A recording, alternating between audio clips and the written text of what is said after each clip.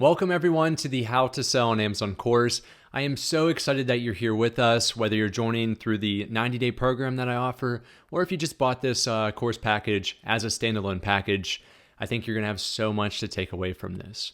Now, if you know me from Debt to Dollars and my videos that I've created on YouTube, you know that I like to get right to the point. So we're gonna go to the next slide and we'll really get started in capturing how you can create your own private label brand and begin to sell it on Amazon. So just for a quick introduction, if you do or you don't know me, I think it's still useful just to better understand where I've come from over the past 7 years. I think it's good for you to understand more of my personal story and how I got to this point. And that way you also know, your instructor myself. So back in 2017, I was working as a full-time engineer for an oil company. I was spending a countless number of hours offshore, and I really didn't have a lot of free time to be spending with, my family and friends, things that I highly valued. So I began looking into side hustles that could replace my full-time income, and I stumbled upon Amazon FBA. And as you can see here in these photos, it's me working down the bottom left, and then the larger picture was actually one of the first products that I sold, which ended up being a failure. But this is me with my homemade light box made out of cardboard, taking my first product photo. So it's pretty exciting stuff to look back and reflect on those humble beginnings. So for 2 years, I sold on Amazon. It was a lot of trial and error. I really didn't take it as professionally as I should have been, but it wasn't until 2020 where things started to really pick up momentum. So at that point, this is when I began to create my own private label brands, which is the main focus of this course, which I'll be teaching you through my 12-step process. So I created these brands. I started doing more research on products, and over that 1 year period, all these products that I began to launch allowed me to replace my full-time income, at least my minimum living expenses, in addition to all these other side hustles that I had going on. Up top here, that's just a picture of me and my Jaguar that I used to have down in Houston, Texas. So after that, in 2022 and onward, I felt like I had enough experience over the past 5 years to begin teaching others. And this was something I really missed in my day-to-day business, is just working individually with people. So I decided to introduce a coaching program through Patreon at the time, and I began working with people, and that's really what got me excited to take this next step to what I'm doing now. So the right-hand side here, this was actually me being featured on CNBC's Make It. You can watch that video just on my story and also where I was at that point back in 2022. And then down here, you'll hear more about Joe throughout this course. Joe was a prime student of mine. Within, I think, just 3 months, we were able to launch his private label product, which was this Easy Griller rolling grilling baskets. And in just his first month, he was able to achieve nearly $10,000 in net revenue. So hopefully this, after you take this course, and if you're in the 90-day coaching program especially, you'll be able to be in the same situation, if not better. So let's discuss what you'll learn in this course. This is the 12-step process, the roadmap, as I call it, of your selling journey. So each step of this is going to be a different lesson throughout the course. And these are really the major milestones that I've implemented in my own business, and I've taught others, and it's worked extremely well. So throughout this entire course, you'll learn this entire roadmap selling journey. We will go through every single step of these, and I'll explain why we're doing it, as well as expert tips, mistakes to avoid, and exactly how to do each one. So at the end, you can have all your inventory checked in, and you can make that first sale. So you may be asking, why 90 days? 90 days is important just because over the past 5 years, as I began to run my own Amazon business and to teach others, 90 days was really the quickest, I would say, for you to be able to successfully take an idea and set up your business the whole way to making that first sale with a product. That's because there's a lot of time actually wasted, I would say, throughout the logistics process. And what I mean by that is your products are going to take a week to 2 weeks just to ship from overseas to the United States. And it may even take another month for Amazon just to check in your inventory so you can begin selling it. So 90 days it's an accelerated program, but it's also realistic. So that is why 90 days is so important throughout this entire process. My goal, for me personally, through teaching you through this course, and if you're part of the 90-day program, is that after those 90 days, you should be able to launch a second product without any of my help. My goal for myself, and what really gets me excited, is that you're able to go ahead and you can do this on your own without any of my help. I'm not here to pigeonhole you into a mentorship program or another course and for you just to get stuck in this loop. I want you to learn as much as you can within 90 days, and then you can go and do this by yourself. Now, I know what you're thinking. You're probably thinking, oh, I hope he doesn't just run through all these slides.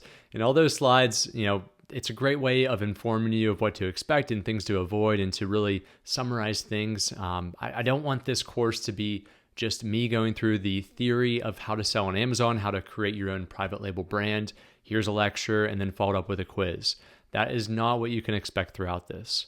Because honestly, this is what I look like after I've taken those courses, or I've just listened to lecture after lecture after lecture. Now, what I believe in is the 70-20-10 rule.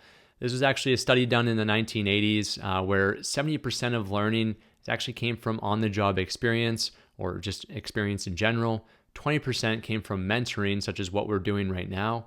And then 10% of learning came from education itself.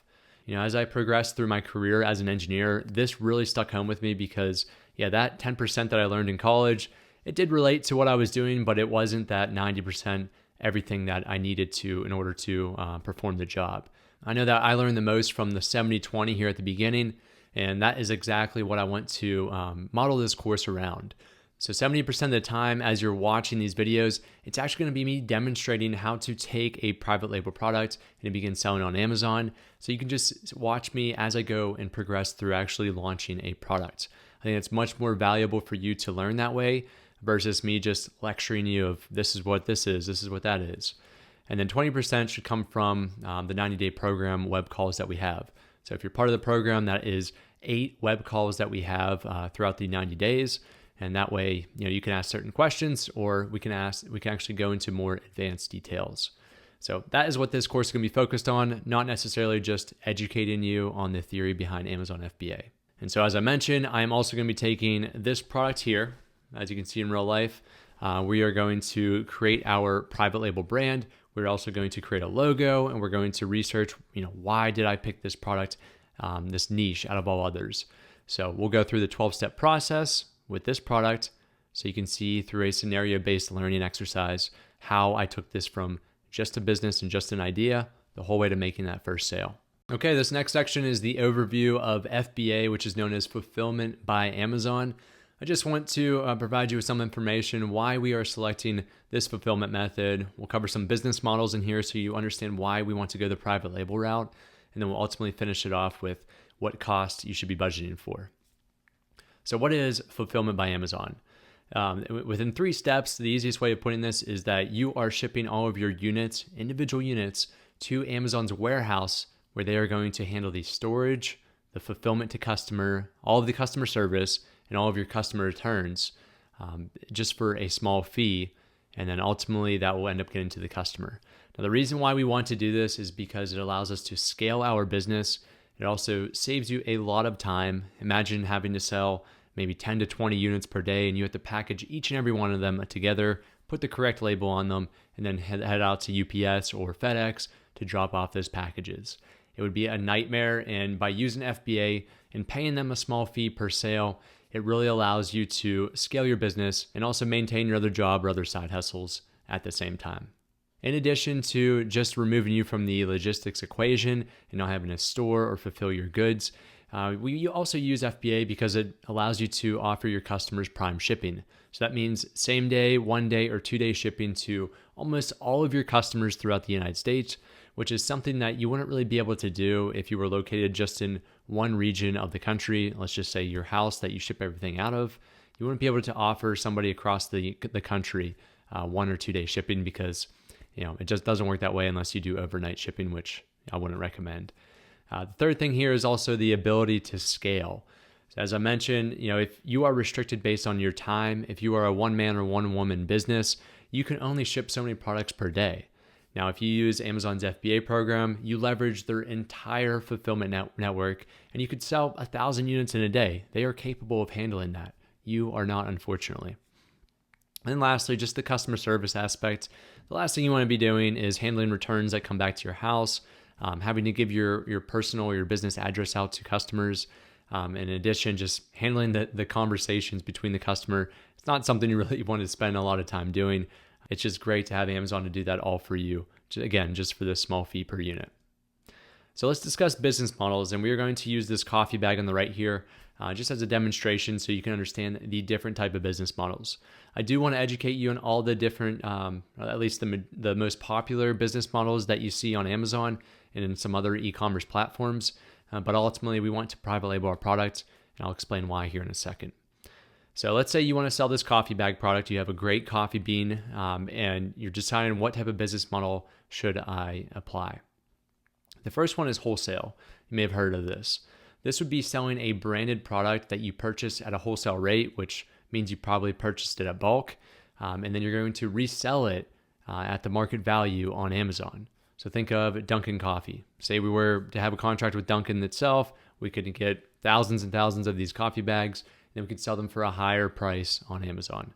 That would be wholesaling. Now, retail online arbitrage, also known as RA and OA, this would be where, let's just say we go to Walmart or walmart.com and we see that all these Dunkin' bags are 20% off. We run some numbers through our revenue calculator, which we'll get into later, and we realized that we were able to purchase it at a 20% discount, and we can actually make about 3% margin just from reselling these on Amazon after all fees. That's the idea behind that. I do not recommend it just because it takes a lot of your time. You have to find these clearance items, and then you're also competing with other sellers on the existing listing. So on this Dunkin' listing on Amazon, there may be 10 other sellers that all rotate in and out of the buy box, which you don't want to be competing with multiple sellers on your same listing because it's going to create a price war. And then lastly here is private label. This is what I want to teach you. Private label is whenever we take our logo here that we trademarked and then we put it on a generic product or a white label product. So this would be, we found this great coffee bean. Now we go ahead, we trademark this Drip Coffee Roasters logo. We put it on our packaging and now we have a branded product.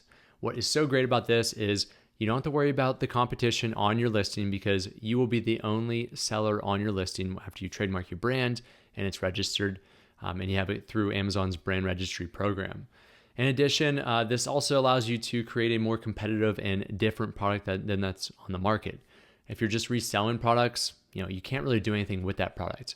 However, if you receive customer reviews and they say, oh, we don't really like this packaging, we wish this was more of a sustainable packaging, you are able to make that change in your next batch of products, and it will allow you to create a more long-term successful product. Now, I will say really quickly from years and years of teaching over 450 students up to this point in time, I've never taught a successful Amazon student that had a long-term successful strategy that didn't private label. So that is why I only focus this course on private labeling, because your chances of success are going to be that much higher compared to wholesaling, retail, or online arbitrage. So now that we discussed the business models, let's discuss the business plan.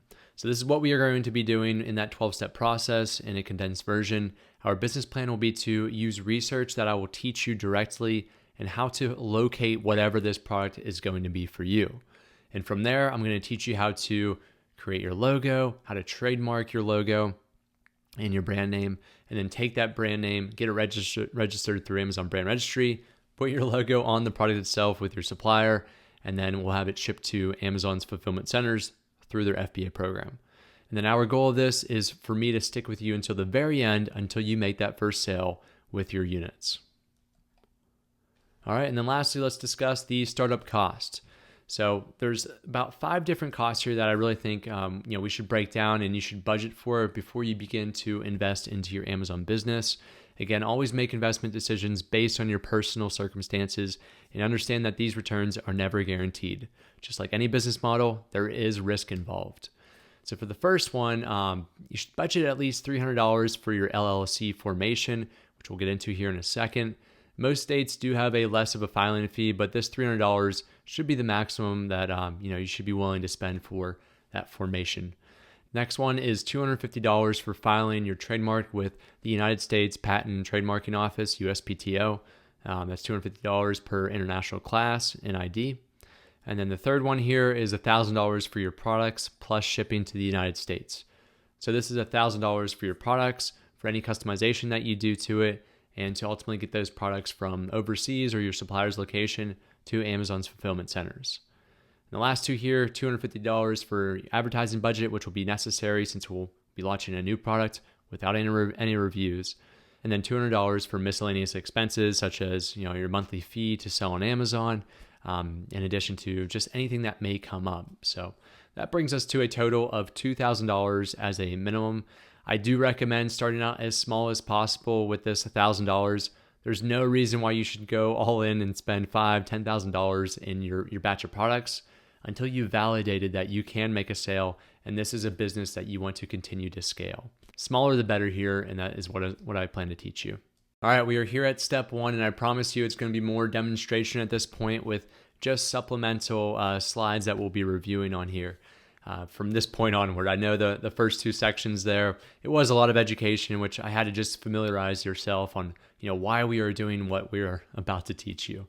So the first step is to set up your business, and let's start out with business formation. So there are 3 different business types and entity types that I would recommend. The first one is sole proprietorship.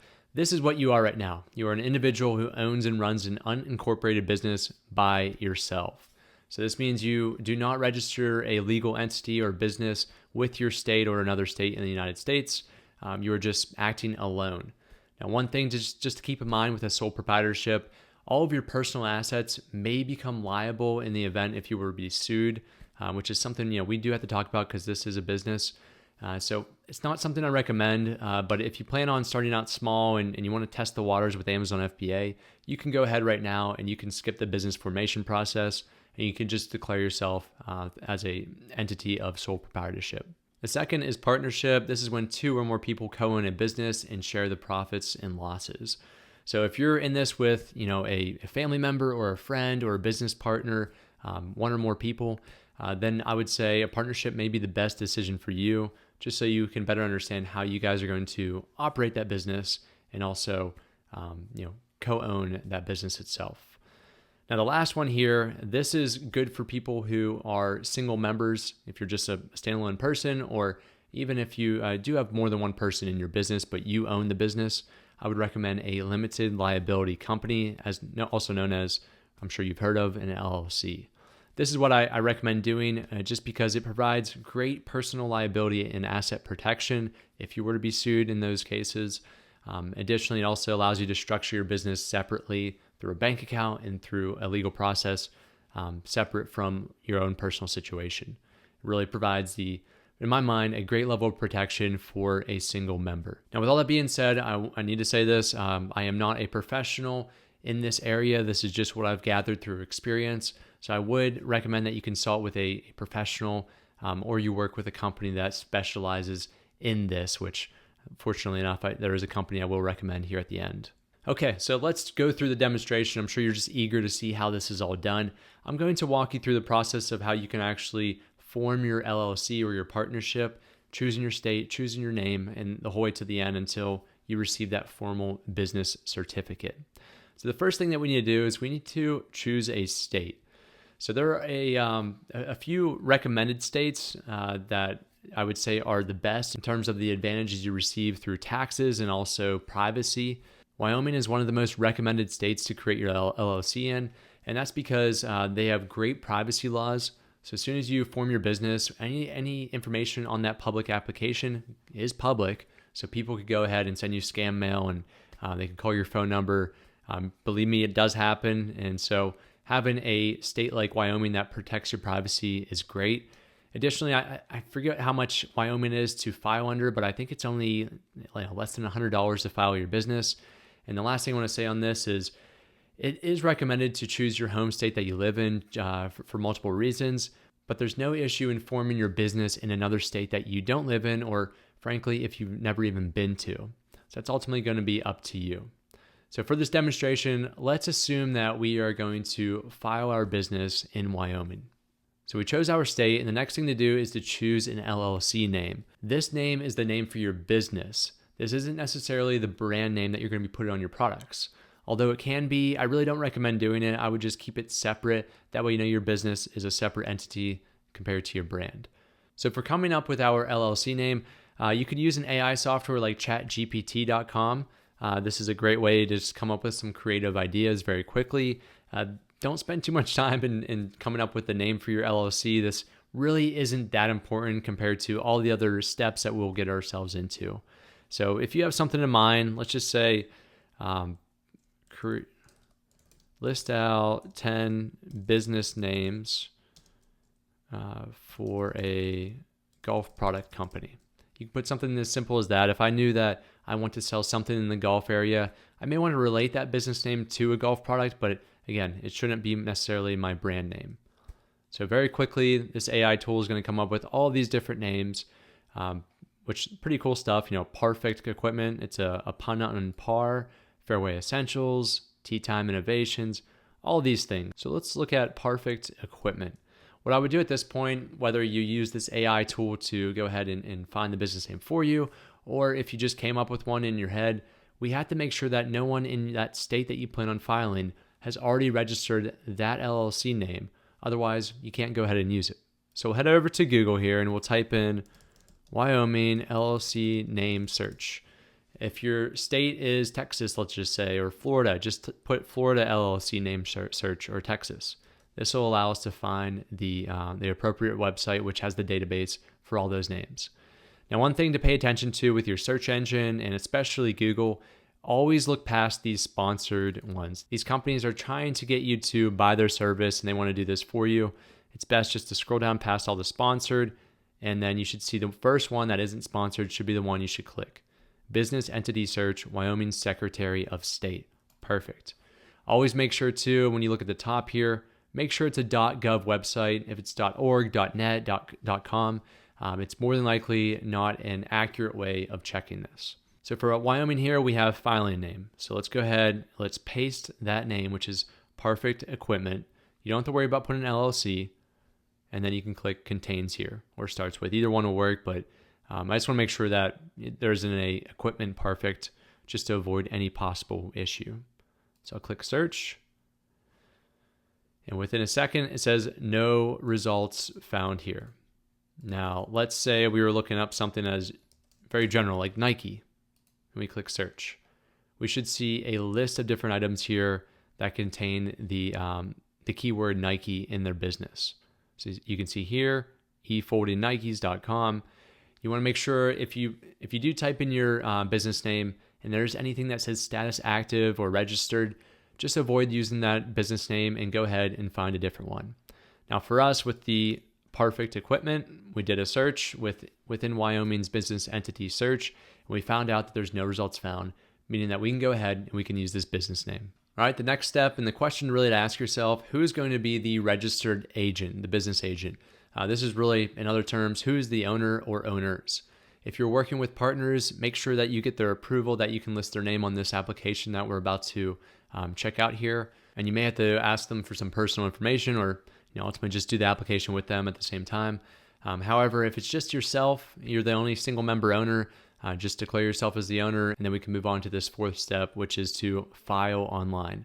Now, in most states, you can file by mail, but I just recommend it's much easier and sometimes even cheaper just to file your application online, and it will process even quicker. So we'll head back here. We will type in Wyoming LLC application. Click enter. Again, change your state to Texas, Florida, whatever it is, instead of Wyoming to whatever it's applicable to you.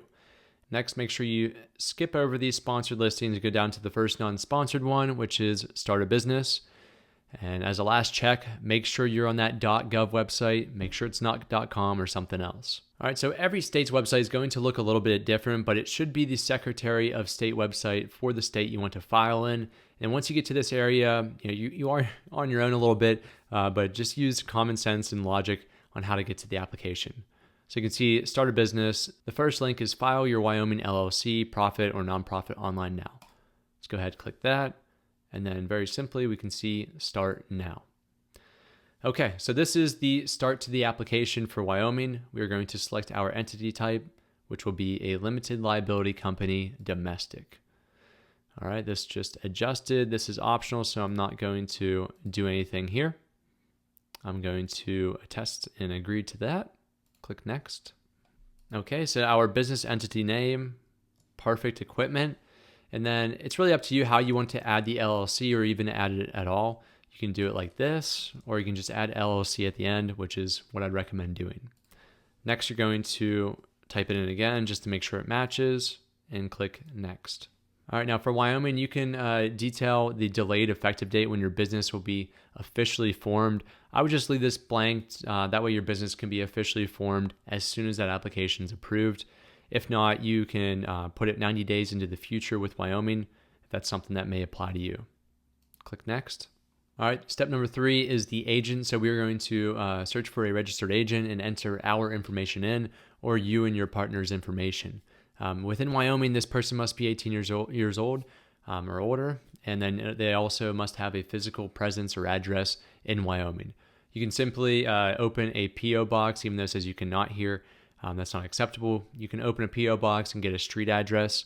That is something you can do by going to USPS.com, and then whenever you open your P.O. box, just select the option for a street address instead of a P.O. box address. It'll allow you to get through all this information. Now, I know that is a little bit of a twist.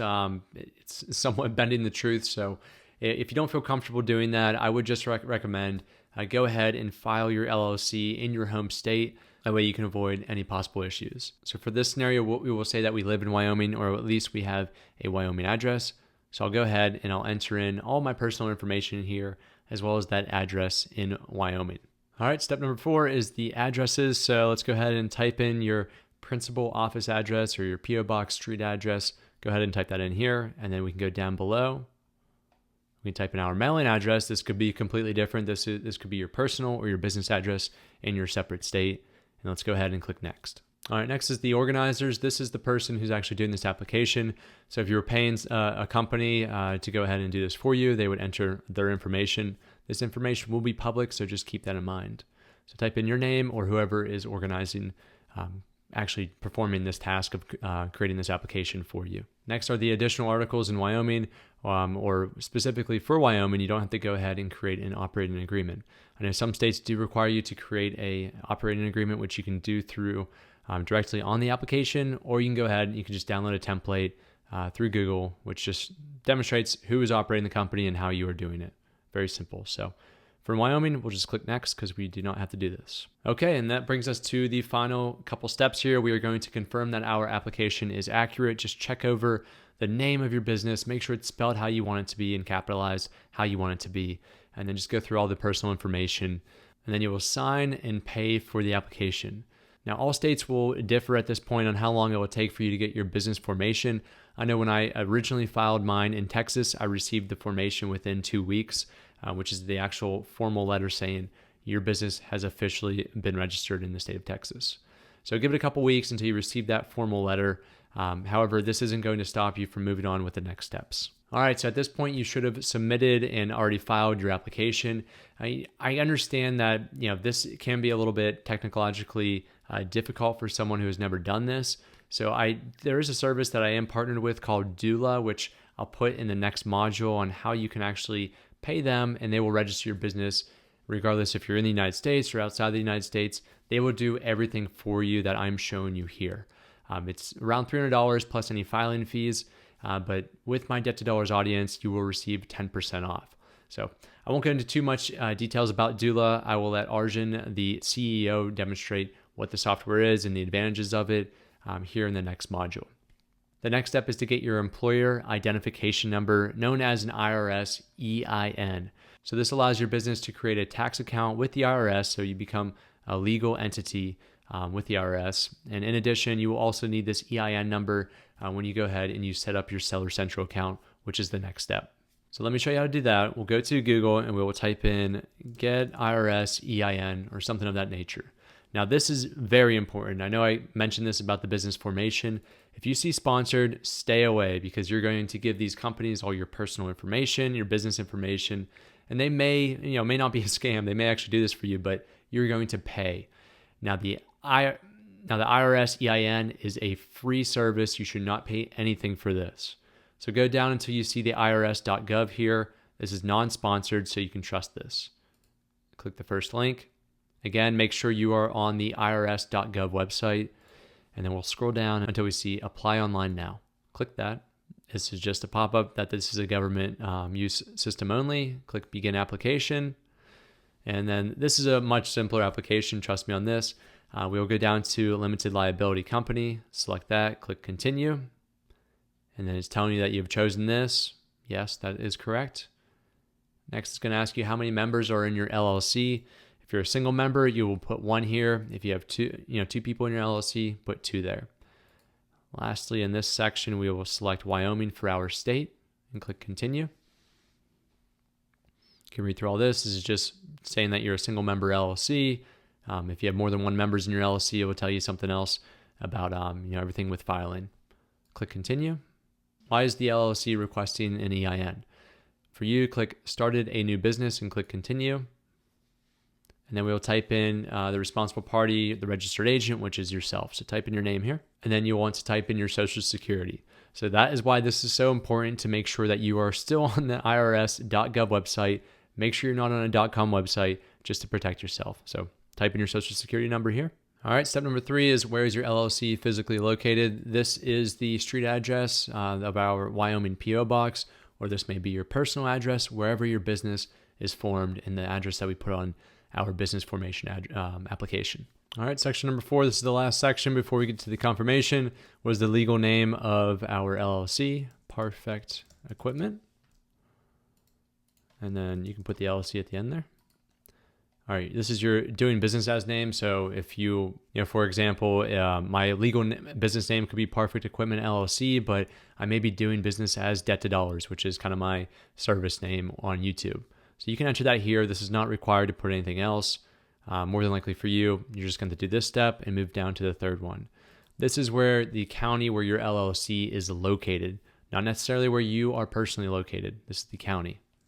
So type that in. So for me, it would be Laramie County in Wyoming. Then enter the state, Wyoming, and then this is the state where the articles of organization are filed. So this will also be Wyoming. And lastly, what is the LLC start date? This is just a month. So put the month that it currently is after you've done your business formation application. Click continue. And then just some more questions here. Does your business own a highway motor vehicle with a taxable gross weight of 55,000 pounds or more? No, not for our Amazon business unless we own a semi-truck.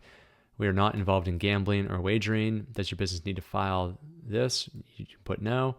We do not sell firearms, tobacco, alcohol, so forth. And then lastly, do you have or you expect to have any employees who will receive a W-2 in the next 12 months? If you're a single member, I'd say no. If you plan on rapidly expanding your business, you may want to put yes here, just in case you have that option available. So click no and then click continue. And then we have to select what our business or organization does. Since we are selling on Amazon, we want to scroll down until we see retail, which is right here, and then click continue. And then we'll select the first one here where it says selling goods exclusively over the internet, which is on Amazon. Click continue. And then lastly, we have 2 options in how we want to receive our EIN confirmation letter. If you do it online, you'll be able to do this immediately, which is what I recommend doing. Just make sure that you have some type of PDF reader, whether that's Adobe Reader, Preview, which is on Mac, or you can also use Google Chrome to open those up. Last option, which I really don't know why you would do this at this point, because it could take a week to get your EIN, and therefore that would delay us until a month later to actually set up your Seller Central account. You could do it by mail. So click Receive Letter Online and click Continue. All right, so at this point, we've applied for our business. We have our EIN, and it's just a matter of days to weeks, or maybe instantly for some states, before you receive that formal business filing formation, meaning that your business has legally been formed in that state. So I said earlier that there is a software that I've partnered with and a company called Doola that will be able to do all of this for you. This is a very important part of the process, because if you make a mistake early on with creating your business, that is going to trickle down to us actually being able to sell your product and to verify your Seller Central account. So it is imperative and critical that you do this the right way. With Doola, you'll be able to file your LLC, get your IRS EIN, and legally form your business from anywhere in the world. Now with Doola, it's $297, which is billed annually, plus any state fees for filing.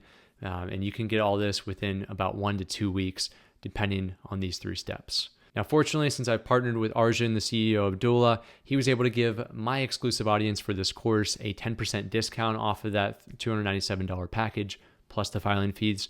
So if you want to use this service and get it done the right way to avoid any mistakes, just go to this website here, partners.ps.doola.com/DTD for Debt to Dollars.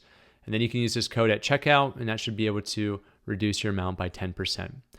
All right, so I'll hand it over to Arjun, and he can give you some more information about this and his company to see if it's going to be a right fit for you. Hey, it's Arjun, CEO of doola.com, and we are stoked to be teaming up with Debt to Dollars. I wanted to do a quick run through of Doola and a special offer we put together exclusively for the Debt to Dollars community. First off, Doola is a business in a box, and we help you start, run, and grow a U.S. business from anywhere in the world. A little bit about us. We have, in the last 4 years, helped over 10,000 founders from over 175 countries not just start a U.S. LLC or C Corp in any of the 50 states in the U.S., but we also help them run and grow their business with bookkeeping, taxes, CPA consultations, EINs, registered agents, opening bank accounts, really all the other stuff that is so critical to keeping your business up and running. Along the way, we've raised over $13 million from some of the world's best investors, including Y Combinator, HubSpot Ventures, Nexus Ventures Partners, Cody Sanchez, Graham Stephan, and more, all to support us in our mission of making it click button easy to not just start, but run and grow a U.S. business. Now, I want to run through the offer we've put together for Debt to Dollars community and run through a bit about Doola. The first thing is we have a starter plan, which is $297 plus state fees. Now, we have purposely priced this to be one of the most affordable plans on the market. And think of this starter plan as everything you need to get your U.S. business bank account. So that includes company formation, an LLC or C Corp in all 50 states. We'll help you get your EIN. Even if you are a non-U.S. resident, we can help you get your EIN. We'll provide you with a registered agent service and a virtual address. All of that is what you will need to then apply for your U.S. business bank account, and Doola has partners that we can refer you to open that account and apply. Now, the next thing is, if you are also looking for help with your taxes, Doola has a total compliance max plan. Now, this plan goes a step further, where in addition to getting your company started, Doola will also help you with your ongoing bookkeeping. We have a dedicated bookkeeping service, and CPAs will do your tax filings. So think of this as the plan that also covers your bookkeeping and taxes. The good news is you can always start with the starter plan and go to this plan in the future, or you can start with this. This plan is $329 per month or $2,999 per year. So again, you can start with the starter plan, or you can start with Total Compliance Max if you'd like to soup to nuts have all aspects of your business covered. I also want to run through the process so everyone's aware of exactly what happens when you work with Doola. The first step is you'll actually form your company. So we collect some information, including your name, your address, and your email. And typically it takes about a week on average to form an entity. It can differ by state, but typically it's about a week. Next up, we'll work on getting your EIN or your employer identification number. This can take a day or two if you have a U.S. social. If you do not have a U.S. social, it can take up to 6 weeks, and that's because we have to fax a form to the IRS.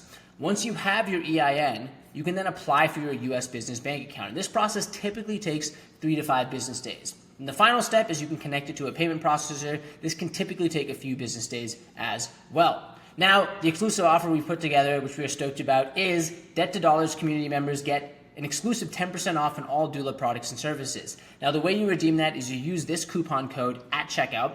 You visit our dedicated partnership link. We have a link that we've set up just for you.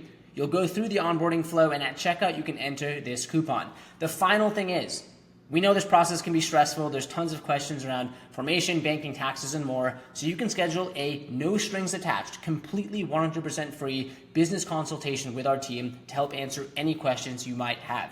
That's a wrap. Again, feel free to schedule a consultation, and we can't wait to work with you. Super stoked to help you go from dream idea to dream business. Thanks.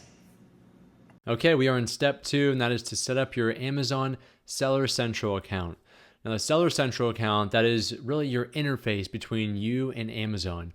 You're going to see all of your inventory on there. You're going to see your orders, your revenue, any type of account settings you want to adjust, your FBA inventory, how to create shipments to Amazon, and so much more. So this is the platform we'll be creating an account for. That way you can interface with Amazon and your seller account. So before we get started, we do, I just want to run over a few things that I want you to have on hand before you watch my demonstration on how to create a new Seller Central account. You will need some type of ID, whether that's a driver's license or an ID card. Make sure you have that on hand, and it should be for you, whoever the main owner is of your company.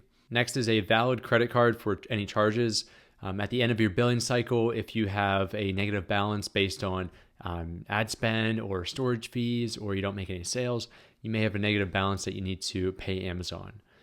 With that being said, we also have a bank account here for any deposits. That is the money that you generate. This can be a personal or business bank account. I do recommend setting up a business bank account just to separate your your finances from your personal situation and your business situation. So I would use a business bank account here. Next, you need a verifiable address, business information such as your LLC name, your IRS EIN, which you should have by now, and then a phone number and an email address. That is all you need in order to create your Seller Central account. So once you have all that information out in front of you, we can move on to actually setting up your Seller Central account. So one of the biggest mistakes that Amazon beginner sellers tend to make is they'll just type in Amazon Seller Central. They'll find Amazon Seller Central here, and then they'll click sign up. Now there's a reason why there's an asterisk here, and you can't, you don't really see anything anywhere, but if you scroll down to the bottom, a professional selling account is $39.99 per month plus additional selling fees, which is, your FBA fee, referral fee, which we'll get into. Now, the reason why I say they make a mistake is because they are not aware that there's an individual selling plan and a professional selling plan. If you click sign up here, you will end up already opted into that $39.99 a month plan, which is not the most beneficial plan for you at this stage. We'll eventually upgrade to this membership, but we'll want to start out with the individual plan so you don't have to pay anything to Amazon when you're waiting that 90 days to actually get your inventory to Amazon. So we'll go back to the slide here, and you want to enter this URL into your browser. That way we can access the individual plan. It's sell.amazon.com/pricing. And this just takes you to a different webpage, which covers all of the selling plan and the fees. And it also gives you the option to sign up as this individual plan. Now, the reason why we want to sign up as the individual plan is you only pay this 99 cents when you sell an item. So every unit that you sell, they take 99 cents off plus additional fees, which we'll talk about later, versus just paying Amazon a fixed rate of about $40 per month. So we want to scroll down to this column and click sign up for individual. This will save you $40. Okay, so this is the start of creating your Seller Central account. It's very important that you either create a new Amazon account or you use your existing Amazon account. Now, when I first got started, I used my personal Amazon account that I used to order products from. You can go ahead and do that. There's no issue in doing that. These are two separate entities that may use that same Amazon account. For this scenario, let's say you don't have an Amazon account, so we'll click create your Amazon account. At this point, you want to type in your name, your email, and enter a strong password, and then re-enter it and click next. All right, the next step here is to check the email that you entered and then type in that one-time passcode. So for me, 283748, click create your Amazon account. All right, the second one is, remember I said you have to have some type of cell phone mobile number. Type in your cell phone number here, and then you'll also receive a one-time passcode for your two-step verification, which is just an additional security method when you sign into your Seller Central account or your Amazon account that you are the one signing in based off of your phone number. So type that in and click send OTP.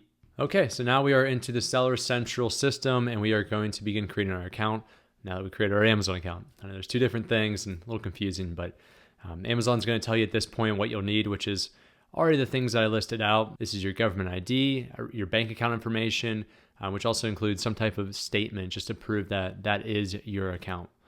And then you'll need your credit card or debit card and a mobile phone number. And then before we click begin here, I just want to take you quickly through what the verifying process entails.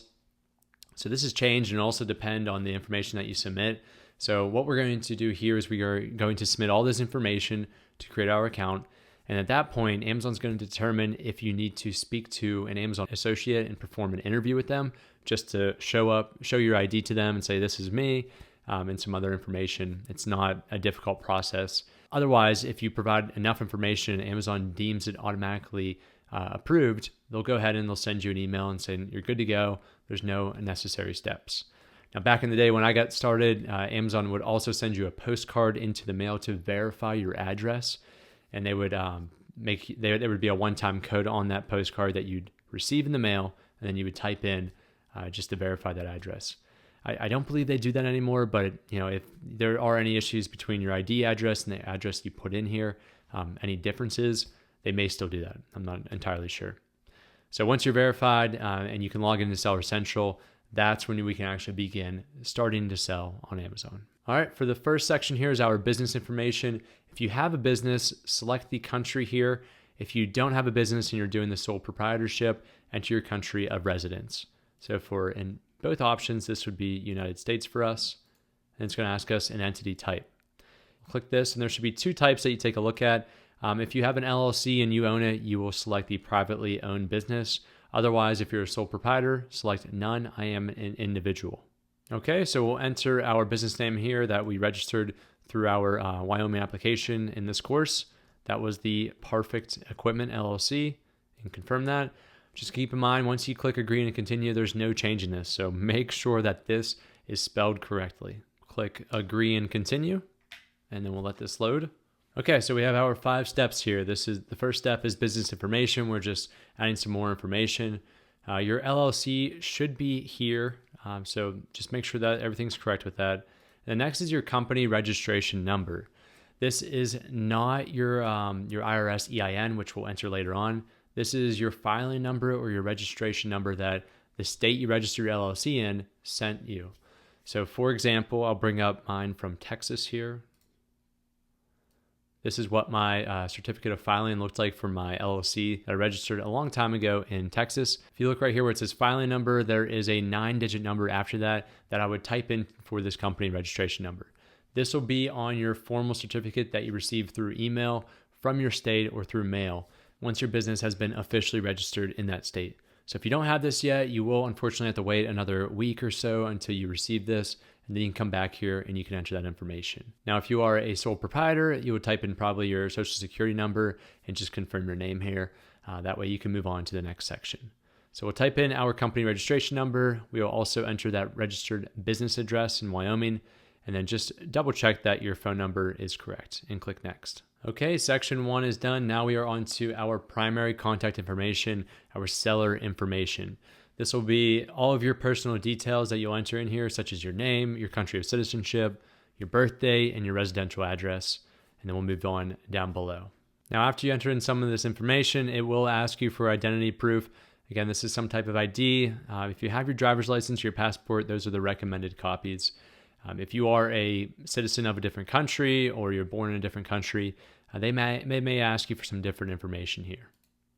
So we'll type in driver's license, United States, and then it should ask you for your driver's license ID or your passport ID. So type that in here, and then also the date of expiration. Okay, that section's done. I just collapsed it there.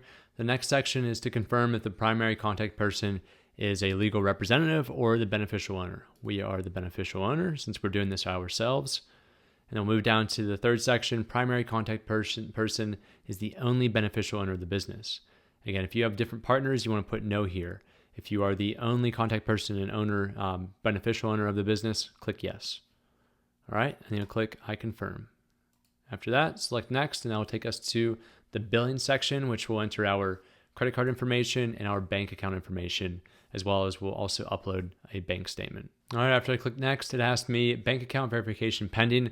If you have an instant verification bank, you may be able just to skip this step, but more than likely, Amazon's going to ask you to click continue, and then you can proceed to uploading your bank account information as well as a statement.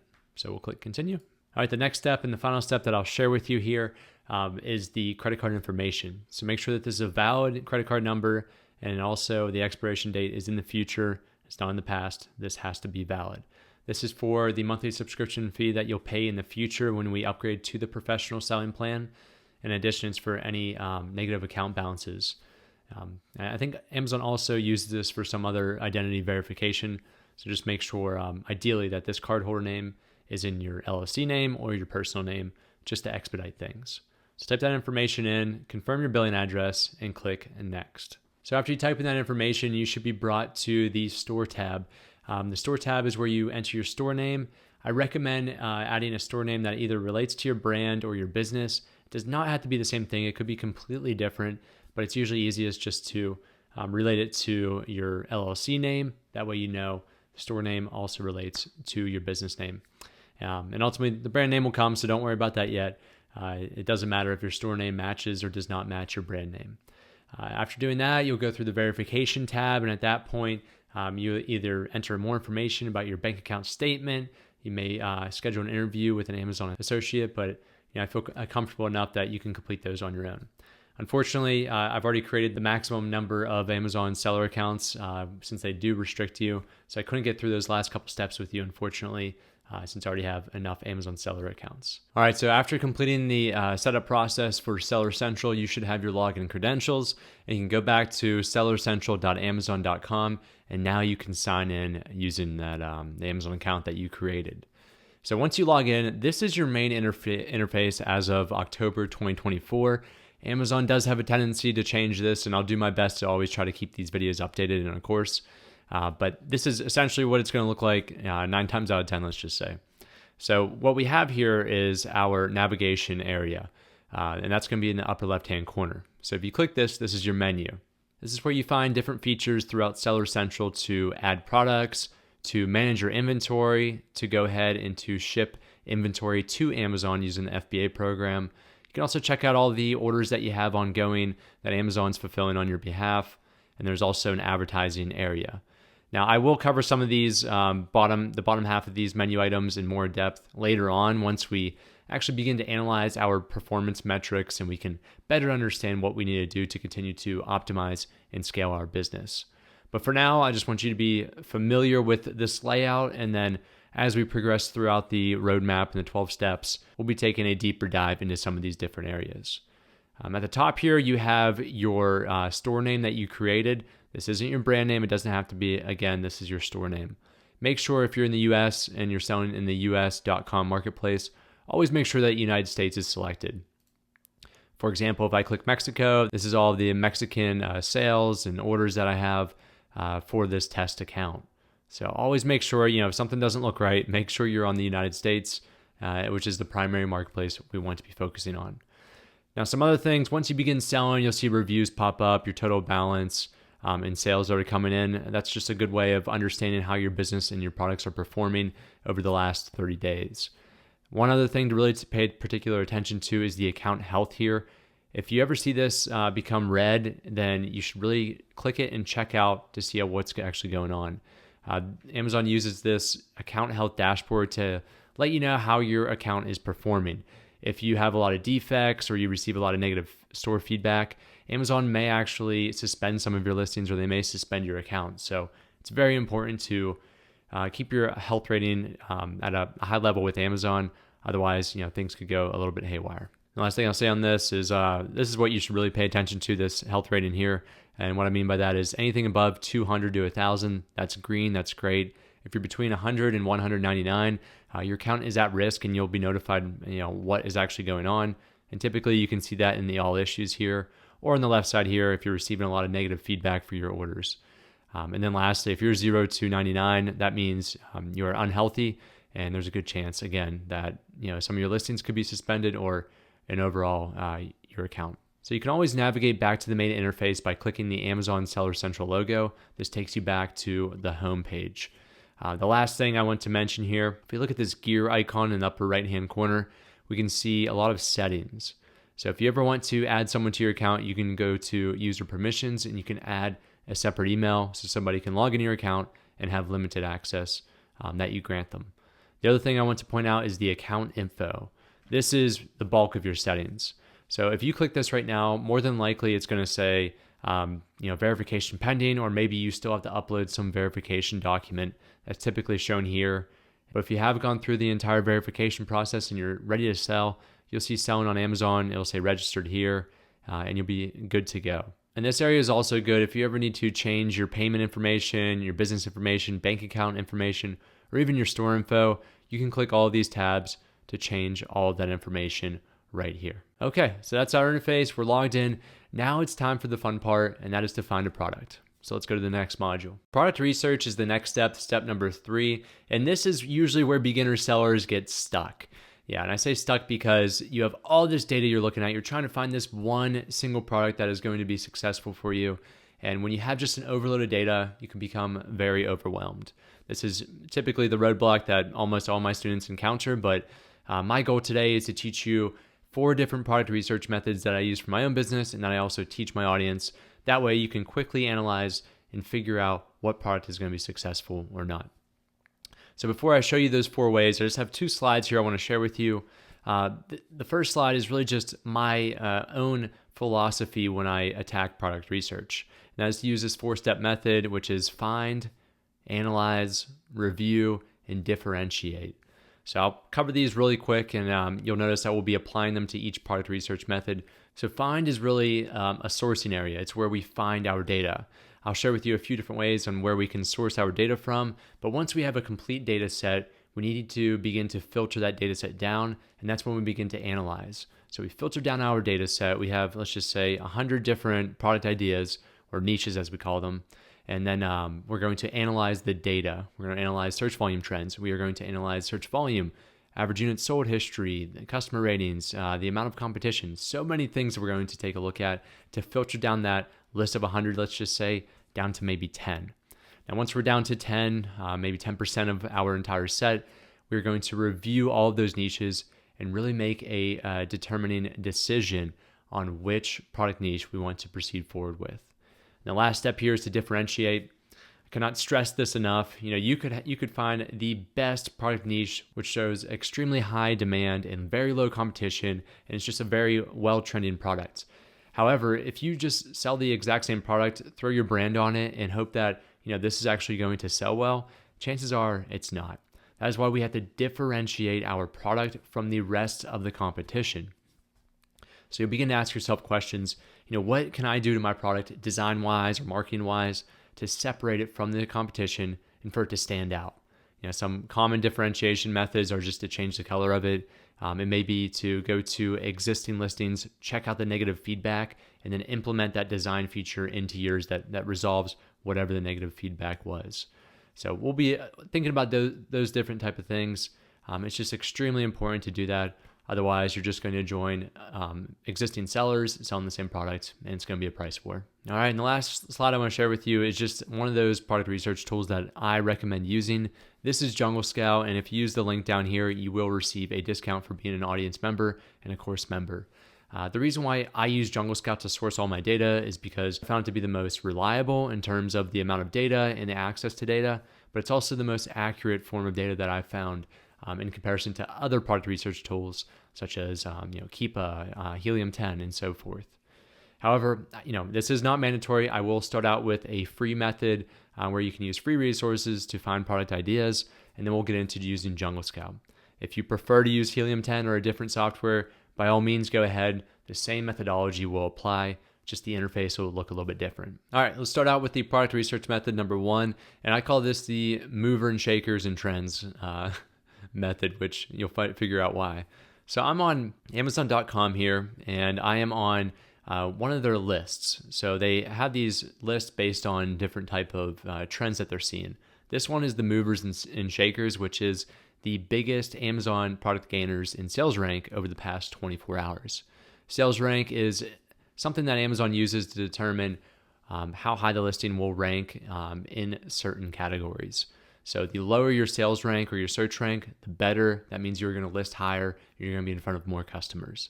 So what we're seeing here are just products that have performed very well over the past 24 hours, and they had a major percentage increase in terms of sales and search rank. So in other words, these are trending products. Now, what I wanted to do as a product researcher and beginner Amazon seller like yourself, I'm looking for one of these top 5 products that maybe I find interesting. All of these are trending really well, but what I'm looking for in particular is just something that I could see myself selling, I could see myself sourcing from an overseas supplier. I do tend to stay away from electronics, so I won't even look at that section, but let's go up here to beauty and personal care. So we'll head over to these top 5 here. I'm looking for one that has a couple thousand reviews at a maximum. Ideally, you want to be a couple hundred reviews. That just gives us a good idea that there's probably low competition in this niche since this product listing is performing so well and has a few number of reviews. If we see any that has 26,000, for example, 38,000, just stay away from those product categories because, I should say those niches, just because there's typically too much competition and you don't want to compete with a brand name like Gold Bond. So I'm going to click this listing right here. This is repairing serum, diminishes dark spots and hyperpigmentation. Okay, so I'll take a look at this, and let's just say I have some interest in selling a beauty and personal care product like this. So what I want to do is I typically want to look at the subcategory here. So we see treatments and masks and then serums, or just take the first 2 or 3 keywords that relates to what the product actually is. So this is a repairing serum. So I'm going to copy this, And then here's what I'm going to do to kind of fact check this without using any type of paid software. So I will go to trends.google.com. This is also known as Google Trends. Google Trends analyzes the amount of searches over a time period for all of their Google search platforms. In other words, if we type in a keyword here such as repairing serum as a search term and we click it, this is going to show us all of the interest in terms of the interest over time and the amount of searches over our time period. What we are looking for is we're looking for a trend, hence the name Google Trends. And I typically look over the past 5 years to see how this product, this keyword is searching. So what I'm going to do is I'm going to come here where it says past 12 months and change this to the past 5 years. And what we're looking for, and unfortunately we're not seeing it here, is we want to see a stable and gradual increase over time, because that means that this keyword search term, in other words, this product, has been increasing over time. We want to find a product that is increasing in trend over time because that gives us a better idea of when we begin selling this product, there's going to be more and more demand as the time progresses. So if I were to look up repairing serum as a search term, I'm not really seeing a nice trend line. I'm seeing interest kind of sporadically over time. Now, one thing you can do, you can also remove some of these keywords because, something may be very specific if you type in 4 or 5 keywords, or even repairing serum. If I were to take out repairing, for example, let's just look up the topic of serum instead of the search term. Now we have a better search trend line. We can see that there was a lot of interest during up to COVID and then throughout COVID. And then really since 2022, we begin to lose interest in this product. If I were to see that for this product, I tend to stay away from it using this method, just because it doesn't look like the demand is actually growing over time, even though that this product listing is doing fairly well. Okay, so we looked at a bad example. Let's try to find a good example here now. Also, I want to mention is, you don't have to just look at these movers and shakers. I like this list just because it's trending products, and it can allow you to get ahead of the curve when the demand were to increase over time.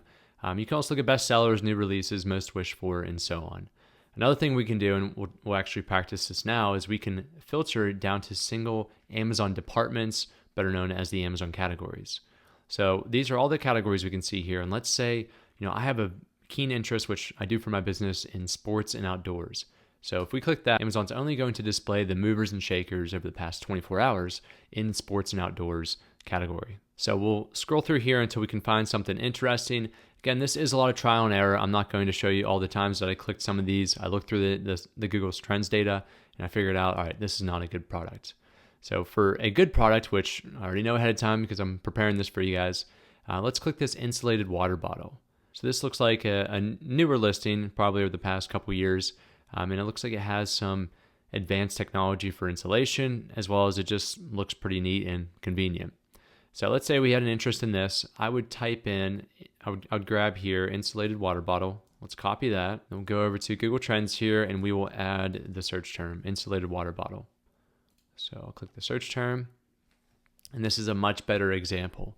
So we can see here over the past 5 years, we see this, if you were to draw a moving average, you would see a gradual increase. You can see this 25% interest was here, then the bottom here was around 30, then it got into the 40s and so forth. So this would be a good trend line. This would give you assurance that more than likely this product will continue to grow in demand over time. Now, one other thing to point out here, which is also another good example, is you see all these peaks every year, right? It seems like July 2020, July, August 21, July, August 2022, and so forth. It's very predictable. This is called a seasonal product.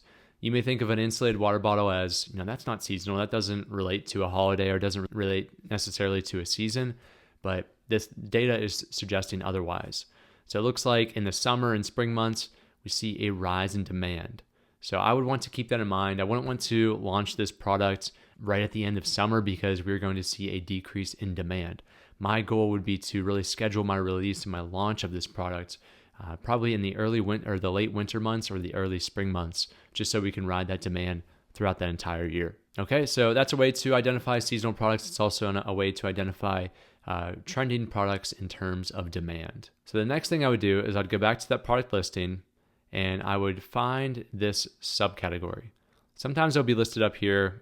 That's usually just your breadcrumbs. It shows you where you were previously. But if you really want to find the product subcategory, go down to the product information section here, and then scroll down here to the best sellers rank. This is the rank that it has, 57th in the category, and then this is the subcategory or the niche, water bottles. So what I would do is I would click water bottles, and then we want to look at the best sellers in this category and to really assess how many reviews these listings have. Again, we're not looking at data here. We don't have Jungle Scout yet. This is the free method, but we're looking for at least the first 10 of these listings for only 2 of them to have more than 10,000 reviews. So right off the bat, 37,000 reviews, 19,000, 41,000. This does not pass this test. Now, that is an arbitrary number that I use for my own business. You can ultimately make your own criteria of what works for you. But if I were to look at this, at the best sellers in this water bottles subcategory have tens of thousands of reviews. If I launch my product with 0 reviews, a new product on the market, new brand name, there's a very little chance that I'm going to gain a market share from these large sellers. So ideally, you're looking for, if the first 10 listings only have 1,000 reviews, 2,000 reviews or less, that is a great sign that there's low competition and that we have an opportunity to enter this niche and to be successful during the first week of our launch even. Okay, so that was the free method, and now it's time to really get into the methods and product research strategies that I use and I also recommend. The reason why we want to use this software is to source different niches and to take a deeper dive look into the data to really make the best judgmental decision. If we don't do this and we just go off of the search trends using Google Trends and free resources, it's going to add more risk overall to your investment with your product compared to looking at data and feeling rest assured that there's low competition and there's high demand for this product. So we are in here on Jungle Scout, and this is the opportunity finder. To find this, you'll go to the menu on the left, product research, opportunity finder, and this is what we're looking at right now. So what we're looking at are a range of different filters and categories that we can limit this data set down to. If we were to click search here, I'll just show you, there's going to be probably 2-3 million different results. We have over 2 million niches that we'd have to take a look at. Now, if you were to take a look at all 2 million, to all 20,000 pages, this is going to take you a lifetime just to find that one product. And I guarantee you're going to quit before you even make it that far. So we use all these filters to really take this large funnel of data and to narrow it down, hopefully to 100, 200 different niches. So let's begin, and feel free to use this same filter set. This is what I use for my business. First, you want to make sure that the United States marketplace is selected. You can look at different marketplaces and check out the data for those marketplaces, but do the one that you're primarily selling in. Next, you can select one or all of the categories. I recommend at this stage, be more open to the categories that you're willing to sell in. So I would start up by clicking select all, and then I would remove a couple. Remove appliances, since those are usually oversized products and extremely difficult for beginners. Same thing with automotive. Go down to cell phone and accessories, remove that. Computers and accessories, grocery and gourmet food. Leave the rest of these because those are good categories for smaller brand names and third-party sellers like us. Go over here to electronics, remove that, and also remove baby. For baby, unfortunately, you need to provide a children's product certificate known as a CPC. This means that your product has to be shipped to a testing lab that is certified, and they have to analyze it for safety performance. It's a good thing that they do this, obviously, and I think Amazon's actually going to do this for more product categories. But for you as your first product, I would just tend to stay away from this since there's additional safety measures you have to follow. All right, remove camera and photo, and then there should be one more, musical instruments. So these are all the categories that are selected, which we'll be looking at niches within. Okay, we'll go over here to the average monthly units sold, put 500 for the minimum, and then for monthly search volume is 1,000. All right, you're probably asking, what does this actually mean? Average monthly units sold is the average number of monthly units that are sold on a listing in that niche. So on average, once we take a look at the niche, the average seller in that niche is selling over 500 units per month. That typically means there's high demand. These numbers are somewhat arbitrary. I will say that there's no magic number that it has to be above 500 or it has to be above 700. This is just what I found to be useful and predictable in terms of a good product. And then monthly search volume, this is similar to Google Trends, but this is checking out the times that someone is typing in this niche keyword phrase into the Amazon search engine, the amount of times per month. So we're looking for a niche that Amazon customers have typed in on average over 1,000 per month. Okay, we'll go to the right side here, and then for our average monthly price, this is the sales price for the average listing. Put $12 and then $45. Now these are not arbitrary numbers. The reason why we don't want to sell a product that is $12 or less is because you're going to have a minimum FBA fee of about $4. Let's just say that's for the smallest product. So if you were selling, let's just say, these blue eye lens glasses, let's say you were selling these for $5.99. Now, right away, if I were to fulfill these through Amazon, I would have to pay Amazon $4 just to fulfill those goods. And it doesn't include additional fees such as storage fees, your 15% sales price referral fee, and so forth. So the idea here is we need to sell something that is at least $12 or higher. Otherwise, that FBA fee is going to eat into our profit margin, and it's not going to be a sustainable investment. And the reason why we do maximum $45, anything beyond this range, from what I've noticed, that's not an electronic. That's when you begin to get into the oversized product category. It's a direct correlation that as the cost of the product goes up, the size and weight typically go up as well. So if we're selling something that is $80 on average, it's probably a larger product, and it's probably going to have higher shipping fees from overseas, and it's also going to have higher storage fees, which I just ideally want you to stay away from right now. In the future, feel free to go ahead and remove this once you feel more comfortable selling on Amazon. Okay, and the last thing we'll type in is a 7 here for the niche score. This is Jungle Scout's determining method and ranking of the niche itself. So if something is a 7, 8, 9, or 10 niche score, that means the niche has low competition, high demand, and there's typically bad marketing or poor products in that niche. So the higher this number is, the better. From my experience, if it's a 7, 8, 9, or 10, it really doesn't matter. It's really just a validation point in my research method to say, okay, this data looks good. The niche score also checks out. So it's like having a friend say, yeah, this is also a good niche after you've done your analysis. Do not become too dependent on this niche score. If you see one that goes down to a 5 or something the next day, because this data changes every single day, don't be alarmed and say, oh, I can't sell that now, it's a 5. Again, this is just a validation point. It's not the say-all method of how you can find a product niche. Okay, so that's it for these 6 here. We are going to leave the search trends alone. If you're just looking for positive search trends, you can put a number in here, or the 90 day. That just looks at the lagging 30 days and the lagging 90 days. For competition, we will move this to very low to low, and then seasonality, very low to medium. I'm typically not a big fan of selling seasonal products, but you may be. There's nothing wrong with selling seasonal products as long as you're aware of when your product will be in demand and which seasons it will be in demand. Okay, we'll come down here and click search. Before we do that though, you can click save search, and then you can name it. And then if you ever want to quickly enter in all this information that we just did, you can come to the upper right hand corner, click load saved searches, and then you can find yours on the left side here, and then click load selected. So we'll click search, and now we took all 2 million of those niches and we applied all of our filtered results, and we've gotten that down to 3,536. This is still not good enough. This is too many niches to really work with, so I recommend adding stricter filters.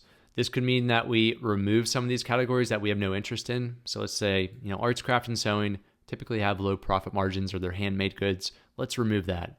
Clothing, shoes, jewelry. I don't like selling clothing because of the amount of variations you need. What I mean by variations is if I'm selling this white hoodie, I need to sell it in a small, medium, large, XL, and maybe even some more sizes. And that is just one variation type, right? There's also colors. Maybe I'm selling this white hoodie in gray and black. And at that point, you have a lot of different products and a lot more risk on your hands. Also, I'll remove health and household, industrial and scientific, and then patio, lawn and garden, because that's typically seasonal. And I'll remove toys and games because this also has some stricter requirements for safety measures. So now let's click search. Let's take that list of 3,500 and see what it comes down to. All right, we are getting somewhere. We're at 837 now. Still not too big of a list. By all means, you can go through all 9 pages of these, but it's just going to take way too much of your time. So let's go to the competition. Let's take this down to very low to low, and then let's increase the average monthly units sold to 750. Click search. And there we go. We have a list of 263. At this point, I would take a look at this. This would take me about, I'd say, 10 to 15 minutes to analyze all of these niches with a trained eye. For you, it may take half an hour to 60 minutes, and that's totally okay. I think that's sufficient. Okay, so now we are going to rank these in descending order in terms of the amount of search volume. Search volume is a more accurate way, in my opinion, of determining the amount of demand. So the higher search volume, the higher demand in comparison to the units sold. And the reason why I believe that to be the case is because units sold is the monthly average. If there's one listing with, let's just say for this example, contact lenses Halloween, if there's one seller that has maybe 30,000 units they're selling, they're going to skew that data. However, if there's 30,000 search volumes, that's holistic. That's a holistic view of the niche, and that is what customers are typing in on a given 30-day basis. So we will click that once, and then we'll have to click it again to rank it in terms of descending order, starting with the highest down to the lowest. All right, so here's the fun part. This first one, this looks like an interesting product, eggshell opener. What I would do at this point before even looking at what it is, I would check the data. So let's make sure that, okay, we're above that $12 price. However, our margins might be a little bit smaller because, we're closer to that $12 range. Search volume, 340,000. We want this number to be just above 1,000 at least. That is extremely high. If we scroll over, we can see the search trends over the past 30 days, 7,878% increase, and also a major increase in the 90-day. Last thing we want to take a look at is the competition. That is very low. Excellent. The reason I say just to check all those parameters is because sometimes there are some issues with Jungle Scout and software where it hasn't refreshed and the data may be incorrect. So just make sure that also meets your filters. Now what we can do is we can click view, or we can just click this row to take a deeper dive into some of the parameters. Now listen very closely because this is probably the most important part of this entire exercise for product research method number 2, and that is these charts. You probably only have access to the 1 year unless you have the more premium package like I do, and you can see the past 2 years. So I'll just click 1 year so you're looking at similar data. And what we're looking for here is we're looking for that trend line. Unfortunately, for the average unit sold history, Jungle Scout does not actually create that trend line for you. But if you were to envision a trend line, I think this would be increasing over time, which is great. We also want to check to see if there's any outliers. Say whatever happened over the past 2 months, whether this product went viral on TikTok, let's just say, which is my guess here. We want to make sure that this isn't something that is just going to decline in search volume and demand over the next month. And that's typically called a fad product, where you see this rise in demand, and then within a month or two, that demand falls back down to more stable levels. This looks okay. I mean, it doesn't seem that abnormal. There's definitely a spike, probably a TikTok trending product or something similar to that. Now let's take a look at the search volume and see if we can see a similar thing. So I know just by looking at this search volume chart, everything I need to know about this niche, and that is this is a fad product. I guarantee, and you can look at this is October 2024. I guarantee if you're in this course in 2025 or even longer, look up this niche, and then you'll even see that this demand will definitely come back down. We do not want to sell products like this because by the time that we actually begin to invest in this product, have it manufactured overseas, shipped to the United States, and listed on Amazon, this demand is going to be back down to these low levels. What we're looking for is a gradual increase in growth over time.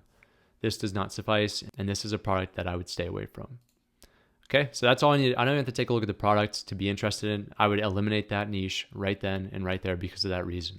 Okay, so I'm going to scroll down here now, and we are near the Halloween season, so I'm going to show you one other quick trick where it says Halloween buckets. We can actually come back up here, and where it says exclude keywords, we can type in a season. If there's a season that is nearby or upcoming, they typically show all these niches, and I don't want to sell anything that relates to a holiday that's coming up here next week. You can also include keywords. So if you want to sell something that has glitter in it, you can just type in glitter and it'll show you all of the different niches in glitter. This is a good way of looking up a niche if you know what it is. So I'm going to click search to exclude anything that says Halloween. That way we can reduce this even further. All right, so we'll scroll down until we find something that catches your eye.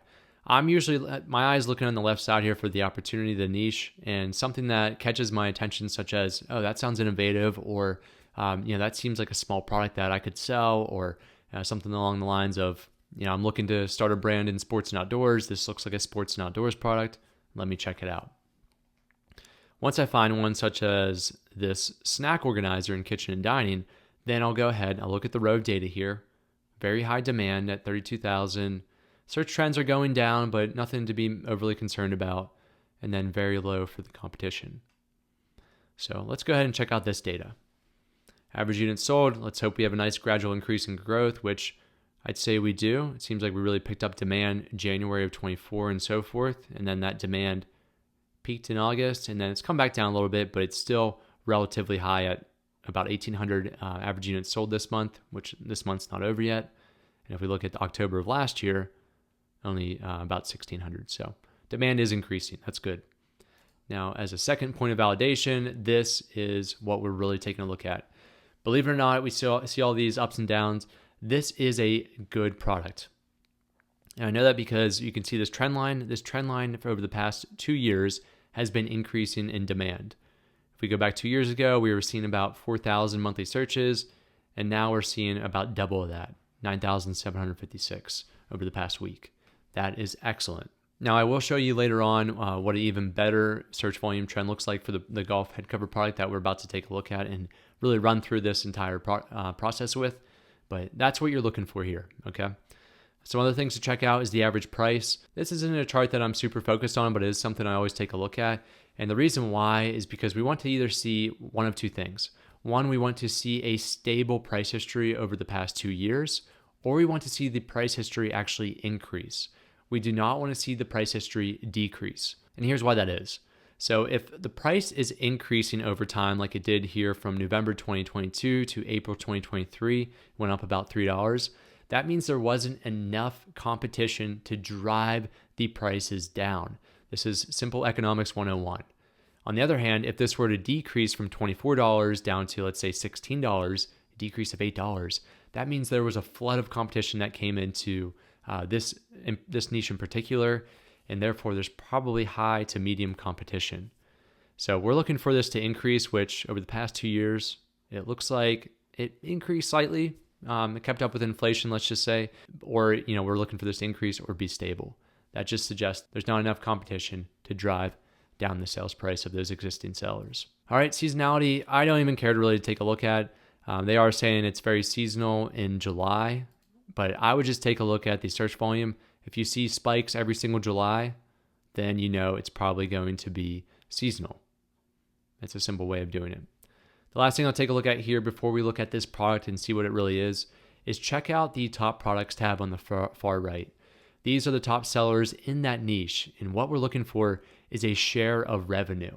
There's no magic number here, but what we want to see is that the first 1 to 3 sellers are not just generating all the revenue, and the rest of the people are generating a couple $100 per month. We just want to see an even share throughout the first listing page, or the first 30 listings that we see here. So we're looking at a big seller here, these bamboo ones, 166,000, 97,000, 120,000, 19,000, 17,000, and then it gets to a little bit lower, but you can still see that some of these lower sellers are still generating above $10,000 per month, which is a good sign.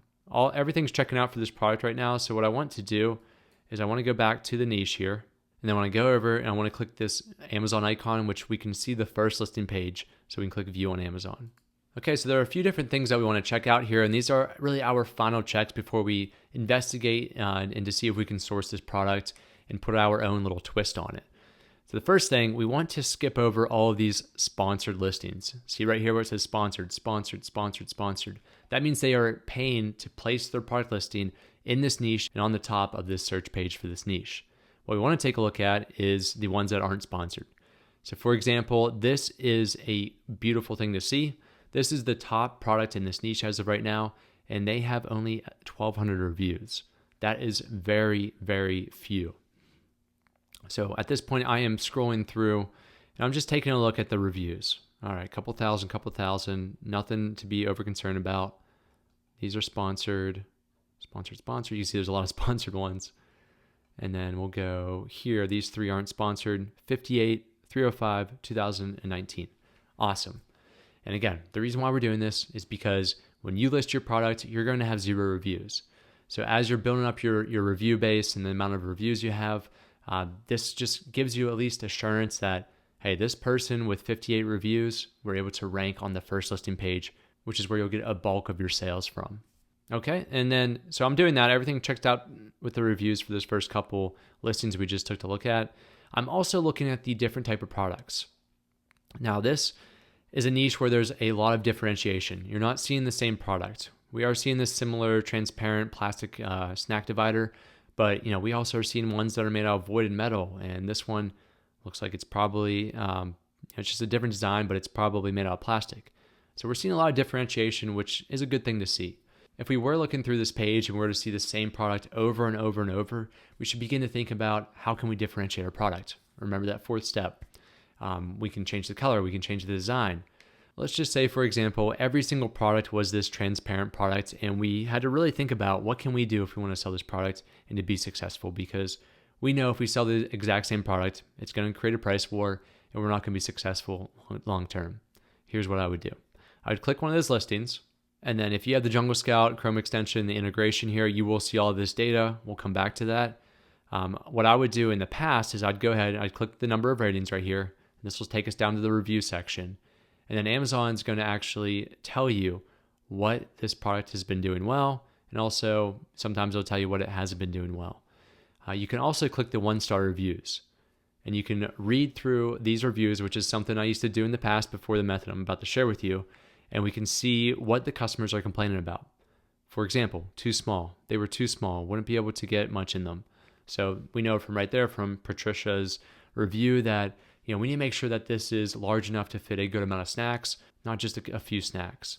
JM has a review here. The bins are roughly 6¼ inches wide, not 6 inches wide. So there's a little bit of discrepancy from what they put in the listing, the dimensions versus what they are in fact. And he also mentions that it's a very tight space. So we can go through all these reviews. You can read them and summarize it in your head of, all right, I need to make sure that mine is large enough to fit a decent amount of snacks. That is a way to differentiate and to improve this product.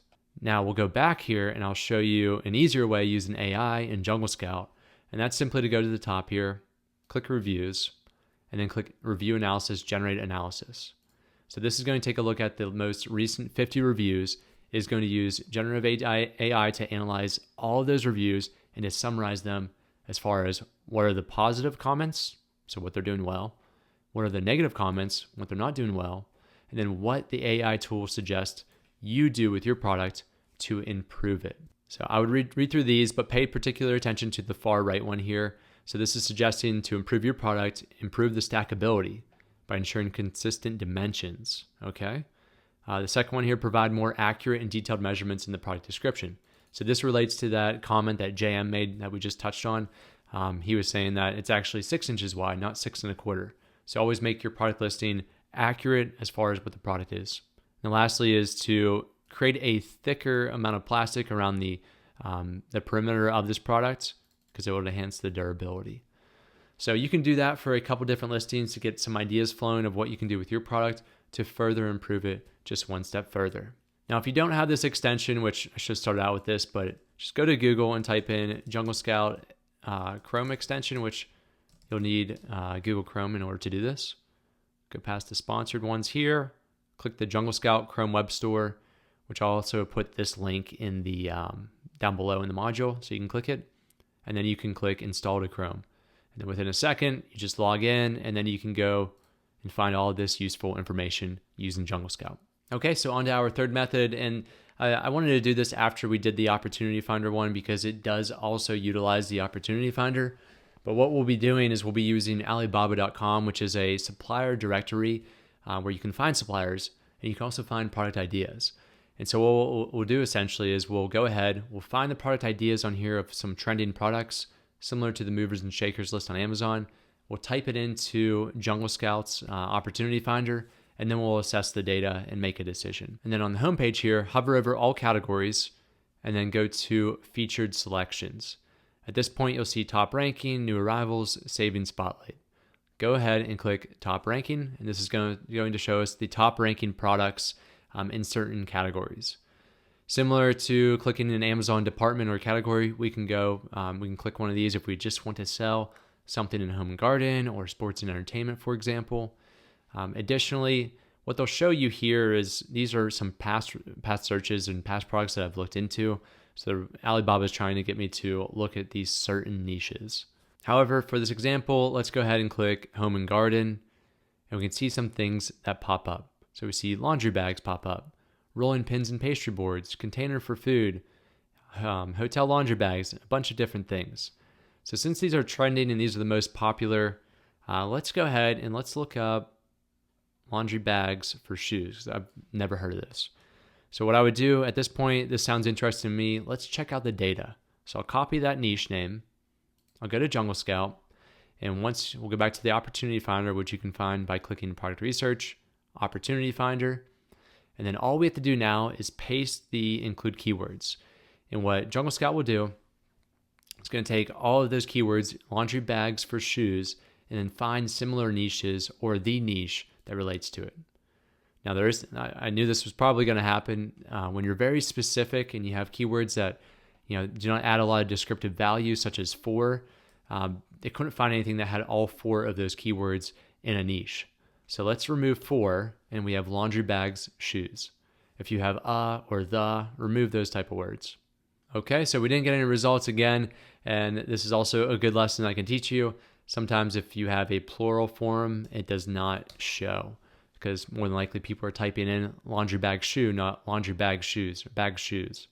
So remove one or both of those S's here. I'm going to remove both. Click search, and finally we have a opportunity or a niche that relates to our keyword search term. So luckily, this actually looks like some decent data. If you have more than one, go off the one that has more search volume. You're going to have more data to work with. So laundry shoe bag, okay, 8 out of 10 niche score, high demand, as we can see from search volume and average units sold history, a decent price at about $20. And if we go back to these, these are selling for less than $2 a piece, some even cheaper. So that's already a good sign right there. Let's go ahead and click view. Let's take a look at the charts to see how this is trending over time. Average units sold history. Looks like if you drew a simple moving average, it's actually decreasing in that demand. And more than likely, search demand should show the same thing, but it does not. It kind of contradicts itself, right? It's showing very high search volume numbers. However, we're seeing a somewhat decline in average units sold history. All that means is a lot of customers are actually typing in this keyword search phrase, laundry shoe bag. So that's why we see a very high search volume, but they may not actually be purchasing this product. So it may have a low conversion rate. That's all it's telling us. So that's a way of doing that. We'll run through one more example for you, and then we'll move on to the final method here. So let's scroll down here. Let's click hot selling just to check out some other trending products. It's kind of funny. We just took a look at it in the previous method, the snack containers, and look, classic containers, food storage containers. That's also trending here as well. Okay, how about this? Straw toppers. This is a very lightweight product. You can see they're selling for 15 to 28 cents for the top listing here. Let's go to Jungle Scout. Let's type in straw toppers and see if we get anything. Perfect. We got straw toppers, which is the niche. Extremely high demand, over 300,000 monthly searches. A middle range niche score, nothing to be too concerned about. However, there's high competition. So I'd probably stay away from this just because of that. And we can also see here, there's a large spike in demand last year in December, and then that demand came down. Also known as a fad product, keep that in mind. Let's see, the search volume says the same thing. Not necessarily. The search volume, this is a great chart to take a look at. Over the past year, we've seen just a steady increase in demand, and we've seen that decline a little bit in the past month or so. But I would say this has a great search volume chart, a little concerning with the amount of competition. I would probably stay away from this product idea. All right, so we are on to our final product research method. And before I show you this one, which is the product database, I just want to say, we've been doing this for probably over an hour at this point, and there's a lot of different methods that you can apply. However, I recommend that you just find one that really works well for you, one that you fully comprehend and understand very well, and just focus on becoming very good at that one method. If you have 30 different methods that you apply, it's going to be very difficult to narrow it down to one specific product niche. However, if you become really good at one type of method, you can quickly analyze those results quicker and quicker and quicker. I'm just showing you all 4 of these that I've used in the past, and then you can go ahead and select one that works very well for yourself. So this is the product database. It looks like a similar layout to the opportunity finder, and we find it also in the product research section here, product database. Click that. And essentially, we're doing the same thing. However, instead of looking at opportunities or niches, we are looking at product listings. So instead of looking at a macro view, we are looking at a micro view. We're looking at the bottom of the triangle. We are looking at the listing to see what's performing well, and then we're going to try to replicate that success. So here's how to do it. Just as before, we'll select categories that we want to sell in. Say I'm doing this for my business and I only want to look at sports and outdoors products. Come up here to product tier. I'm only interested in selling standard products, not oversized, which are large, heavy, and bulky. And then I only want to look at applicable sellers that are also doing FBA. Okay, for price, we use the same metrics as before. For price, $12 to $45. This is the reviews here. This is the number of reviews on that listing. So I want to actually put, this is where kind of the philosophy comes into play. I want to put a maximum of 100 reviews. And then for the star rating, I want it to have a maximum of 3.7. So why did I do that? I did a maximum for 100 reviews because I'm trying to find a product listing that is performing very well, 1. 2, that is relatively new. That's why it has less than 100 reviews. And then 3, I want to find a product that has poor review ratings. And so I want it to be performing well in terms of revenue, but I want it to be performing poorly in front of the customers. The idea here is this may introduce an opportunity where customers are really excited about this product niche. However, the listings in that product niche are not good. It's a poor product. It has poor marketing, something along those lines. And that way we can improve our product, we can enter that niche, and we can fulfill customers' interest as well as to fulfill that demand. Okay, and just a few other ones here. Units sold, this is the number of units sold per listing. We're going to reduce this a little bit because we're adding some additional filters in the upper right. Put 250 here, and then revenue, we want it to be above $10,000. I think this is a good time to also discuss, this is revenue, $10,000. This is not monthly profit. We're looking at what the product listing is generating in terms of the amount of sales and what their sales price is multiplied together. Simple enough there. Okay, so next you can look at this one here. This is the listing quality score. This is in terms of marketing. So if you have a higher listing quality score on a product listing, that means they have probably 6 to 9 high quality resolution images. They have all their bullet points filled out, a great title, A+ content probably. We're not really worried about that. We could look at low listing quality scores, but I just leave that 1 to 10, and we can always play around with it if we have a large data set here.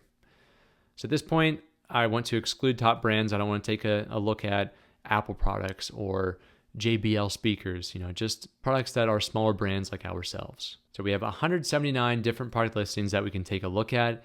Similar to before, we want to rank these in terms of demand. So we don't have search volume, but we do have units sold. So I'll click this twice so we can rank it in terms of descending order. You'll notice this one takes a little bit longer than the opportunity finder in terms of adjusting the data and also filtering through things.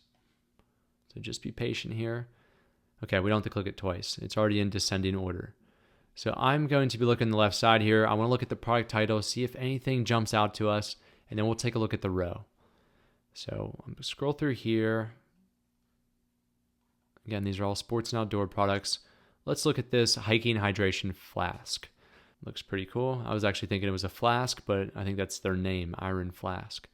So it's really just a insulated tumbler, insulated water bottle that we saw before. But it looks like it's very large, 64 ounces. All the different variations. Anyways, we know what the product is now. And what we want to take a look at is the revenue and then also some of these other parameters. So we already know it has high demand, $7,551, almost $200,000 in monthly revenue, which is great, a high price point. And then we want to scroll over here until we see reviews. So this only has 8 reviews. And if there's variations, this will average it out to the number of reviews per product. So this is a relatively new product. We can also understand that this is a new product by looking at date first available. This came out near the end of May. So just a couple months ago, this product came out and it's already achieving over $188,000 in monthly revenue. That's great. Star rating, a 3.7 on average. So again, this is a product that isn't performing great, but still the demand's very high for it. So this piqued my interest. We'll go back to the view on Amazon. And once we're here, we can already see that there's a discrepancy, right? There's a 4.7 review on average on their listing page here, and it's saying 3.7. Now, the reason why that is, it's not necessarily an issue with the data set. What Jungle Scout is doing is it's averaging all the variations out in the reviews that it receives in comparison to when you're on here. This is all the reviews for all the products that they ever sold on this listing itself. So I would take that with a grain of salt. Let's just say, for example, this did check out and it was a 3.7. So if that were the case, I'd move on from this product just for that fact that this actually isn't a poor performing product. It has 4.7 stars. It's actually performing fairly well. So a lot of trial and error with a lot of these methods. So we'll move on to the next one. And ideally, we'll try to find one that doesn't have any variations. If you look here in this column, variant differences, we can see if it has a dash. That means there's no variations. So let's scroll down until we can find one that piques our interest here. So kids' snow pants, no, not interested in that. These are electronics. Here we go. This looks like it's a computer mount for a stationary bike, I'm going to assume. Click view on Amazon, and yeah, it looks like a mounting system. First, from what we learned from the previous example, look at the reviews. We have 3.6. This is a poor performing product. So let's see how it's performing in terms of revenue. Almost $90,000, over 3,400 monthly units sold. And then, we see that 3.6 rating and very few reviews. What's also great about this product is it's very small. It's less than 1/10 of a pound, which is amazing. And it's very small in terms dimensionally. So you'd be paying the smallest amount of storage fee and also the lowest amount of your FBA fee per sale. Okay, cool. So we'll go back to the listing here. And then similar to what we've been doing through all the different methods, let's look at these 4 reviews and analyze them. Now, if you have less than 50 reviews on listing, I wouldn't use the AI feature. It may not be as accurate, but we can get a clear idea of what's wrong. So down here, Michael's review says, this is a truly terrible design. Supplied machine piece is meant to be fit between the handlebar clamp, so forth, so forth. Torque too much. So it just looks like, there's an issue with the design itself. A lot of people are over torquing, over tightening this product. So there maybe you just want to make sure we add clear instructions of how many turns or how far or how much torque you need to apply to this bolting system. So that was a good example, I would say. However, for me personally, I don't like to sell something that is only applicable to a certain product, because if something happens to this stationary bike that this computer mount works for, it's totally gone. You're dependent on the success of that existing product that you meant to create this for. Okay, so let's see if we can find one more, and then I'll show you how we can go through the entire process. Okay, so the bottom one here is women's sun shirts. We're looking at about over 26,000 monthly revenue, still pretty good. Scroll over to the reviews, only a 3. So we'll take a look at it. Again, I typically stay away from clothing, but just for the sake of this exercise, let's say we have some interest in this product.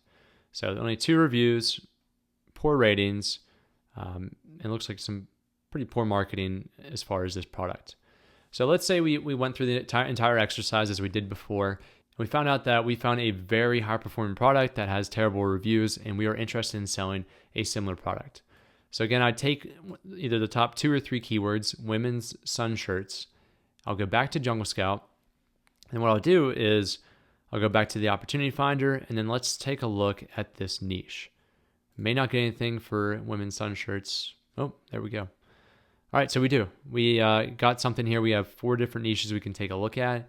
And now that we found that product, we need to go up one step, a macro step, and to take a look at the niche itself. We still want to be selling in a niche that is growing in terms of demand over time, and that is ideally why we want to use this as our final step before looking to source this product. So as always, let's click the one with the highest search volume, which is right here. Let's take a look at the average units sold. Fairly stable. Looks like it may be somewhat seasonal, especially since it's a sun shirt. We see peak in the summer months. Not bad. Let's take a look at the search volume. And we can definitely see that seasonal trend in the summer months, and demand seems fairly stable over time. Again, ideally, we're looking for a chart that is increasing over time in terms of the 1 or 2 year chart, just to help us understand that the demand will continue to increase. So unfortunately, we didn't find a good example, I would say, through this exercise, but this is a method that I do, in fact, enjoy using because it really gives you a good idea that hey, there's an existing product that is doing very well in terms of revenue and demand. However, they're not fulfilling the customer needs with poor marketing or poor product design. I can quickly come in within a couple months. I can improve my product. I can sell within this niche, and I can fulfill those customers' needs and requests and ultimately be a successful product. Okay, so let me share with you why I picked the golf head cover when I did. This is the historical search volume trend for the golf head cover niche. So I actually applied the second method of just using the opportunity finder, finding the niche, and then investigating further into it before I decide to make the decision on this head cover. So this is the historical search volume over the past 2 years, and we can see this beautiful gradual trend line over time up until the current time frame when this was taken. That is what you're looking for. This just goes to show the amount of demand is going to increase, and it gives you a good feeling and assurance that you are making a solid investment decision. So look for that predictive moving average to be trending upward, and then also take a look at the average monthly units sold history. This is ideally what you want it to look like. You want it to be trending up over the past 2 years, just like the search volume, just to give yourself an accurate predictor of what demand will do when you begin selling this product.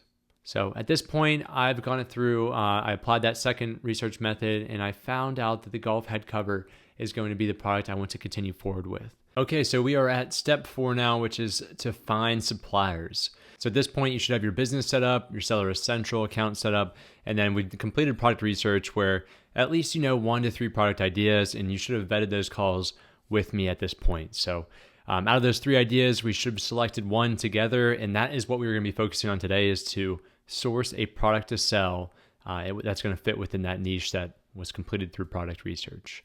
What I have here are a couple different supplier directories and methods on how we can get into contact with reputable suppliers and credible suppliers, most importantly.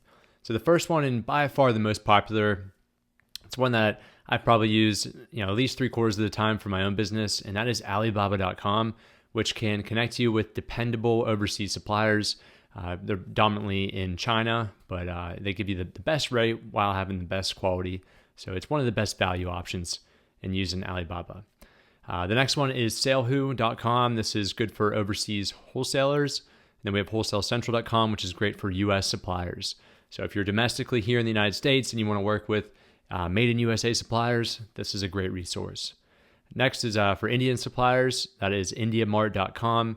And then lastly, for these supplier directories is Mercado Libre, which is for Mexican suppliers. I would say the Mexican and Indian suppliers have by far the largest amount of emerging growth for the future. They are able to achieve very significant reductions in prices compared to Chinese suppliers. And in addition, sometimes it's a lot easier for shipping.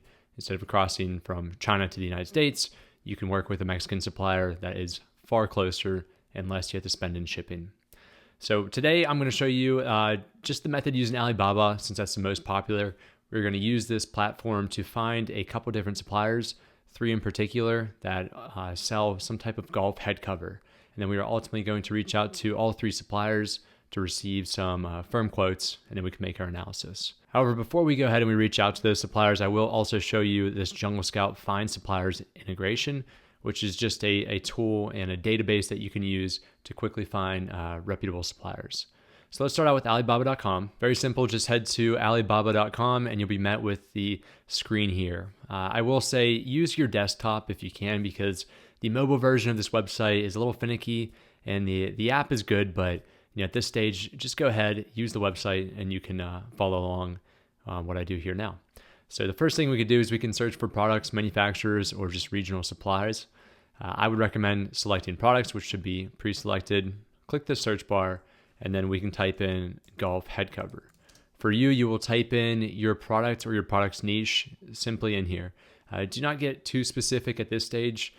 If you're selling something very specific like a golf driver head cover that is blue, don't type in all those keywords. You'll have a limited amount of suppliers that will be shown to you. It's better to be very general to your product niche itself. That way you have more suppliers to take a look at, and more than likely all those suppliers are going to be capable of changing the color variation or making a design length or dimension change. That's very easy for them. Okay, we'll go over to search, And this is the first thing that we need to do. So similar to the product research method, we adjust all the filters so we can narrow down the data. And the reason why we want to do that on the left side here is because we have over 4,000 different products that we have to take a look at and really analyze. So the one thing you must do is select verified supplier and then verified pro supplier. The reason why we want to work with a verified or verified pro supplier because these are the most dependable and credible suppliers that work on Alibaba. The reason why that is because Alibaba's actually hired a third-party inspection company to go on site to these supplier locations to inspect them, to judge them, and they have to meet a strict amount of criteria in order to receive that badge. If you work with a supplier that is not verified, more than likely it's going to be okay if they're on Alibaba, but you still run the risk of a potential scam. They could also be just a supplier that is not dependable and they lack quality in their product. So it's best to work with a verified supplier. At that point, we'll scroll down here and we want to work with a supplier that has 4.5 stars or higher. It's just another level and measure to find the credible and dependable suppliers in comparison to the ones that are poor performing. What we're seeing here, these are essentially listings for these supplier products. We can see the unit rate, which is for this one 99 cents, this one's $2.29 to $4.54. You'll see a lot of range and variation throughout that. That's to be expected, right? Depending on the quality and the supplier, they're going to have different rates. What I do at this point when I'm looking to decide, hey, that looks like a product that I want to sell for my golf head cover, I'm really looking at the images on the left here first. If it fits into the idea of what I want to do with my product, such as the differentiation aspect, then I may click it. And the second thing I'm looking at is the price, obviously, just to make sure, if I'm selling a golf head cover at $20 to $30, realistically, my unit rate should be below $5, so I still have a good chance of retaining some of that profit after all Amazon fees. And the third and final thing I'm looking at is the amount of years that these suppliers have been on Alibaba, and then also just double checking the verified status here. So I'll scroll through here until I find 1 to 3 different product listings, and then we're going to take a deeper dive and really assess these suppliers and these products themselves. Before we do that though, I do want to share with you another way to find these supplier listings, and that is through the Jungle Scout integrated tool. So if we log into Jungle Scout, we go over to the suppliers section, select supplier database. Again, you can search through product, company, supplier name, or the ASIN. So let's go to the search bar. Let's type in golf head cover. And you can see within seconds, we'll be met with a list of different suppliers. What I really like about this tool, one is we can filter down based off the country of origin and also some more unique parameters here. But if you're looking just to work with a supplier that's within the United States, we can come down here and select that and search. Just like Alibaba, the majority of suppliers are located in China, and that's to be expected. But it does give you that extra option in case there are US-based suppliers or Mexico or India or so forth. The other thing I really like about this is we can see very quickly, just from a dashboard standpoint, who these suppliers are working with. Because when I read the supplier name, which I cannot, I have no idea of if they're dependable, have I heard of them before, what do they actually do? It's difficult to tell, right? So what I judge, or what I base a lot of credibility on, is their customers. So this company is working with Callaway Golf Company. If you're not familiar with Callaway products, they are massive. That is one of the largest golf brand names. So if Callaway can work with them and they trust them, I think my small business can work with them and also trust them. So I love that part of that. And you can see they're all different here. So we have Dick's Sporting Goods here. We have Ping, which is another large brand name. Bettinardi, which is also a very large brand name. So this is how you can very quickly find these suppliers, and you can work with some of the best in the industry and very quickly. And the last thing I'll share with you, I'll share 2 more things with you. If we click view shipments, we can see over the time what the supplier has exported from their location. So you can see if maybe they're a rising supplier, they're selling more and more units and shipping more and more shipments, I should say, every single month.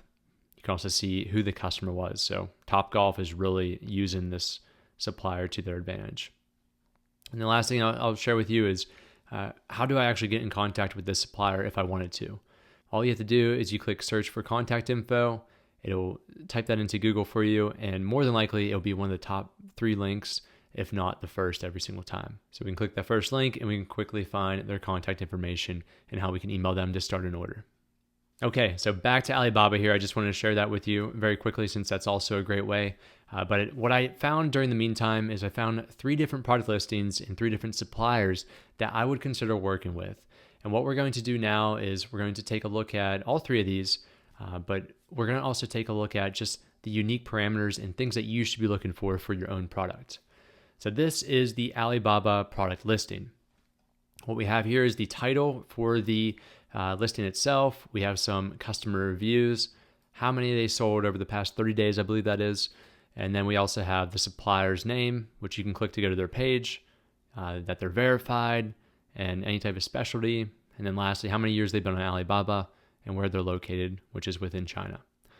On the left side, just below that, you'll see all the product images for different golf HUD covers that they've produced and they've created.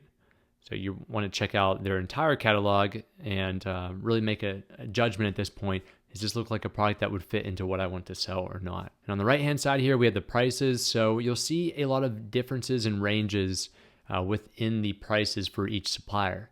And that's because it's really dependent on how many units you order from them. If you think of it from a manufacturing standpoint, if they can produce more units of the same product, they're going to be able to do it more efficiently because it's just one product run of a lot of different units.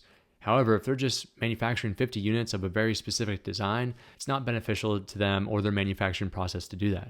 So the more you order, more than likely you should get a better rate, but also we need to balance that with maintaining our risk for our financial investment so we don't purchase too many units and then we have a lot of risk when we go to Amazon and try selling them and maybe we're not as successful as we want to be.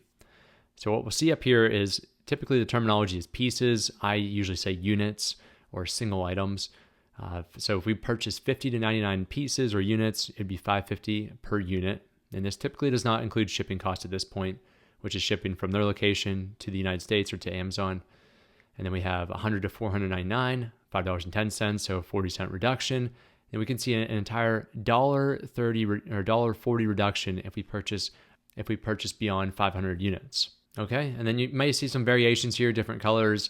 But this is a custom manufacturer, so that they really don't have anything here. So what do I mean by custom and how does that fit into all of this? So custom means that you are either taking one of these existing designs or you're providing them a very unique and individual design to your brand. So what we'll do with my golf head cover is I want to put this whiskey and cigar glass theme on it for my logo. And then down below it, I'll also put my brand of Vivere. It is entirely okay at this point not to know what your brand is or your trademark, which we'll get into later on, but it does help if you have a general idea of what you want to do with this product before we go ahead and we reach out to these suppliers. And the last thing I want to say on that is customization typically costs a little bit extra per unit in addition to what they advertise for the unit cost. So for this example, let's say we order 100 units. So our unit base price is $5.10. And then after adding our brand name to it, maybe custom material, and all that, it may come out to another 30 cents per unit, so $5.40. That is to be expected, and then we have shipping on top of that. Okay, so that's one supplier. I'll show you the second. We're not going to go into too many details, but again, look through all the images, compare the unit rate, and see if it's something that you're willing to spend for their type of product. That's the second, and then here's the third. So you can see the third one here has the cheapest unit rate, but does that necessarily mean it's going to be the best product? We'll figure that out here in a little bit. Now that I have 3 suppliers, I want to go ahead and just make a final judgment decision on if they're going to be credible or not. And here's how I do that for my business and how I'm going to teach you. So I'm going to scroll down about a quarter down the page, and you'll see this section where it says Know Your Supplier. This helps you understand a little bit more about that manufacturer and that supplier, as well as some store information and their capabilities. It's very important that they can meet some of these metrics in order to reduce your overall risk for your investment and just to have a better feeling that you are going to get a quality product at the end of the day. So we'll jump back to the slides here and I'll cover a few different things to look for in that supplier badge. The first one, as we discussed, and it should already be this since we set our filters this way, it should be a verified supplier, which is shown right here, verified custom manufacturer. If they're verified pro, that's one step beyond, that's even better. Next is the years on Alibaba. So we mentioned this earlier in that smaller badge at the top of the page, but we want this to be 2 or more years that they've been on Alibaba. The reason why I say 2 years is because that's the average amount of time where a manufacturer will feel comfortable selling on Alibaba. And then you can also rest assured that they've probably worked with somebody in the United States and the import process that they are going to go through with their carrier, it won't be as foreign to them, if that makes sense. The third one here is the store rating of 4.5 stars or more. Fortunately, we filtered that earlier, so they should all be above 4.5 stars. And then on-time delivery rate, which is probably my most important statistic or metric that I take a look at when I look at these badges, is what percentage of the time do they meet their delivery goals to the end customer? Too often, especially if you're selling a seasonal product, you have to make sure that when you get that contract delivery date locked in with them, that they are going to meet that date and they're not going to extend it by weeks. Because if you have a certain date you need to meet for your seasonal products, and just a matter of a week or two can really affect the end result for your investment. So I want this to be above 90% or higher. Obviously, if it's closer it is to 100%, even better. That means that they are going to meet that date that they give you. Online revenue above $100,000, which is shown here. This just shows that they have a decent amount of customers and they're accustomed to taking in a large amount of orders or a large quantity of units at one time. Main market, North America, or a marketplace that you're selling in. This is sometimes shown in the section here. Don't be too worried about this if they only work in North America customers 33% of the time, let's just say. This is just something that is an additional nice to have, if you will. In the bottom two here, we have quality control and services. We want there to be on-site inspection available, which is shown right here under the quality control, finished product inspection, and they have QA/QC, which is quality assurance, quality control inspectors on site. They have 3 for this example. The reason why we want that to happen is if we choose to opt into Alibaba's trade assurance, that will allow us to receive a final report once everything's packaged at the supplier's facility. And it just puts someone on site for you, boots on the ground, for them to make sure if you ordered 500 units, you are getting 500 units. And if there are any damages, that supplier can fix those defects or damages for those units that they inspect. Otherwise, they could package fewer units than you ordered. There could be some damaged products that will be transited, and ultimately that will be impacted on you once everything gets to Amazon and your customers start to purchase your product. So it's great to have that. And then lastly, customization is available. We can see here where it says services and order with confidence, full customization, verified as custom manufacturer. That means if we tell them, hey, on our golf head cover, we want this custom logo that I created or I purchased, they can go ahead and they can quickly and professionally do that for us. All right, so at this point, I would go back to those 3 listings. I would make sure that all 3 of those suppliers meet this criteria or exceed it, and then I would start the process of reaching out to them. So now it's time to reach out to the suppliers, and you can easily do this through Alibaba by just clicking Send Inquiry. And you'll see this pop-up come up, and it will display some different things here. So it'll say the quantity, which is pieces, or if you're purchasing fabric, it may not be in pieces, it may be in per yard or per foot. So you can change the unit here. So for us in our example, we will be ordering 300 units. So we should expect that $5.10 base unit cost. And then this section here, this is where you actually put your message to the supplier. Now, fortunately, I have 2 different templates that you can use. I have an extended one and then a more concise one. But overall, the message here is we want to ask the supplier to provide us a firm quote based on the number of units with some type of customization, and make sure you outline that. And then also include the shipping cost to the United States. It's very important that we get this final number or cost per unit so we can compare them to all 3 different suppliers. So yes, we are going to do this with all 3 suppliers that you've chosen. That way it gives us the best way to look at all 3 quotes, figure out which one is the best rate and has the best quality, and it helps us to make that educated decision. So the longer template that I have here, and you'll be able to download this in the resources section, which is coming next after this video. And you can download this, you can copy and paste it, and just change everything that is in bold to apply to your supplier that you're reaching out to. This is a lot of questions, and I will be honest, some suppliers may not even reach back out to you because you're asking 9 different questions. However, this gives you every piece of information that you need to know, such as, can I have some photos? What's the price for different quantities of different pieces? And the whole way down to customization and the type of packaging, which are very important questions. So you can use this template, just change out the bolded areas, or in the instruction set, which I'll also put in the resources here after this video, we will find this message example. This is the more concise one, and it really just hits to the point. My name is so-and-so, I'm the owner of my business. I'm interested in this product. I hope you can answer these questions. And what I have here, which you'll see, is the first one is enter half of the units you actually want with DDP shipping Incoterms delivered to the final destination. So there's two elements here that I just want to touch upon quickly.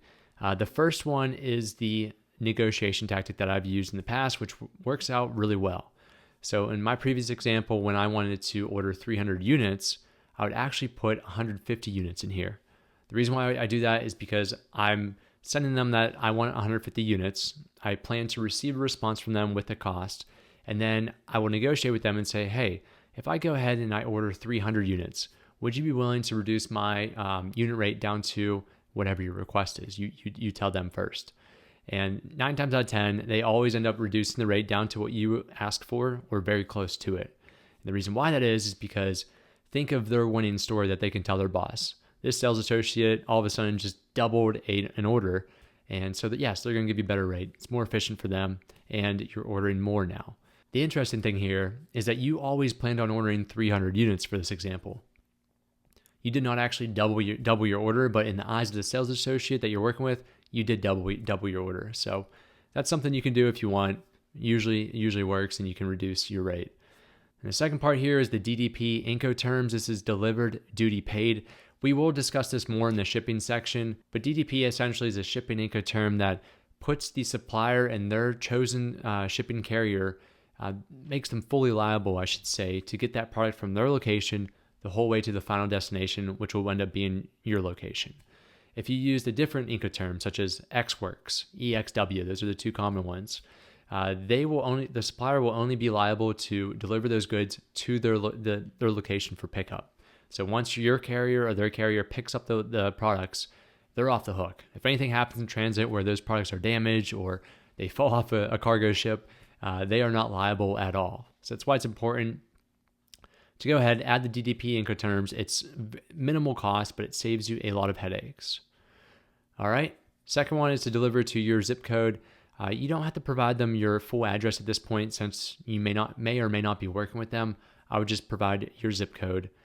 Third here is do not include U.S. sales tax as I am tax exempt in the state of, enter your state name. Yes, so this is very important too, and I will show you in the video after this how to apply for this tax exemption.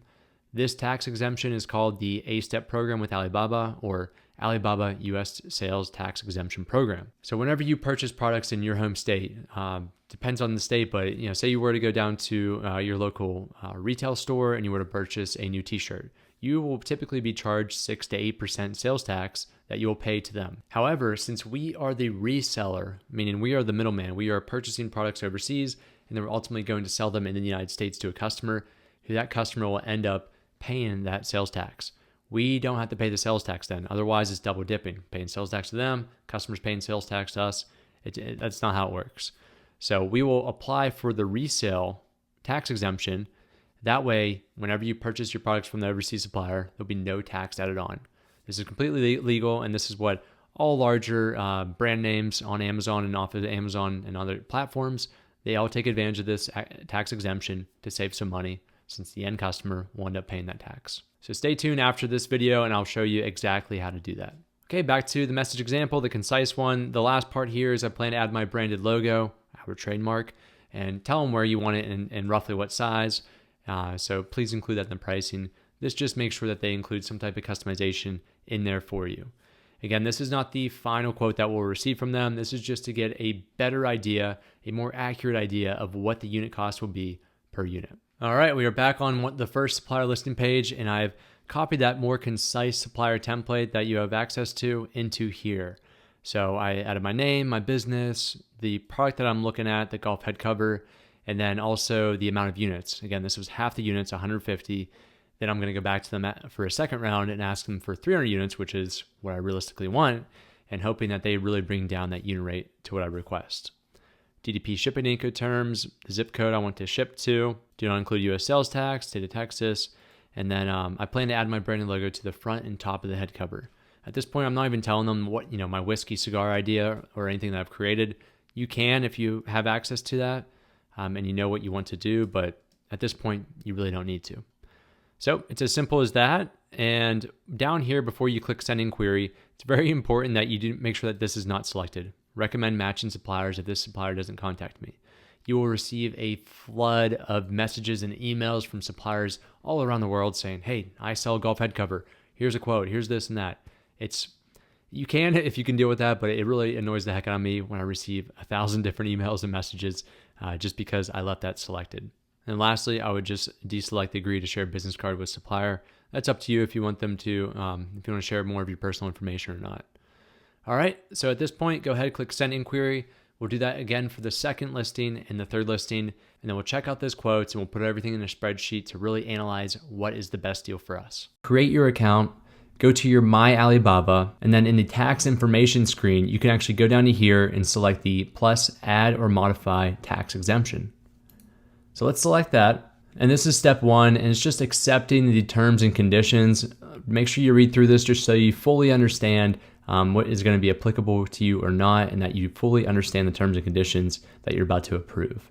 So we're going to begin the start your application process by selecting that. Now in the United States, you're going to select your state that you currently live in which your business is in. With e-commerce, yes, you are selling in all different states, especially if you're using Amazon FBA and their fulfillment centers, but this is really only applicable to your home state where you're conducting your business operation. So for me, let's just say we're doing it in Texas, and we'll scroll down to the bottom and select continue.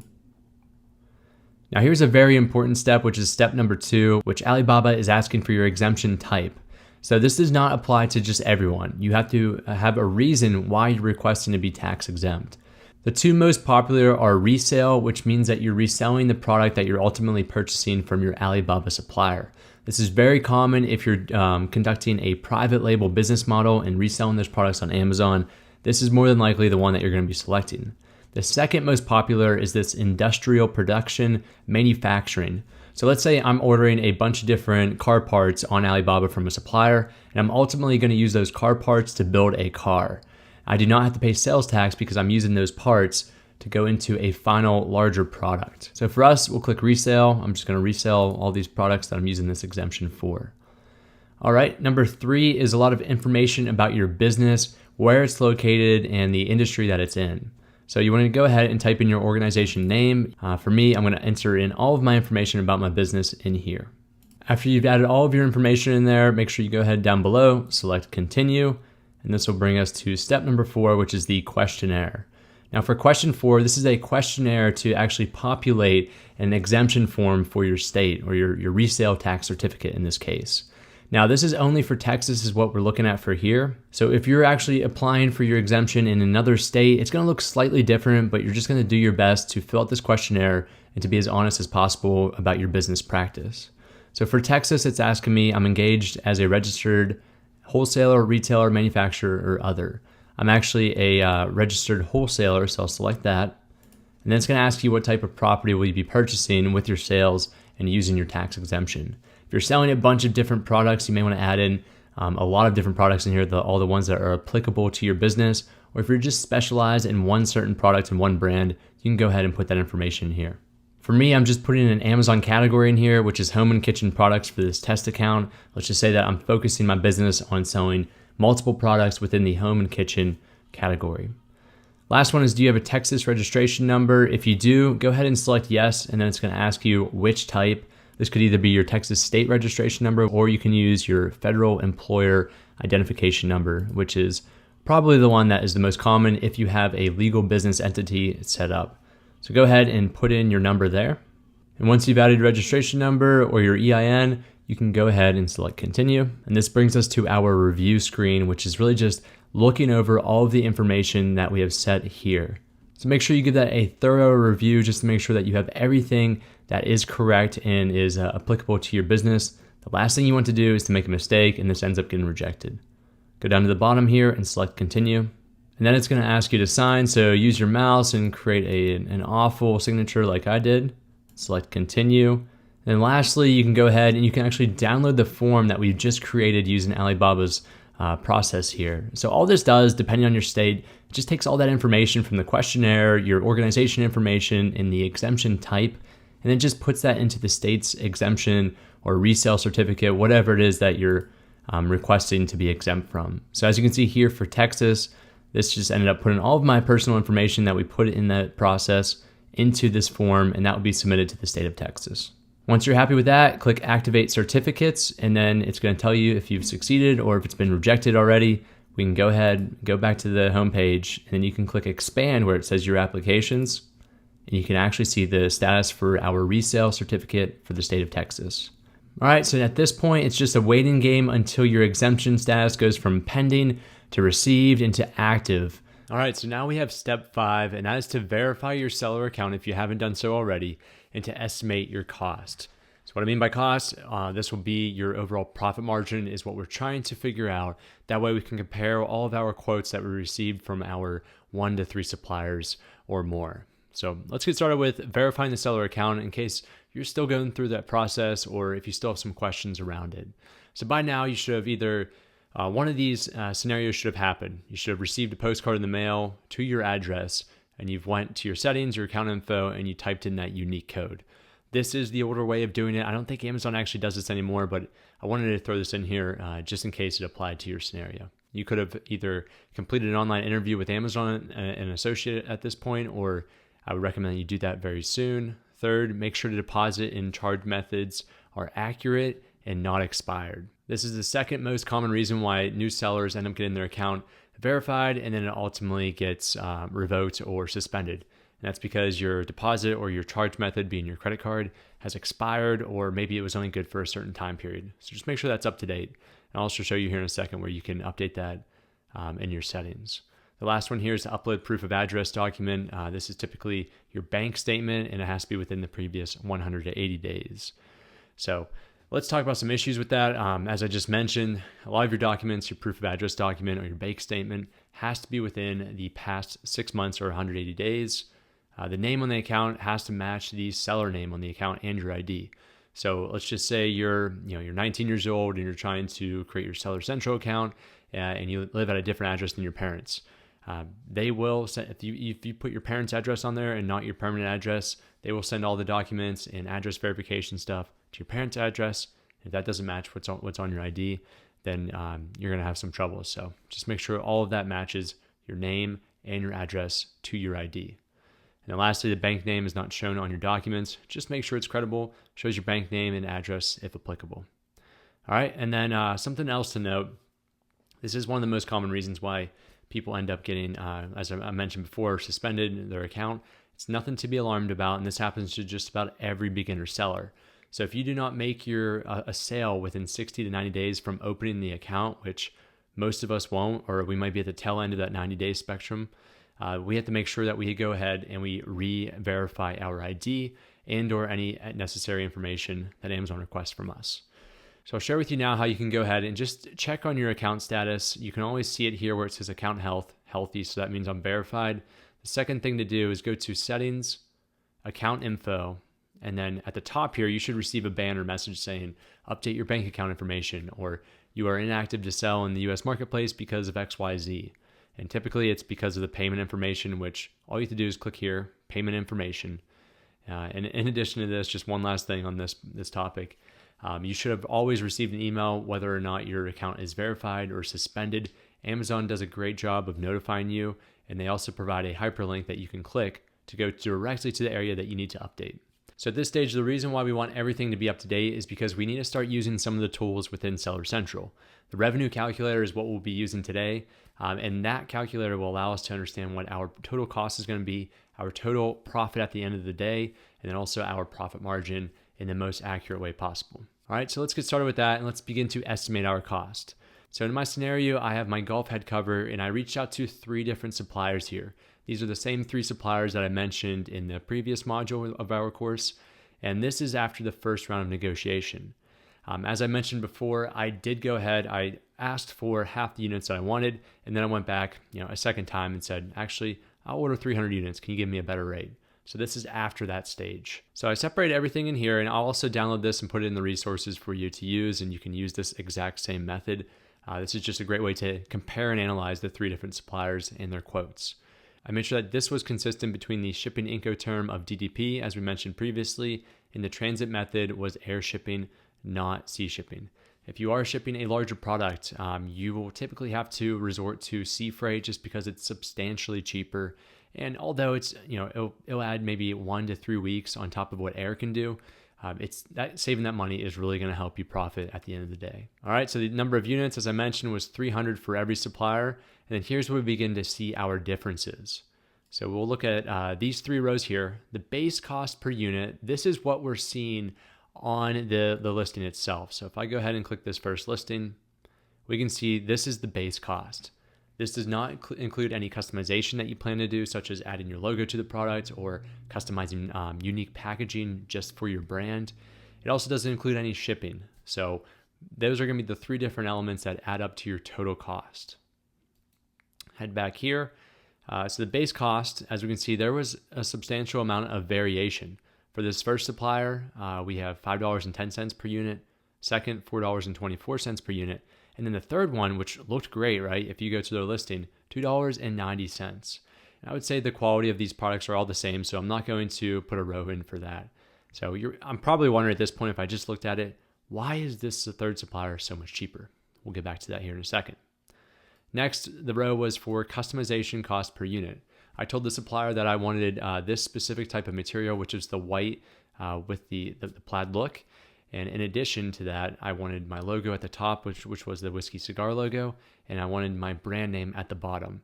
So that included customization that was on top of the base cost, 55 cents for the first supplier, 90 cents for the second, and 60 cents. These should all be in the same ballpark. The base cost will vary, but the customization should be very similar. Now here's where things tend to get interesting. So you notice most of the time your shipping per individual unit, per 300 units, is going to be close to your base cost. And the reason why is because suppliers tend to hide this fee until the very end because they want to advertise a very cheap and inexpensive Alibaba base cost. So more customers reach out to them, and then they can add in some costs for the shipping. So we're seeing $3.25 for air freight for the first supplier, $3.10 for the second supplier, and then $4.60 for the third supplier. Now that is why, at least I believe, this third supplier had such a small base rate, is because they added in some of that cost into the shipping. If you ever want to receive a more inexpensive shipping quote, you can do this yourself. You don't have to rely on the supplier to go ahead and to order or handle the shipping and logistic process for you. You can go directly to DHL, you can give them the pickup address, which is your supplier's address, and you can order that separately.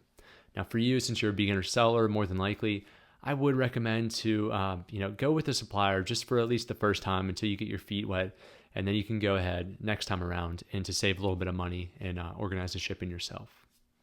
All right, so this bottom line, this is the COGS, or cost of goods sold.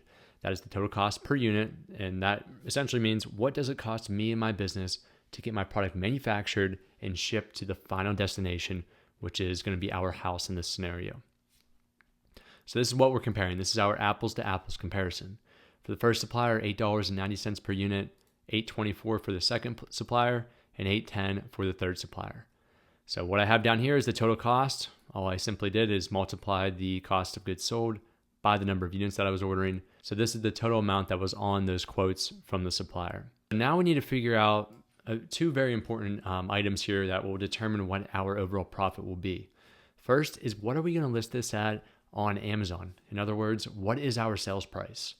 I'll show you a quick way of doing this, and this is, I wouldn't say it's going to be the final price that we'll end up using because we'll put some more data into it and I'll show you a more concrete way of doing it. But for this step 1, first round of negotiations, I'll show you how I came up with this $29.99. So it's very simple, at least the way that I've always done it. Go to Amazon and then type in what your product is. In other words, what is your product niche? Type that in. For me, it's the golf head cover. Okay, and then I'm going to use the Jungle Scout Chrome extension. So I'll click that, and it's going to populate all these metrics for this first listing page, which is roughly about the first 48 to 60 different listings. And we can actually see that here, 61 products. So it's pretty close. The easiest way of doing this is to take the average price and then make sure that your sales price is within plus minus 10% of that. I typically resort to going a little bit higher at this stage, and we can always refine it later on. So that is how I came up with the $29.99, which is roughly 10% more than the average price. The reason why I'm comfortable at this stage adding that 10% versus subtracting it is because a lot of these first page listings, they're not the same thing that I'm selling. It's not a driver head cover single unit. As you can see, this one is iron head covers, and that's going into the data and the metrics. This one, they're selling 3 different ones. And this one has fabric that is not of the high quality that I plan on using, which is leather and a polyester. So that is why I tend to add it, because if you're selling a product that should be better in terms of quality and dependability and durability, then it shouldn't be an issue increasing that by 10% roughly. So that's how I came up with the $29.99. I'm comfortable at this stage to use that. And now we have to figure out, what is our profit margin? If you don't know what profit margin means, this is the percentage of your revenue that you keep after all fees are included. So that includes our Amazon FBA fee, our referral fee, which I'm about to share with you, our cost of goods sold, any account fees, advertising fees. We should add that all into here to get an accurate representation of what we can expect.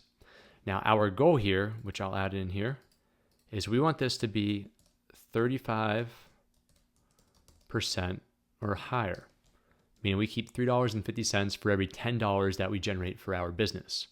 This is a somewhat arbitrary number. This is what I've used for my business, but this gives you enough profit for any miscellaneous expenses or advertising and marketing fees, which will be included, and then still enough take-home pay for you to make this worthwhile, because at the end of the day, that's what we're doing. We're creating a business. We want it to be profitable. Okay, I have this link in the resources, which you'll be able to go directly to. Otherwise, just type in revenue calculator up here, and you can click this, and it'll take you directly to this area. So what we'll use this for is we'll use it to estimate our total cost for our product and our fees, and then it should provide us with the profit margin. So there's 3 ways of getting started here.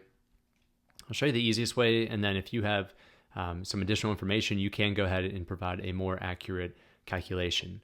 So the first one is to use the Amazon catalog to look up the product. So again, we just type in golf head cover here and click search. And this will search for it'll search for the products that you have, which is not listed yet, and then it'll search for other products. So these are the top listings in my niche right now. And so I want to select one that is nearly identical to what I'm selling, as far as the quantity that I'm also selling, and also roughly the same dimensions. And we're just using this to figure out what the product dimensions will be, as well as our fees. So this TaylorMade golf head cover, which is a larger brand name, but this is the same size, the driver head cover, and they're selling single unit, which is what I'm going to do. So I would go ahead and click select. Now it's going to import all of their information as far as the product dimensions, how much the product weighs, which goes into the FBA and storage fees. The other way of doing this is to actually define what our product is. So if your supplier provided you with the package dimensions, which is the package that it's in, not necessarily the item dimensions, you can go ahead and type that in. You can say, all right, yeah, it's 2 inches by 5 inches by 12. And then we know it's half a pound. So you can type all this information in.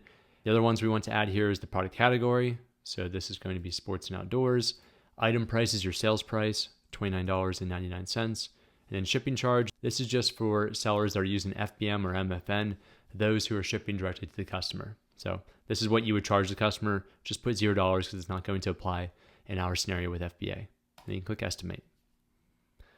All right, so those are 2 different ways. The other way is to estimate in bulk, which I wouldn't recommend doing unless you're selling 30 different variations, or if you're selling clothing. So I'm not even going to show you that. So we'll go back here. We'll do the easy method, because I think this is great just for what we're trying to accomplish and to compare our different quotes. We'll go here to this section down through the middle, and then what I want you to do, just for simplicity's sake, remove the year fulfillment by clicking this X. That just removes the comparison chart and comparison calculation for MFN or FBM sellers. We want to focus on Amazon fulfillment, which I'll bring up in the middle.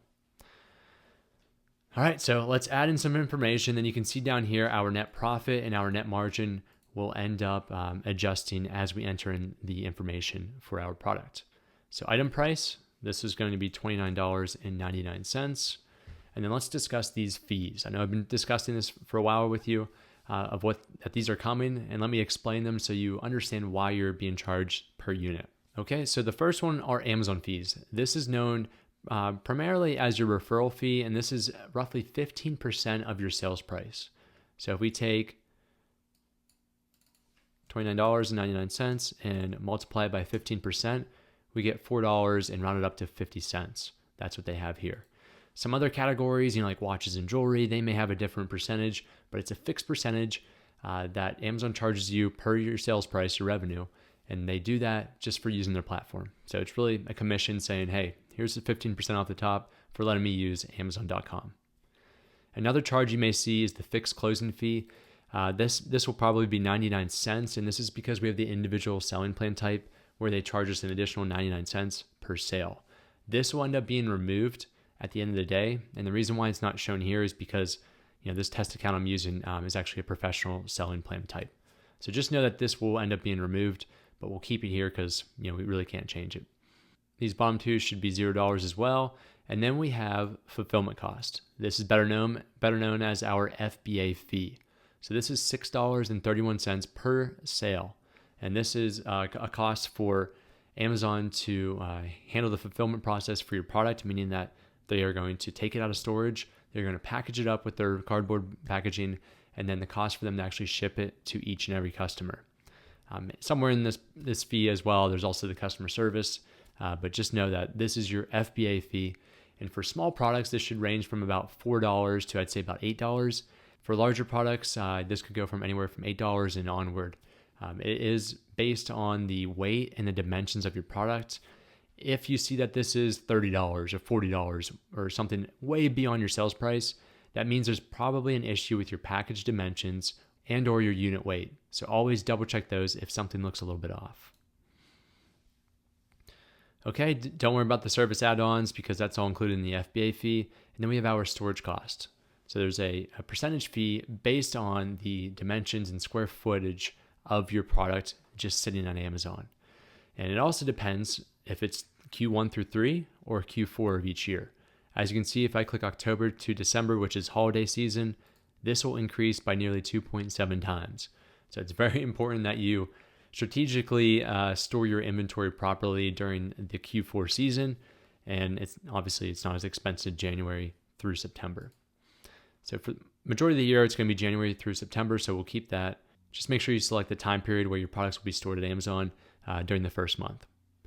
Next, we have to type in the average inventory units stored. This is the total number of units that we'll store at Amazon. This should be equivalent to the number of units that you're procuring from your supplier.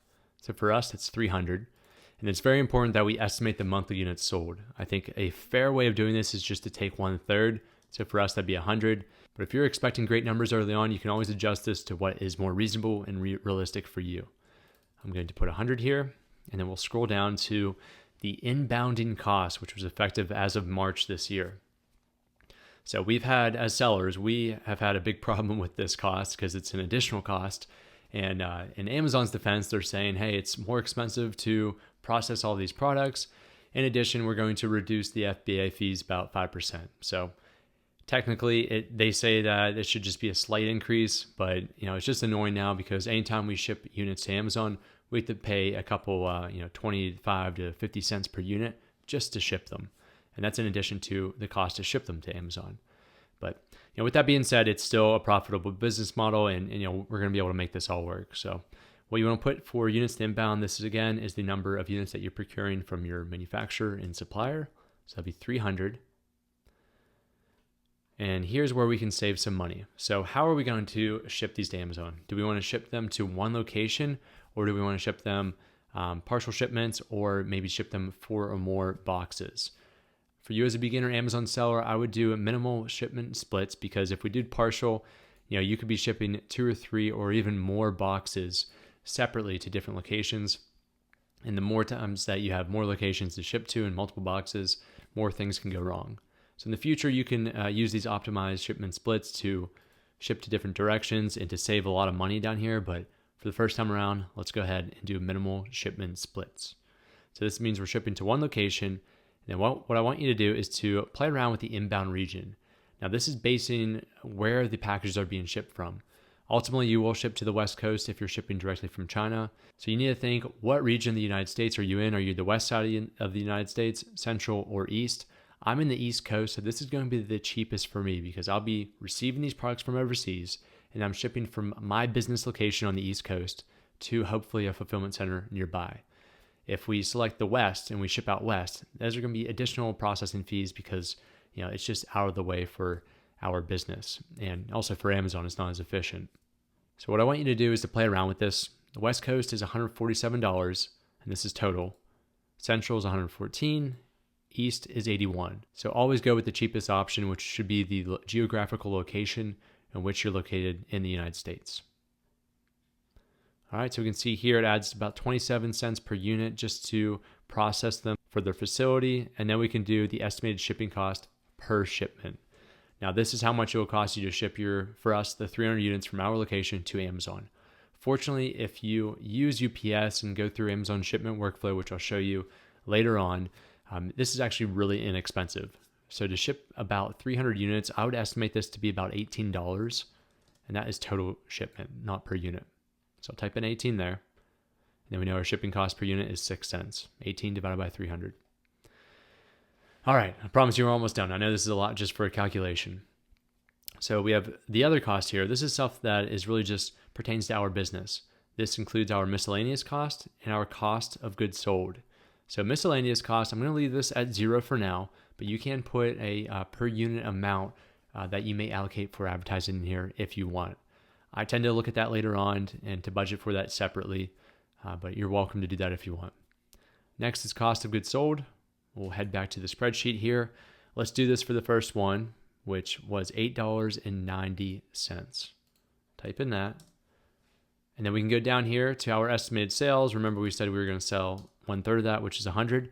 And we can see our first calculation of what this first supplier, what they're presenting us. So they're presenting us with an opportunity to have a net profit estimated over 30 days of close to $1,000 and an overall net margin of 31.64%. So let's go back here. We'll add this in and we'll round it up, 32%. And then now what I'm going to do is I'm going to go to the second and third supplier. I'm going to run those calculations again and then enter the profit margin. And all you have to do is you just have to go to the cost of goods sold because that's the only thing that's changing amongst the suppliers, and just change the cost of goods sold and then write down your net margin. Okay, so I typed those in and it looks like we can eliminate the first supplier just because they have a much lesser profit margin. So I'd probably at this point go ahead, give them the X, and I'd look at the second and third. We have the same margin, roughly the same cost. We're talking plus minus 1%, 2% maximum. So these are two suppliers that I would go back to at this point in step 2. And I'd say, hey, I'm working with this other supplier, and make sure you don't name names, but you can tell them I received a quote that's more competitive. I'm going to give you one more chance to bring down this base cost, customization, or shipping per unit so I can achieve a higher margin. Otherwise, this does not meet my criteria of plus 35%. So let's go ahead, let's reach out to the suppliers again and give them one last chance to come down to a lower cost. All right, so I gave each supplier, all 3 of these suppliers, one last chance to come down, and I was successful with 2 out of 3. So for the first supplier, I mentioned earlier before this that we could probably eliminate them, but I said, we can actually, let's give them one more chance. It doesn't hurt to ask. And it did come down about 10 cents for the shipping per unit. And the second supplier did the same thing, but I think they came down from $3.10 per unit to $2.90, which really helped our profit margin come up to 35%. The third supplier said that was their best offer and they weren't willing to come down more unless we were willing to purchase more units or change the transit method or Incoterms, which I wasn't willing to do. So at this point, check out your profit margin, and this should give you a good idea financially which is the best decision. Now, ultimately, you want to weigh the financial costs for your investment in addition to the quality of all your suppliers that you're taking a look at. As I mentioned previously, all 3 of these had roughly the equivalent product and manufacturing capabilities. I was happy with all 3, so I wouldn't say that one supplier really stood out from the others. If I had to choose, I would go with the second one because of the financial reason, but also they've been around, if we go to the listing, they've been around for 11 years on Alibaba. I think, from my experience working with multiple manufacturers, if you are working with a supplier that's been around for over a decade, they are a great custom manufacturer and they are one that can be very well trusted. It also means, they've been on this for 11 years. They are successful with their product. It's a quality product and they have repeat customers. Okay, so the last thing I want to mention, because at this point you should have a good idea of which supplier you want to work with, I want to mention the step 3, which is going to be the opportunity. As we can see here, we see a great decrease in unit-based cost if we order more than 1,000 pieces. So what I want you to do is to take that one supplier and then also look at your unit-based cost if you were to increase to their MOQ to get their lowest rate. And if it's not displayed, ask them, hey, if I were to order 1,000 pieces or 2,000 pieces, what is the unit cost going to be for that? And the reason why we want to check this out, at least at this point, at this stage, is to at least understand, in the future, say this product becomes very successful and we are more willing to spend more on our product and to invest in more inventory because now we're selling more every single week.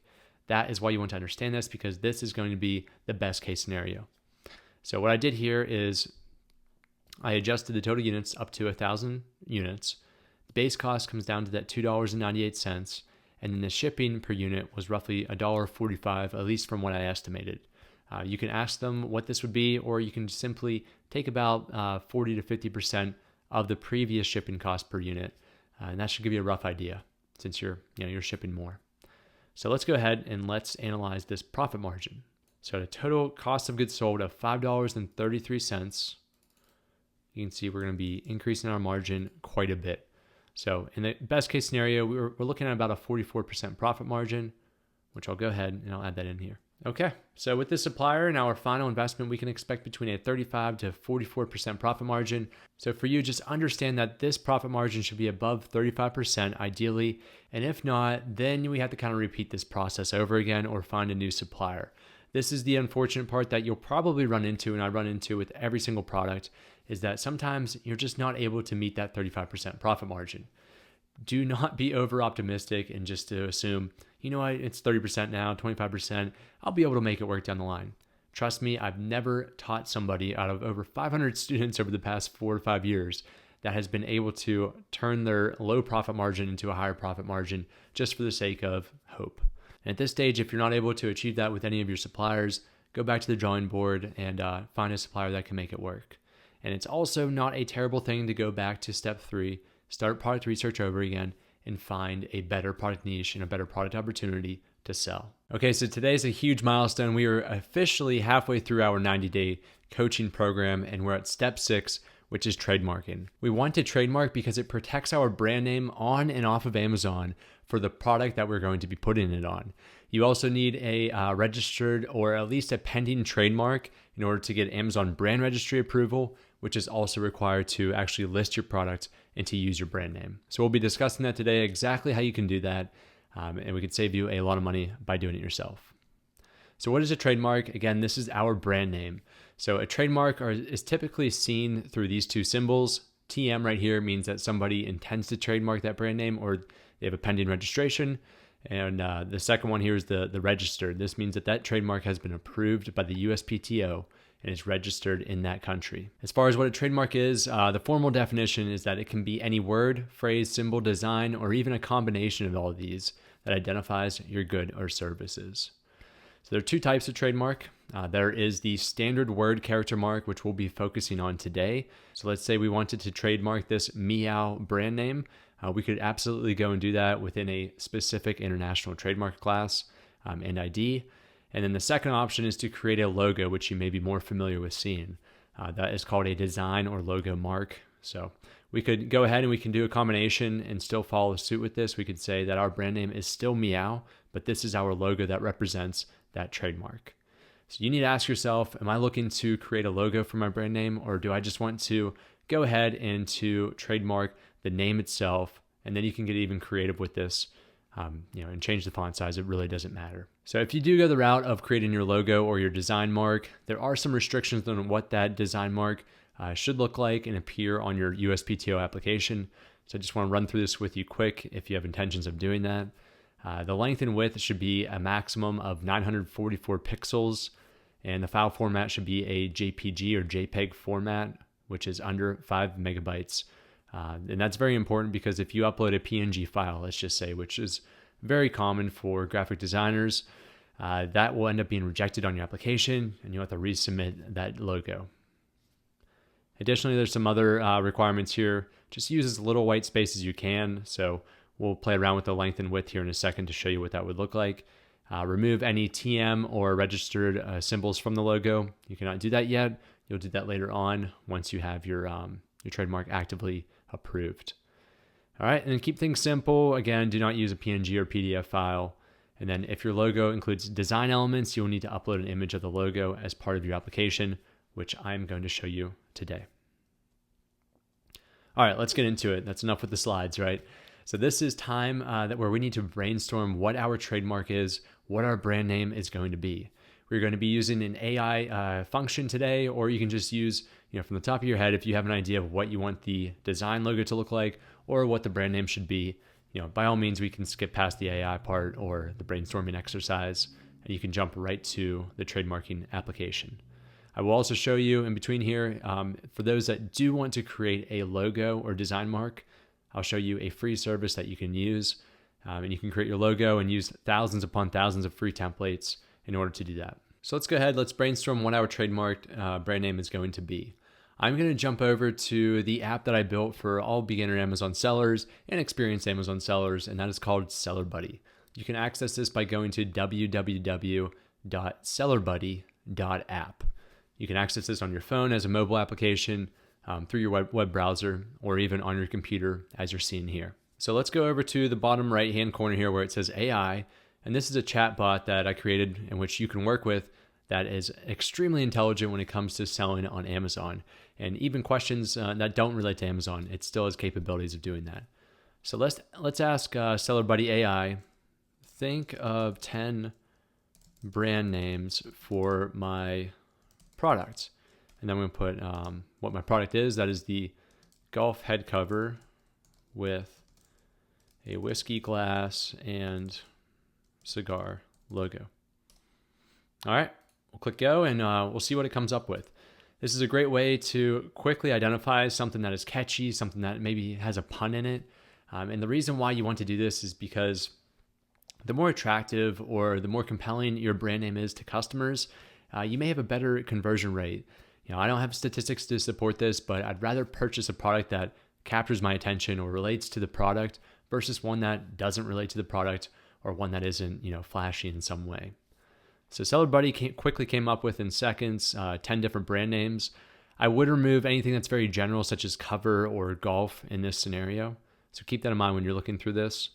So some trademarks that we could consider: swing and sip, that ties into the whiskey glass; links and liquor.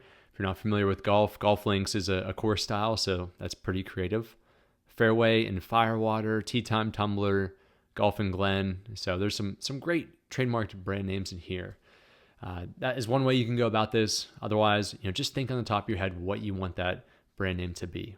Okay, so once you have your brand name, I'm not going to use one of these just because I already have my brand name of Vivere in mind. We need to go ahead before we even get to our trademark application and to check to see if anyone else in the United States trademark patent system is actively using this trademark, or at least is in the process of registering it. So to do that, you'll see a link down in the description if you're watching this on YouTube, or if you're on the course, check out the link that's at the bottom of this video. Go to uspto.gov, otherwise trademarks/search, and you'll see this green button. Go ahead and select this. And now we need to search for that trademark name. So for us, I'm going to type in Vivere. I'm going to click search. And now what you want to look for is, I typically take off the dead, because that means it's no longer an active trademark. And then I'll keep the live, which includes registered trademarks and pending.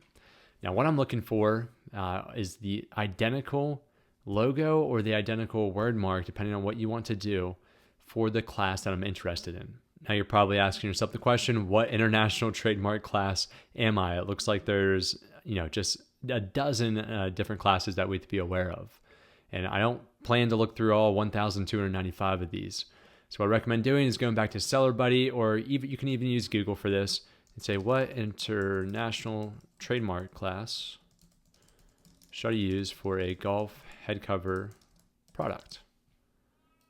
Now this is the first time I'm testing this out. I'm not sure if it's going to be able to do this, but it looks like it did. So we should use International Trademark Class 28, which is specifically for games and playthings, including golf head covers. Excellent. So that works for me. I'll come back here. I'm just going to select International Trademark Class 28. So this brings up a good point as far as what these classes are. So whenever you trademark something, you're not just trademarking the name and to prevent anyone from using that name.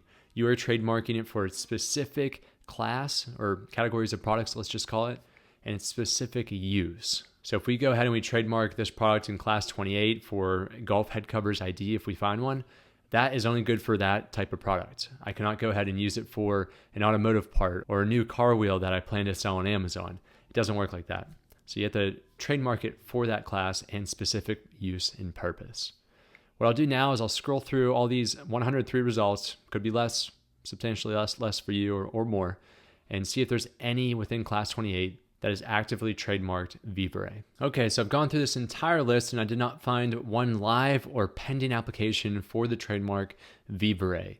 So at this point, this gives me assurance that I can go ahead and I can apply for this trademark successfully. I will say at this point, if you did come across one trademark that is identical to the one that you're looking for in the trademark international class that is suitable for you, or if it's even somewhat close, I would recommend that you stay away from that trademark and to go back to the drawing board and brainstorm a new brand name.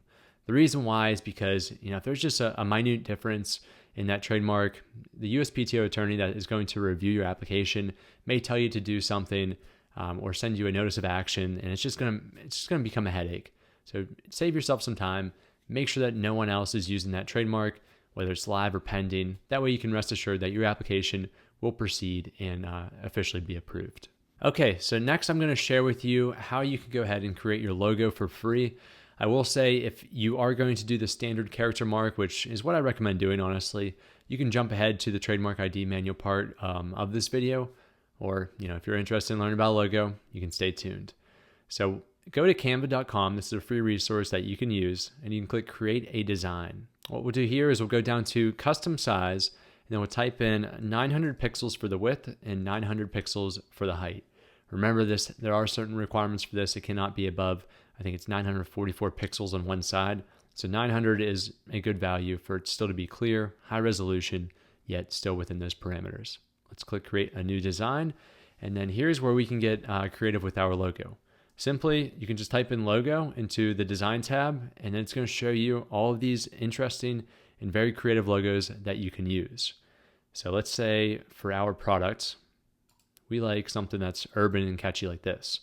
It already has the font style and the color coordination already outlined, and we can go ahead and we can click this and type in Vivere. So for our logo, I'm going to delete this. This could just be our logo. It's simple enough, right?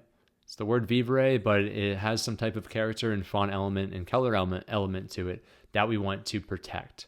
So I recommend, if you have no design in mind, just type in logo. You can even type in something like, for us, just type in golf logo. And now we have thousands of different golf logos that we can use as a template. We can individualize it and customize it as we wish and just make our lives that much easier. All right.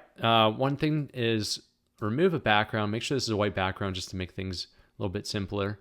And then we can go ahead and we can export this. So to download and export it, in the upper right-hand corner, click Share. Go down to Download. And then this is a very important part. Make sure you change this file type from PNG to JPG for JPEG.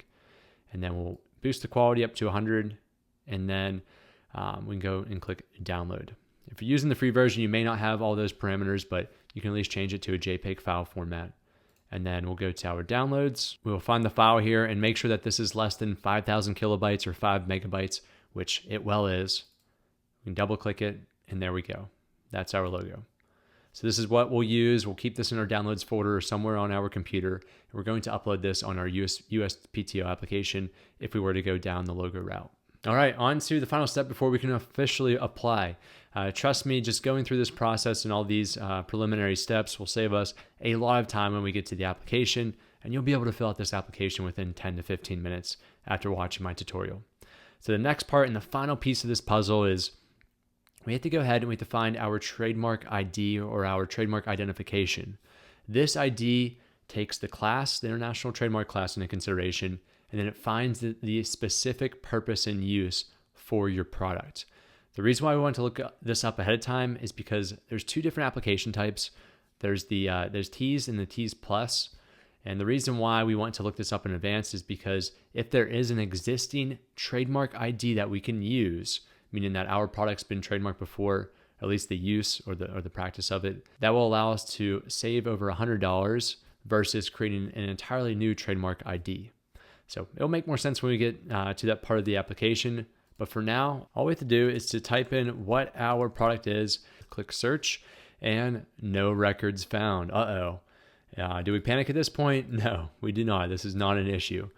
More than likely, you're either too specific of what your product is, or you're using keywords that, again, may be too specific or may not accurately represent what your product is.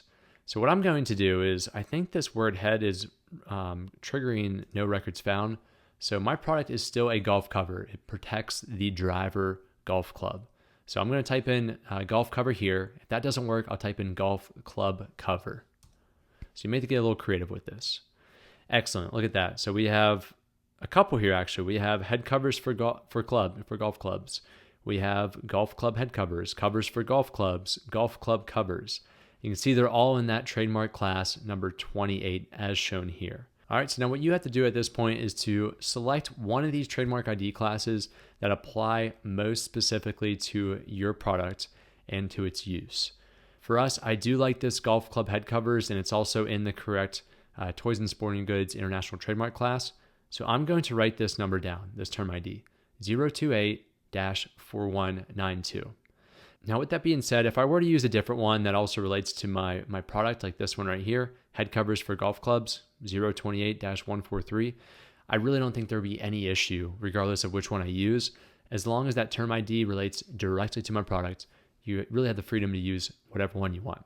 Now, in the slim chance that there wasn't anything that popped up, even after you've messed around with the keywords, and you can't find a ID that represents your product, or if you're selling a very new or novel product that has a very specific new use, you may have to go ahead and to go with the T's standard application, which comes with a higher cost of about $100 more, and you will end up creating your own term ID here and your own description of what your product's use is. Nothing to worry about, but make sure you don't bend the rules here. In that scenario, don't go ahead and just, all right, I'm just going to select this one just because, they'll never know. Trust me, the USPTO attorney that reviews your application will know. They are always smarter than us. So make sure you go ahead. If you can't find one, use the other application, which I'll show you here next. Excellent. So we're finally on to the application itself. Now that we've brainstormed a brand name that we plan to trademark, we've also searched it to make sure it wasn't actively or pending as an application currently. And then lastly, we also found a term ID, a trademark ID that we'll be able to use on our application. So there's two ways of doing this, specifically for Amazon sellers. If you want to just have Amazon and their service partners do this for you, and what I mean by service partners is a legal practice, they have partnerships with legal practices that will go ahead, they'll take your brand name, and they will do the entire application on your behalf. Now, the catch here is it's $1,000 to $1,500 on average from the students I've mentored. So it comes with added cost compared to doing it yourself, but you can at least rest assured that you don't have to worry about doing this. Now, what I plan to teach you is how you can do it yourself. You do not have to be a lawyer or an attorney to do this. You can absolutely trademark your own brand name absolutely by yourself, and it should only cost you $250 if there's an existing trademark ID. If not, it's going to cost you $350. Not a big deal. Okay, so what I want you to do is to go to the USPTO website, and that is at www.uspto.gov/trademarks/apply. If you have a uspto.gov account, we can quickly go to the Trademark Center beta here, and we can go with the application. If not, you will have to create your own uspto.gov account, and you also have to verify your identity. To do that, you can see right here, it says you will need to create a uspto.gov account. Click that hyperlink. And then you're going to be asked a series of questions regarding your personal information. I'm not going to take time to really go through this application since I have an account, and it's fairly straightforward.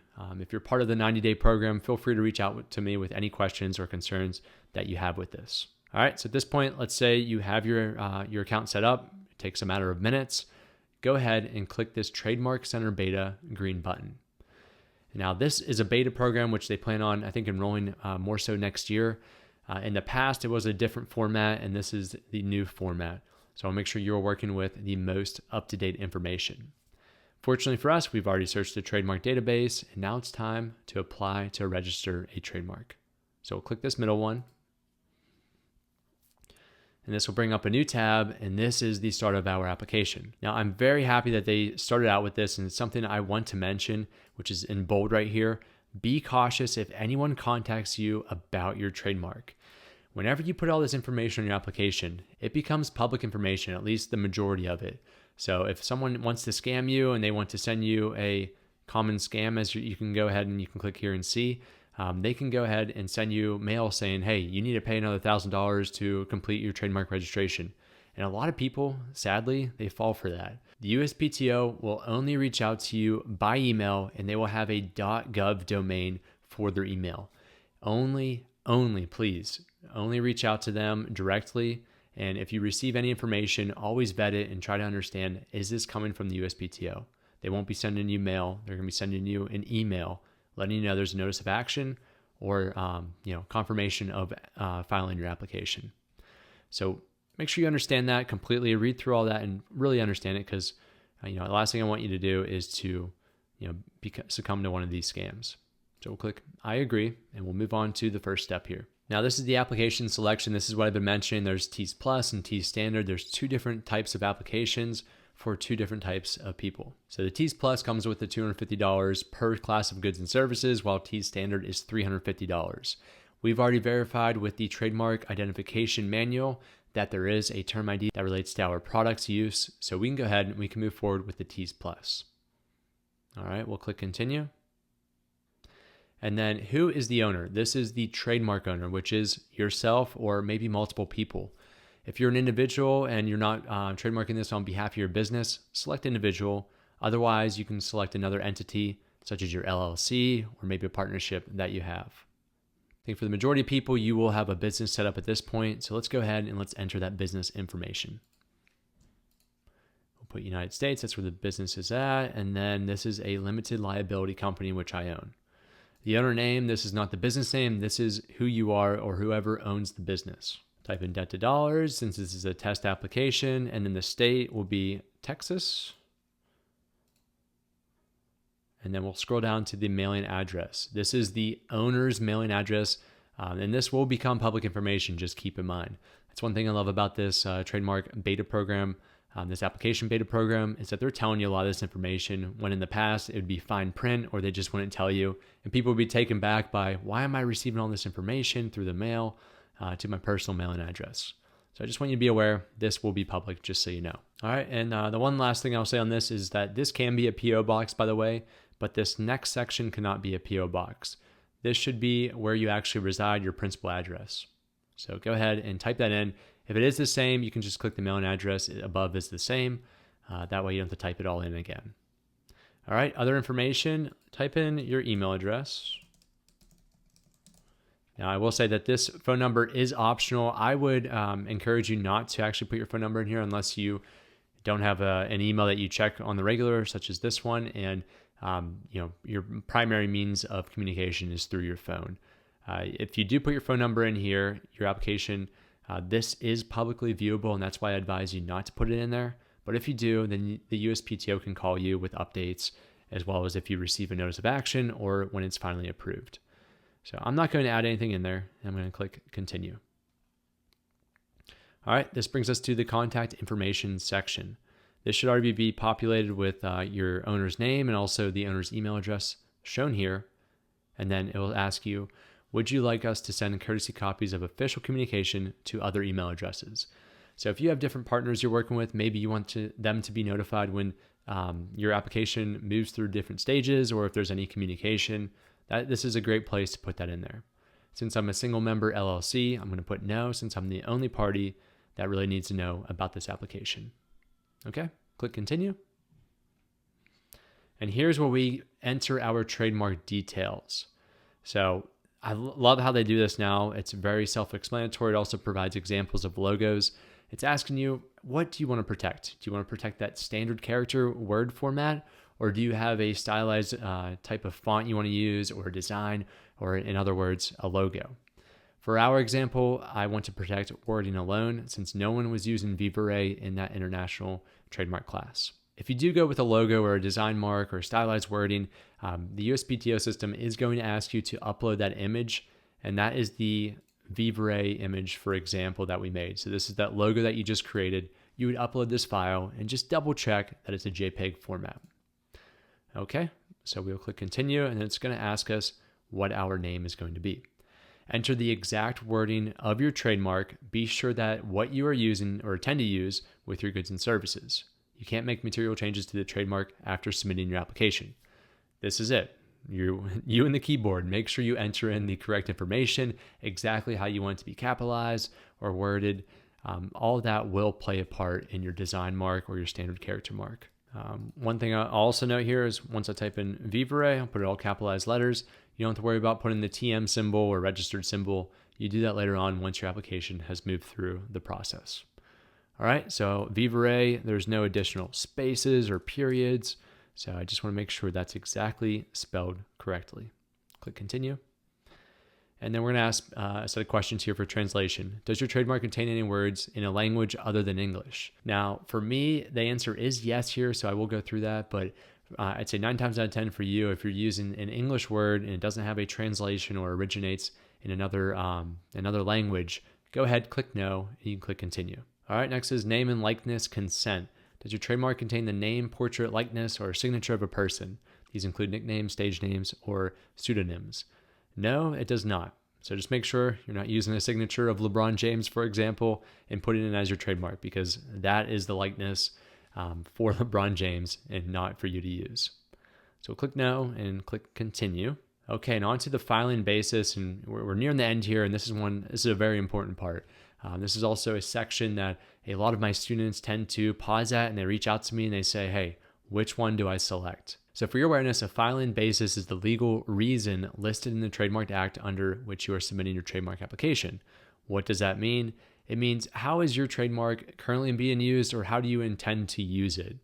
And again, I cannot say enough, I'm not being endorsed by USPTO, but it's night and day the difference from the old application to this.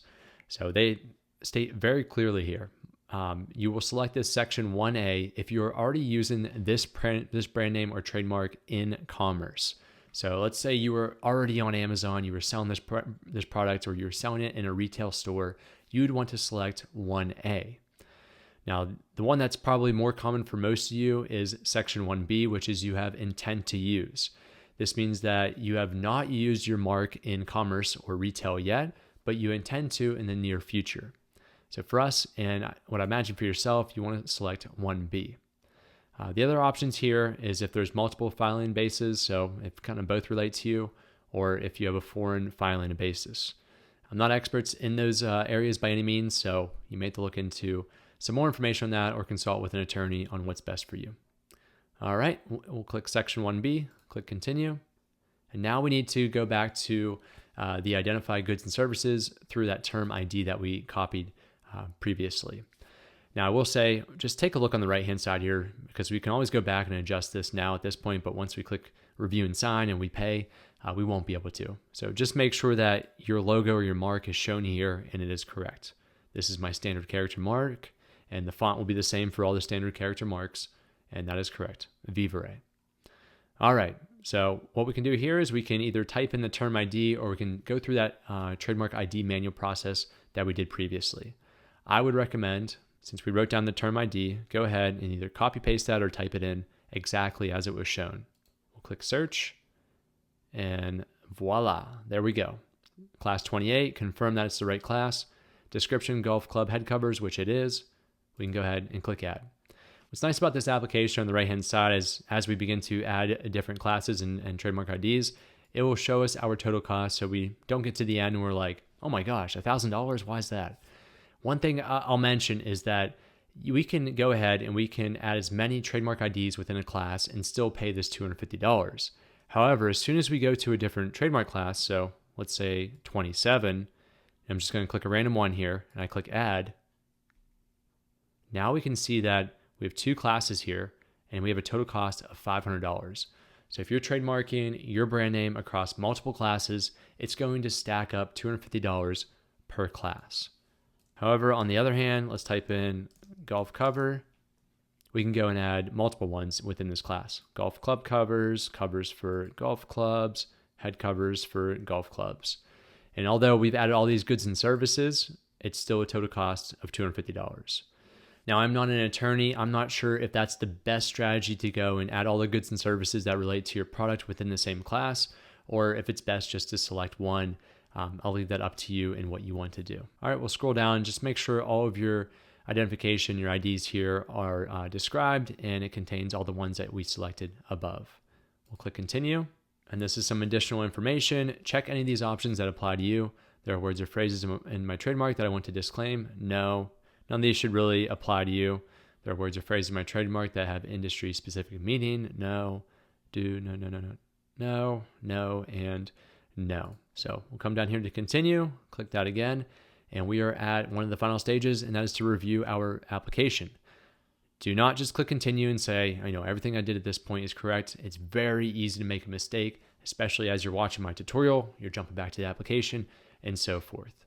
So click contact information, and then look through all of your information, double check it, because this information will become public, and you also want to make sure that you receive the emails and that your email address is correct. Go through the trademark details, make sure that is exactly what you want it to look like, if it's a design or a standard character mark, and then go to goods and services. Just double check that these are the 4 goods and services that we want to register in trademark class 28. All right, we'll click continue at this point. So we'll be asked the signature method, and we can either sign directly, we can send this application to someone else to sign. That's typically if you're doing this on behalf of somebody, or you can upload your signed declaration. Keep it simple, click sign directly, and then we can come down here. We're going to check all these. I encourage you to read what all these mean, but they're really just disclaimers and things that you have to agree to in order to proceed with your application. All right, now down to the signature. USPTO is a little bit weird, but you have to use the / and then you enter your name. It has to be the format and how you'd sign it. So down here you can see you can put your full name, such as John Doe, or you can put your initials, JD, or JD, and some type of number code there. So it's whatever you use for your signature. I'm just going to put JE for my signature, and then make sure you close it, and that red alert will go away. Date signed, today's date, and then we'll put our name. So don't just put JE here, type in your full name. All right, the last step is what is your position? Our position is the owner. That is the trademark owner. If you're a joint owner, put owners, or there's some other examples here that you can look at. And finally, click continue. And then the last step is to click pay now. So we should only expect to pay $250 to the USPTO for this. And then as soon as you pay now, you'll either receive your confirmation on the next page, which also includes your serial number. Make sure you write down that serial number and keep that in a safe place, or copy and paste it into a Word document or something, because that's what we'll use for our Amazon brand registry application. Additionally, you should receive an email within an hour or so from the USPTO.gov with that serial number and also the confirmation of your filing. Welcome back, guys. We are on to step number 7, and that is to place our order and to set up shipping from overseas or our manufacturer's location to our home location or business location. Now, I just want to take a second just to jog your memory. The previous step that I'm sure you're well aware of is we just completed trademarking for our brand name. The reason why I want you and I encourage you to trademark prior to placing your order with your supplier is the last thing you want to do is to place your order for a brand name that you didn't trademark, and then let's say down the road, down towards here, you actually go ahead, you attempt to trademark it, but it's already taken. Or you realize that that isn't the name you want. So that's why we end up completing this trademarking step prior to paying the manufacturer and placing our final order. So we have all things squared away, and we can use our brand name, our trademark name, on our product and or our packaging. So today I want to share with you what you need to be doing and what you need to be thinking about before you place your order, and the things that you want to include in that final quote so you're good and ready to go. So before placing your order, the first thing that we need to do is to conduct some form of patent research. We will be using Google Patents today, which is a free resource, and and database that will allow us to search through the United States patent system. And we need to make sure that there aren't any existing designs that conflict with the design that we're purchasing, because it is illegal to infringe upon someone's intellectual property, such as a patent.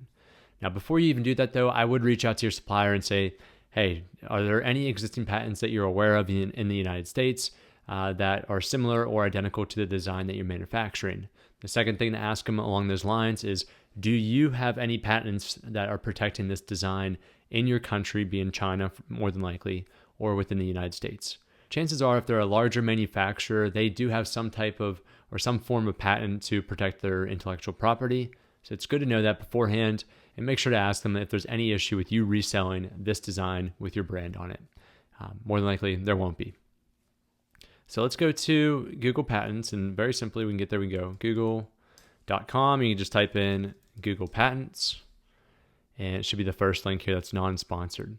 So it looks just like Google. However, you should be able to see the patents text right here. So that tells us that we're not searching through all web pages. We are just looking through all the existing patents.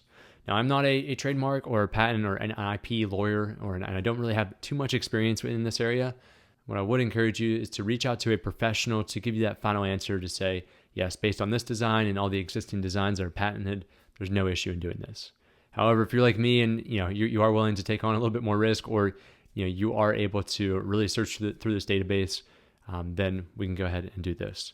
So what I'll type in is golf driver head cover, and I'll click search. So now this is going to bring up all of the different results and patents that relate to those keywords.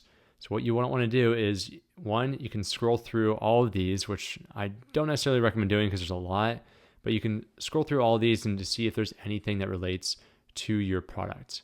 Another thing that you can do, which may be an easier way, is to go to Amazon, and again, we'll type in golf head cover, and then look for anything that is very similar to your product or nearly identical. Now, this isn't as applicable to more of accessory type products, which I'm selling here. This is, if I was selling a golf club head or a golf club itself, that would, I would definitely want to consult with a professional just to make sure that my design isn't identical or very similar to an existing one.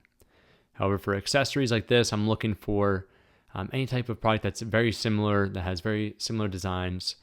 And what I want to do is, if I do find one, let's just say this one is pretty similar to my product, I'd want to go down here to where it says sold by, which is the seller for this brand.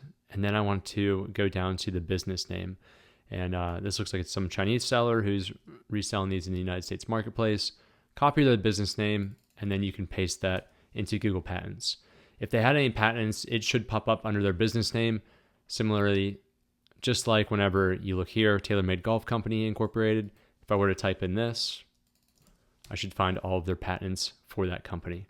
So it's a quick way. It's kind of a reverse method to see what's on the Amazon already. If there's something that's similar, identical, copy that business name, put it into here in Google Patents, and see if anything has been patented that would conflict with the design that you're looking to sell. All right, the second item here is the tax exemption ASTEP. You should have already done this a couple steps ago, but if you have not, make sure to go back in the course, watch this video, and make sure you complete your tax exemption, since you will be reselling this product. You should not pay sales tax to your supplier. The third item is shipping Incoterms. We already touched upon this. We were talking about suppliers and overall shipping, but make sure you request, at least for your first order, DDP trade or shipping Incoterms, which is shown here. This just shows you along the shipping process who's liable, the seller or the buyer. You are the buyer, the blue area in this instance. So it's much less of a headache for you, although it's some added cost to add DDP. That way the supplier is liable to get those products the whole way to the final destination, which should be your home location without any issues. And whenever we talk about customs, that's where things tend to get tricky because there's paperwork involved and there are potential fees depending on how costly your goods are that you're importing. So let your supplier do that through DDP. If you're looking to save a buck, or in the future, if you want to set up your own shipping and handle that importation process, you can go with XWorks and you can definitely save some money per unit. All right, fourth, at this point, we did this previously, but calculate your margin. Know what your final margin is going to be with your product and verify that it'll be greater than 35%. The fifth item here is make sure that before you go ahead and you complete a payment to your manufacturer or your supplier, ask them for a 3D product image of your product and or your packaging. And in some instances, if you're working with a very reputable supplier, which in this case for the golf head cover we are, they were actually able to manufacture a single sample and they were able to send me pictures free of charge.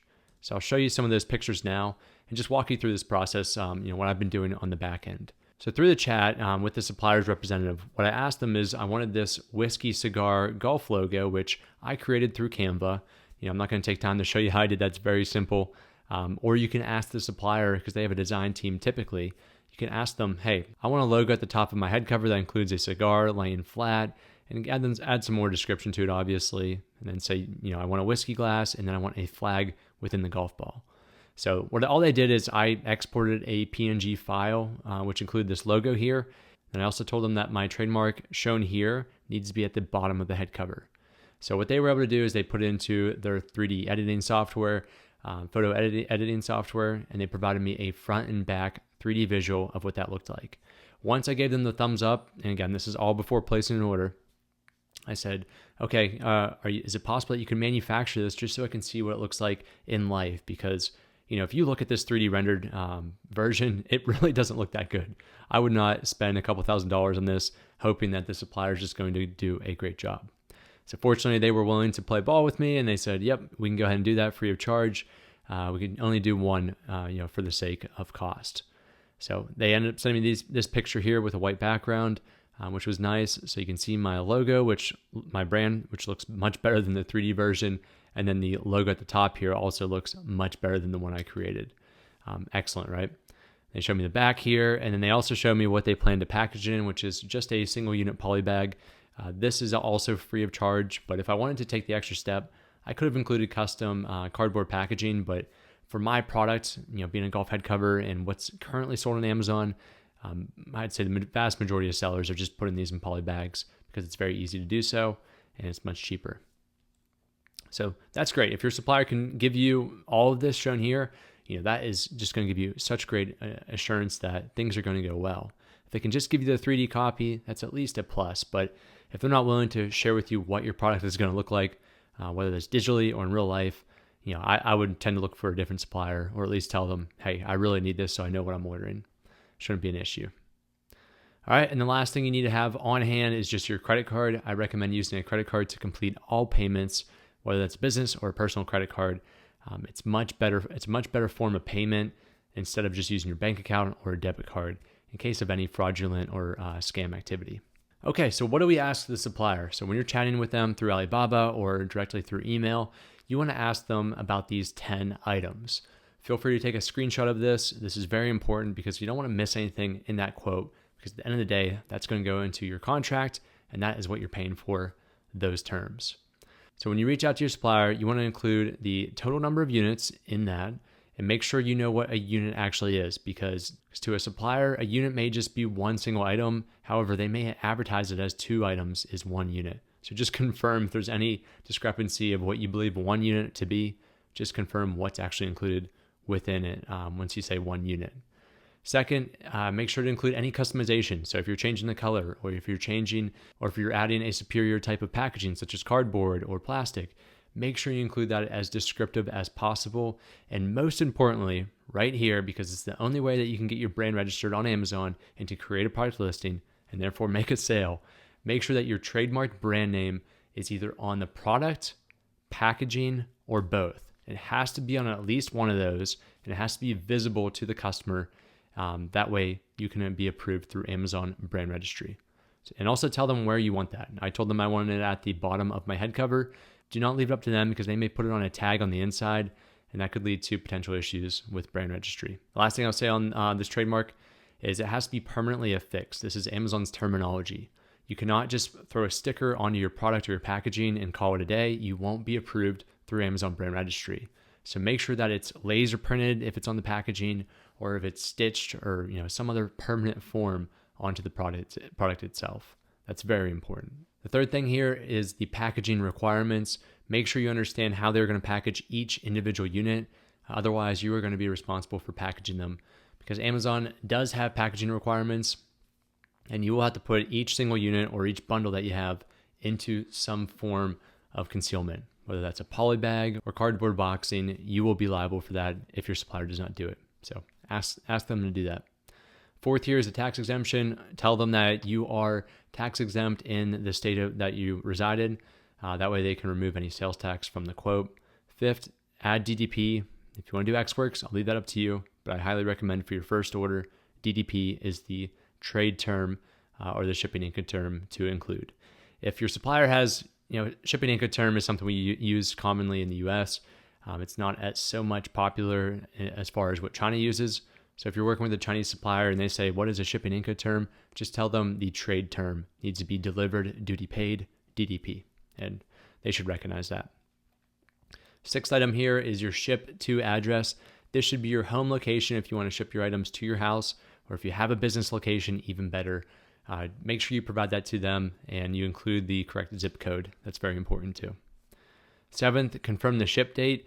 This is something a lot of beginner sellers overlook and they don't ask for, and suppliers aren't, they are not obligated to tell you, hey, this is when we plan to ship it. If you can get a ship date out of them and to put it in the quote that, hey, they have to ship this within 2 weeks, or the scheduled date that you agree upon, that at least gives you a line in the sand and you can monitor them to make sure that they ship by that date. Otherwise, you could reach out after 2 weeks and say, hey, what's going on with my products? And they say, well, we didn't include a ship date, so we're going to get to it when we get to it, and it could take months at that point. They are not liable for anything unless they give you a ship date, so that's why it's important to include it in there. Eighth item here, another overlooked step for many beginner Amazon sellers, and that is to make sure that you include a split transaction and you do not pay in full for your entire order up front. Now, most suppliers on Alibaba, of course, they are willing to do a split. And what I mean by split, let's look at this example here, 40/60. Whenever you get your final quote and they ask you for payment, you should only pay 40% of the total invoice. If it's a $1,000 order, including shipping and everything else, you should only pay $400 up front, and then the 60% or $600 will be paid once your products have completed manufacturing and they're ready to ship. And typically this includes some form of photo or real life evidence showing you all of your products. 50/50 is another option, and obviously the less you pay up front, the better for you. But these are the two most common that you see: 40/60, 50/50, and then some other splits. Just don't pay 100% up front. Ninth is the inspection service. Whenever you're completing your order on Alibaba, you will have an option to add an inspection service where a third party will come in, they will verify the invoice to what's shown there, and they'll also look for defects. It's fairly inexpensive, and for the order for my head covers, I think it just came out to about $40 US dollars. So I went ahead and I opted into that because that was a cheap inspection service. The other option is you could speak directly to your supplier if they have inspectors on site and ask how much that would be, just to have a second set of eyes on your products and to make sure that everything's there before it ships from China. Now, one thing I'll say on that is I would go the trade assurance route through Alibaba, their inspection service, just because that's the third party. It gets a little weird if you go to a manufacturer and you use their own inspectors. They're on the inspector side. They are working for the company. They're not working for you at that point. Even though it might be a little bit cheaper, I'd always go the third party route if possible. And lastly here, for the last thing to include in this firm quote, just request them that they are obligated to provide at least some form of photo evidence throughout the manufacturing process. What I mean by that is it's great to get a photo once the first unit has completed manufacturing. And if you want to add it, you can also ask them, hey, I need to see that first unit, and then I'll approve it, and then you can continue the line. It's pretty difficult to get them to do that. So I would be happy with just one photo once the first unit's completed manufacturing, another photo once all units have completed manufacturing, and another photo at least once everything's packaged and ready to be shipped. So those are the three that would be great to have. And it will also allow you to skip ahead and get to the brand registry application before you actually receive your products at your house. All right, so that's an itemized list here of 10 things you should include. If you have any questions, obviously reach out to me if you're part of the 90-day program, and I can even look through the quote with you and tell you if everything looks good according to my criteria here. One thing I will say is a common question you may receive from the suppliers. They may ask you, do you have any barcodes, any UPCs, or any FN SKU labels, since these are going to be sold on Amazon. I want to just touch upon this. A simple answer to that question if they ask you is just tell them no at this time. In the future, you can provide them the FN SKU or your UPC labels, and they can put it on your packaging. However, for now, I'm just going to encourage you to do it yourself so you understand the process better, and then in the future, you can have your supplier do it. Another reason is we haven't created our listing yet, so we don't have these FNSKUs. All right, I'll cover these barcodes very briefly, and then we'll discuss more, obviously, in step 9 when we create our listing, and we actually need one of these. But the main difference between these two is one is a product ID, a product identifier, and that's commonly known as the Universal Product Code, or UPC. This is the European version, and then G10 is just a global trade identification number. I believe that's the abbreviation there.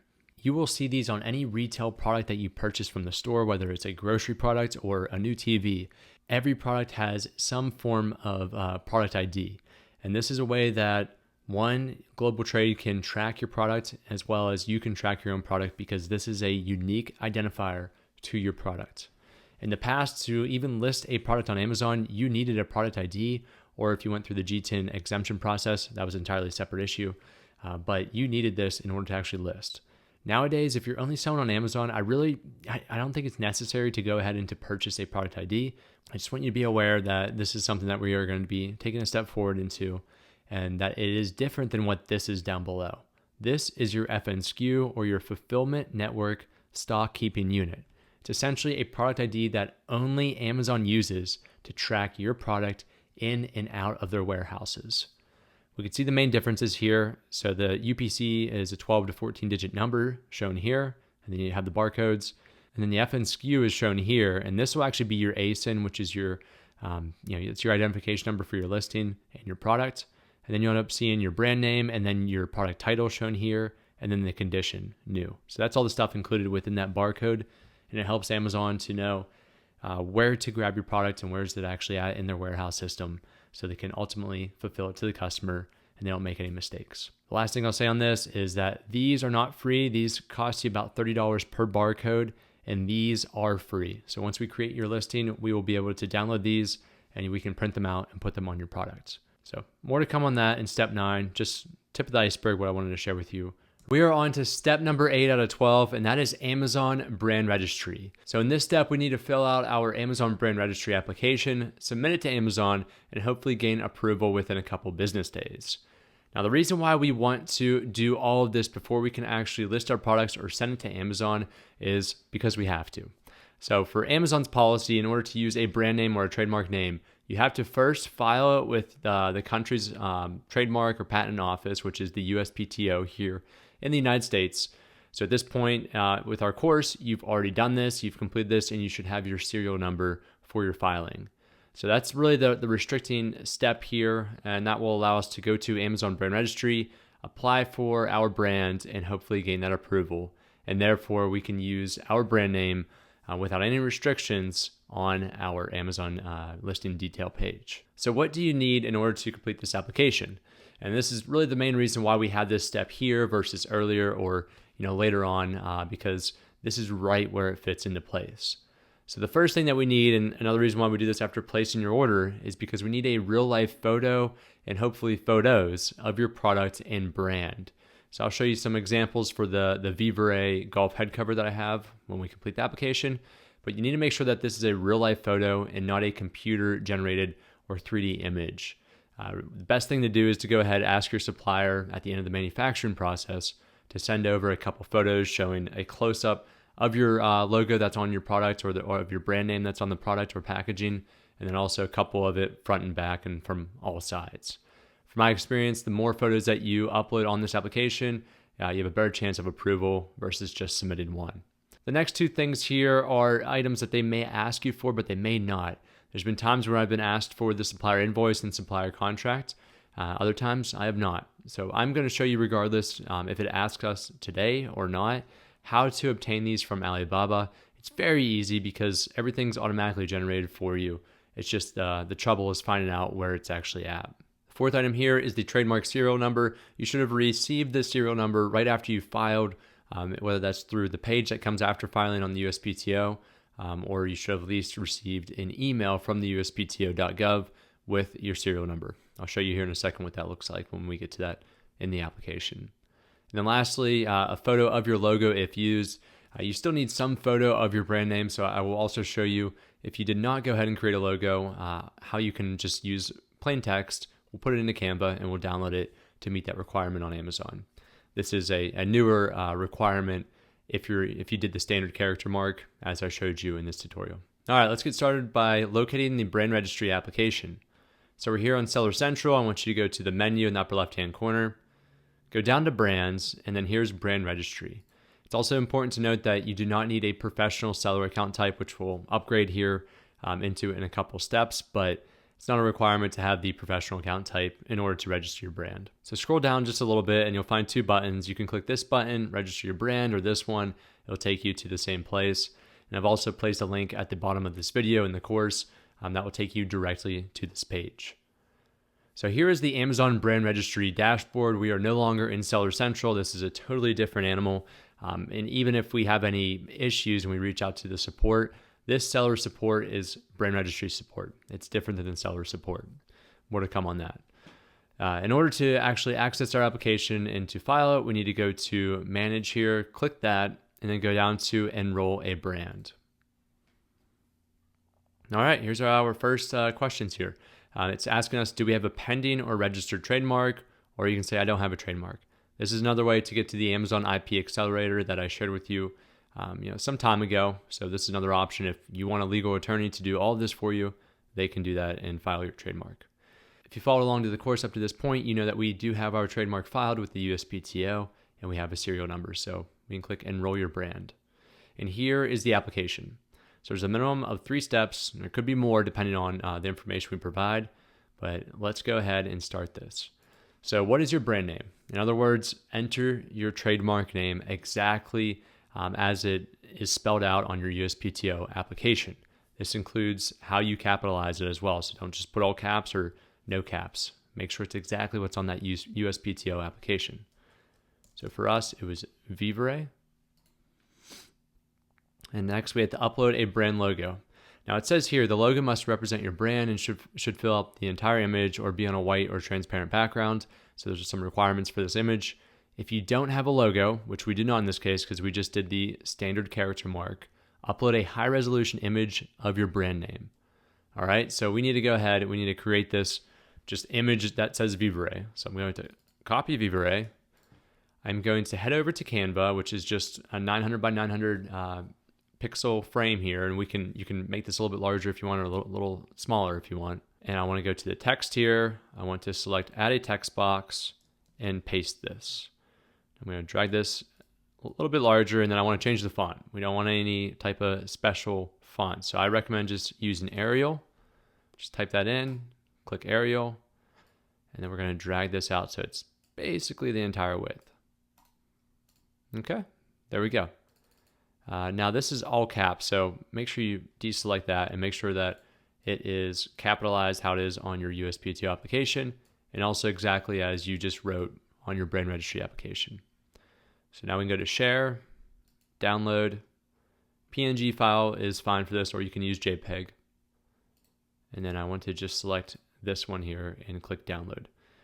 If you have Canva Pro, you can use the transparent background, so it's just the black text with a transparent background, or you can keep it white. I'm just going to keep it white for the sake of this.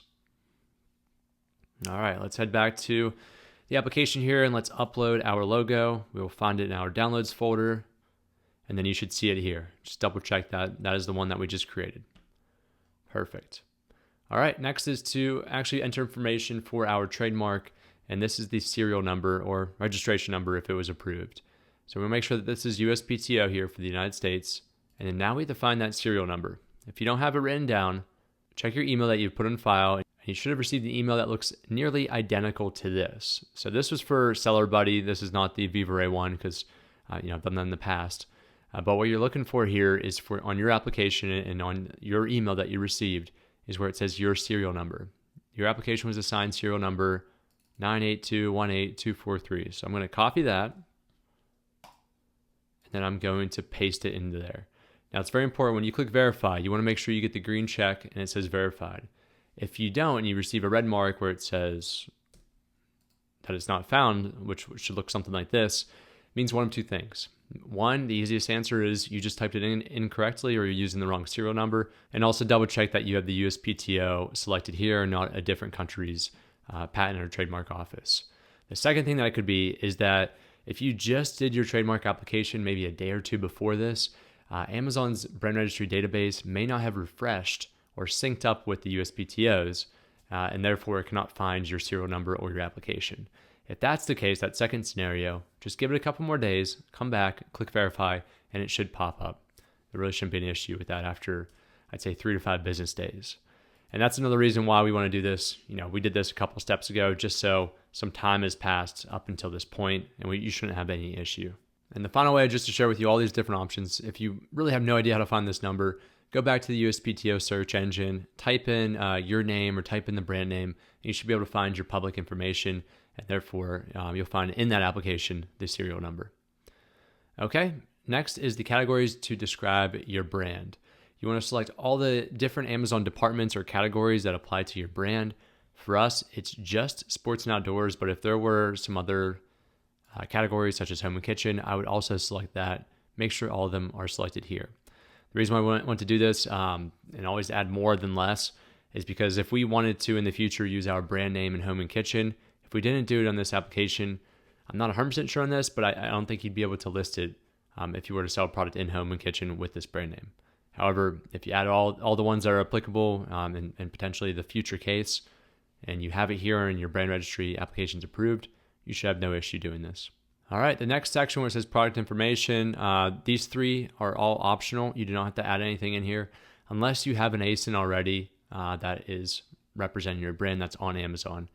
This is very unlikely that this applies to you, and since these are optional, I would not recommend doing them. All right, product images. So here's the very important part. I'm going to bring up an image that my supplier sent me, which I know you've seen this before. This is my golf head cover with my brand name shown down here and the entire product in full frame. Now there's a couple requirements, especially if you're just submitting one photo. If you're just submitting one photo, you want to make sure your entire product is full in frame and you can clearly and visibly see the trademark brand name that is shown here. You also want to make sure that this is permanently attached. If this is just a first copy of your product and the supplier just wanted to show you what it would look like with a sticker on it that shows your brand name, that will not pass this. Amazon's very strict that this has to be permanently attached. And as you can see here, mine is visibly stitched. So there shouldn't be any issue with that. The other thing I want to note is that, I think I mentioned this earlier, this has to be a real life photo. This cannot be any digitally altered photo that throws on a digital logo or has a digital background or just overall is a 3D scan of your product. Make sure this is someone who took it with their phone or their camera and it shows your product in full frame. Now what we'll be doing is I'm going to submit this photo. I'm going to upload this. I'm also going to upload this photo, which is just showing the back. Again, it doesn't hurt to add some more photos here. And I'm going to share one that has the packaging, which is the poly bag, and you can actually see the product a little bit better. By submitting all 3 of these photos, it will give me a better chance of gaining that approval instead of just submitting one photo and maybe it doesn't have everything in there that the Amazon brand registry team needs. You also want to make sure that this is a JPEG, PNG, or GIF file, and they cannot exceed 5 megabytes. So just make sure we're following these guidelines. Now I'm just going to select these from my desktop and drag them here, wait for them all to upload. Looks good. We can go ahead and click next. Second is the business information. This is very easy. You are a seller, and then you're going to see here, I blurred mine out, but you'll see your account ID, some people call this, but it's better known as your merchant token. This is your unique Amazon account, Seller Central account, unique identifier, for lack of better words. So just select that, even though you're going to have no idea what all those digits mean. Make sure those 2 boxes are selected, and then we can click next. Okay, so this section, this is usually above this. It's not asking me for the invoice or contract, but more than likely, if you're a first-time seller, this is a new account, they were probably going to be asking you that. So I'm going to show you this information, then I'll show you where to obtain the invoice, the manufacturer invoice, and the manufacturer's contract. So for this section where it says distribution information, which everyone should see, does your brand sell to distributors? If you do, click yes. More than likely, you're going to click no. This one's optional, so let's just skip it. And then licensee information. Do you license your trademarks to anyone else, any other sellers? The answer is no. Click no, which is more than likely the case.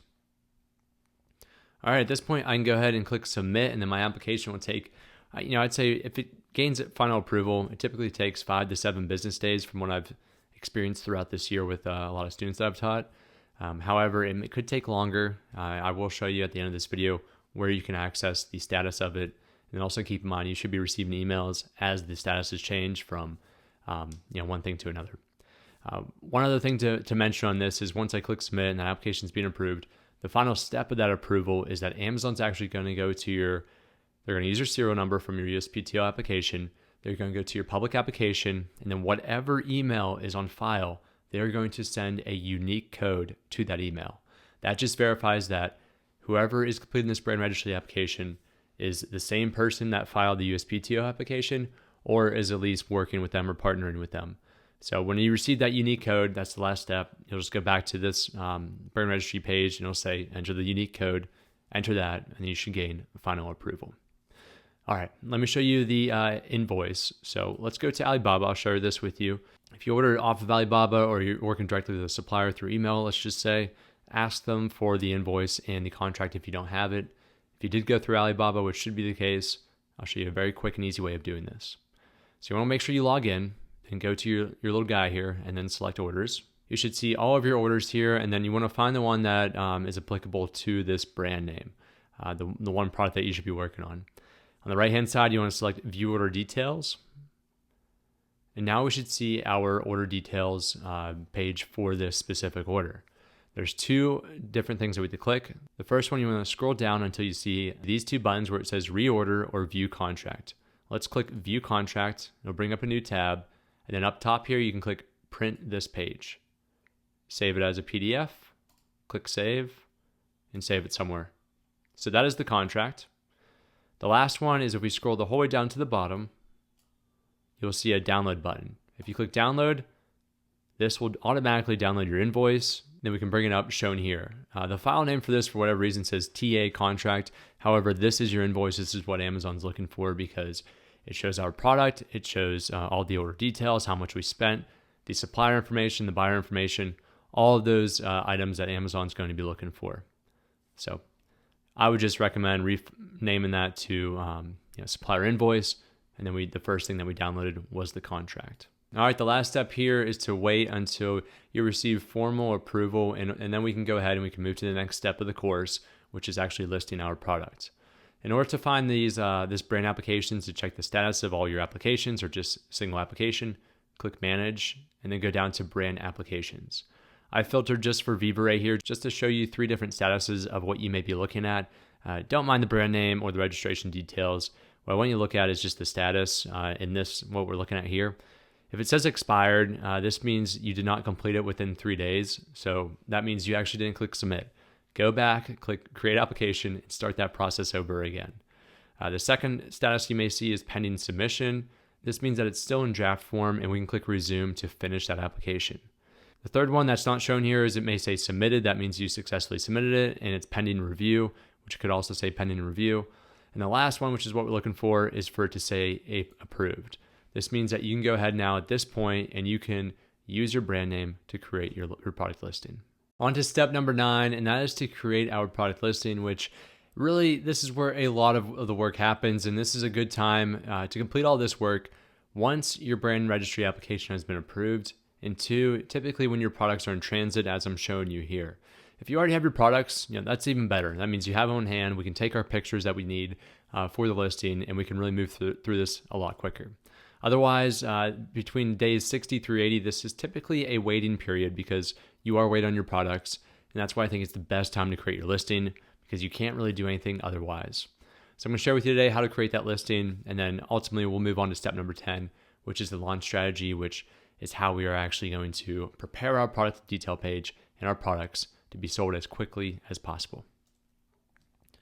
So let's take a look at this pyramid. This is what we are going to be working through today, at least partially through today, but throughout this entire step 9 lesson, this is what we'll accomplish. So the first thing we want to do is we want to perform keyword research. We're going to use Jungle Scout for this, but you can also use Amazon or you can use Google Trends. You can use a lot of different free resources. Keyword research ultimately comes down to search rank. So what we're trying to do is we're trying to find different keyword search phrases that customers are currently typing in. We want to put that on our listing So Amazon's algorithm finds our listing when a customer types in this term and increases our chance of actually ranking and listing high. So for us, a trending keyword may be best golf cover, or maybe white golf head cover, something along those lines, and I'll share you with you how to find that. Once we find that information, we are going to put those trending keyword phrases into our listing content, which is the second block here. We are also going to be using Amazon's AI platform, but you're also welcome to use ChatGPT or Seller Buddy AI to accomplish this. So I think this is a great way to leverage today's technology to create at least the foundation for our listing content. And what I mean by content is the title, the bullet points, the product description, any type of physical content or words that you see on a listing. If we use AI, it can lay us a solid foundation, and then we can add in our own keywords to make it sound better or more accurate, or to include a better search rank keyword term. All right, then we'll move on to media here, which we'll use Canva to create our product images. In the video that I'm going to share with you is actually what I use to create a product listing for these butane lighters. You can apply that same logic to creating them for my golf head covers as well as your products. So I'll share with you at that point how to create 6 images. And then lastly, we'll upgrade our membership to the professional seller plan. More to come on that. And create A+ content, which is just visuals, which is just images that you typically see in the product description section, and helps you to convert more sales. So let's start off with the building block here, keyword research, since this is a foundation for everything else. And we'll go to Jungle Scout to get started. All right, so once you log into Jungle Scout, let's go to the left-hand side here, which they just changed up the menu. Go to Keyword Optimization and then Keyword Scout. All we have to do now is type in our product, or you can actually copy and paste an ASIN if you have a top competitor that's doing very well. I am just going to type in golf head cover, make sure it's United States, and click search. Very simple. So now Jungle Scout's looking through all of these different keywords that relate to that one keyword that I just typed in, and it's going to provide us all this information. You can see here, these are all the different keywords: golf head covers, driver head cover, 3-wood head cover, hybrid head cover, and so on. They're also going to share with us the 30-day search trend, how it's trending. So it's the end of the year as I'm making this, and golf products are typically poor performers just because of the seasonal changes. So this does not surprise me. Shares with you the exact search volume per 30 days, the category, just make sure this is your category, sports and outdoors for us. The PPC stuff here, which is pay per click, this is for advertising. We will use this later on, but you don't have to worry about it right now. The same thing with ease to rank. Relevancy score, don't worry about that. We're going to use our own logic to select the golf head covers based on the amount of search volume here. Okay, so you can either just keep this window up and we'll use this when we create our listing, or what I recommend doing is click download CSV. This will take a couple seconds, and then you can download this into an Excel or CSV file format. So click download. You can also open this up in Google Sheets or Numbers if you have a Mac, and then we can see here all that same information, but in a nice table shown here. So just keep that handy. I'm going to keep that window up, and then I'm going to go to Amazon Seller Central to the main page here, and I'll share with you how we can create our product listing. All right, very quickly, we can either click Add Products here, or because I have this bookmarked, or we can click Menu, Catalog, Add Products. And since I had this one bookmarked, I might as well show you how I did that. Just go to any of these sub items here, and then you can click this bookmark and just add that to your top row. So if you have anywhere that you like to go, on a routine basis to check reports, whatever it may be, you can add that as a favorite or a bookmark to quickly get you there. Now, fortunately for you, we are living in this AI revolution right now, or this AI advancement, and listing your products has never been easier on Amazon. Typically in the past, we would spend hours and hours to think of what's a great product title to capture the customer's attention while balancing the amount of keywords we're using. And then you have to do that again for the bullet points and for the product description. And it was just a lot of copywriting that took a long time to do.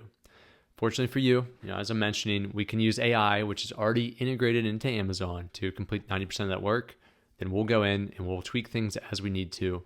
And, honestly, we can probably finish this within 20 to 30 minutes, if not sooner. So for listing your products, we can start out with a couple different options. We can enter a couple keywords that relate to our product. We can upload a product image, a product ID, which is your UPC.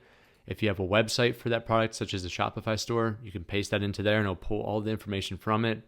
Start out with a blank form, which is what we've always done in the past.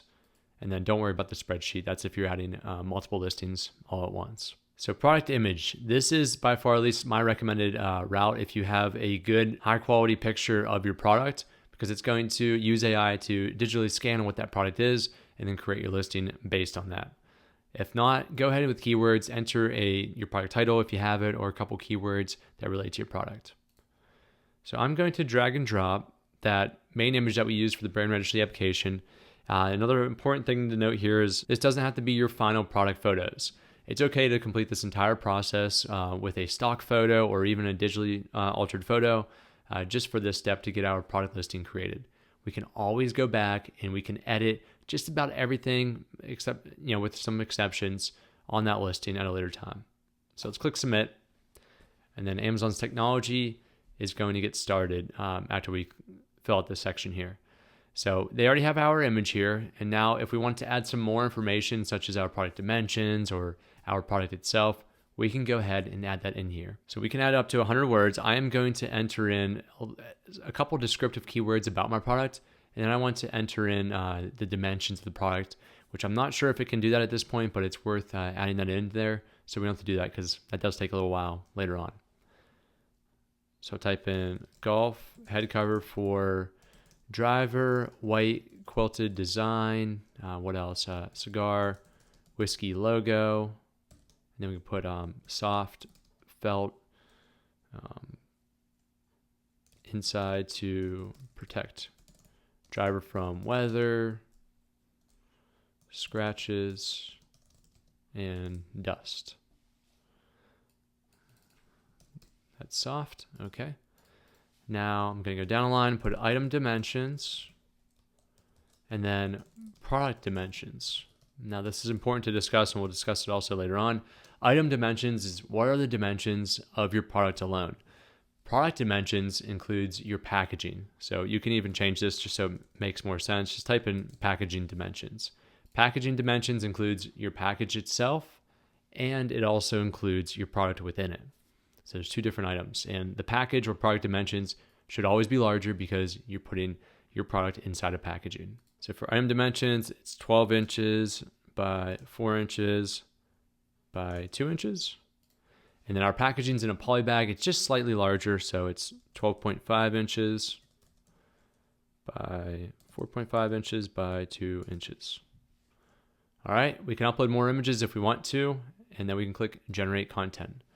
Now within a couple seconds, we should see our item name here pop up to a product title, which that's what this section is. And then also our product type should identify what that product is. So it's very good that this already identified that this is a golf driver head cover. It's white quilted, the cigar whiskey logo as we typed in, and then the product dimensions. These are all things that you should have in your product title. We are going to add more to this just so it sounds better and it's easier to understand. But it's at least a good start. And we'll see the bullet points. Yeah, that will save us a lot of time. So a couple things I'll do from the start here. I'll add the inches there, and then I'm also going to put one head cover. Capitalize that. Just because for a product like mine, that can be somewhat confusing if they're going to receive 3 of these head covers for all their woods. But it's important just to put what they are going to receive if it makes sense. So especially if you're selling in bundles, say they get 2 head covers in this scenario, it's important to put 2 there. At that point, I'm going to go back to the CSV file. And then this is ranked in terms of search volume. The more searches, the better for us. So we want to make sure that we have some of these in our title here. So we have driver head cover, which we already have, golf club covers. So I'm going to look through this list until there's something pops out to me, which also relates to my product. Make sure it has to relate to your product. So this head covers for golf clubs. I want to add that. I'm going to put it right here. You can have a maximum of 150 to 200 characters depending on your product category. You want to make sure you add enough, but also don't overwhelm the customer and have exactly 200 characters and have this massive title. Add enough keywords to really increase your search rank, but also to make it easy to understand and read. Okay. Another thing I wanted to add here, which the AI tool did not, is I want to add some important features for this specific product. So we have the white quilted. I'm going to put leather.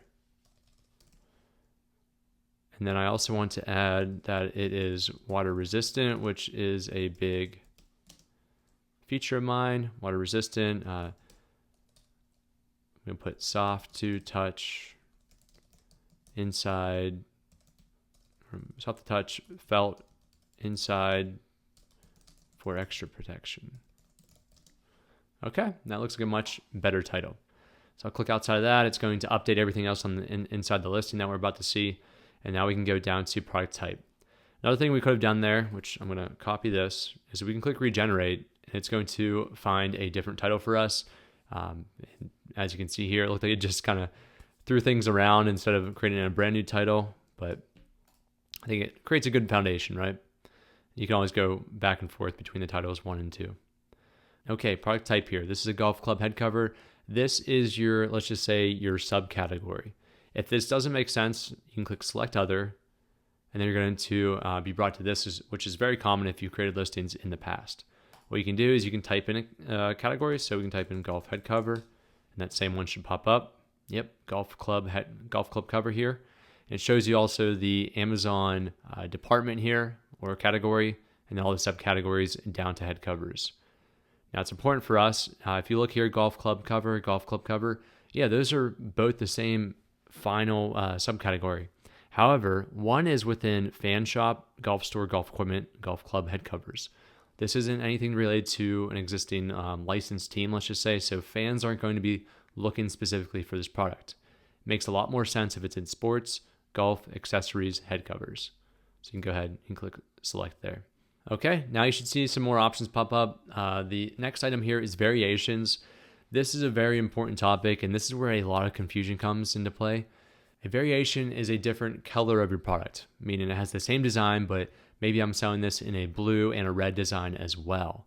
So it's important that if you have a different color or a size change, but it's still effectively the same product, you will have variations, so you want to select this.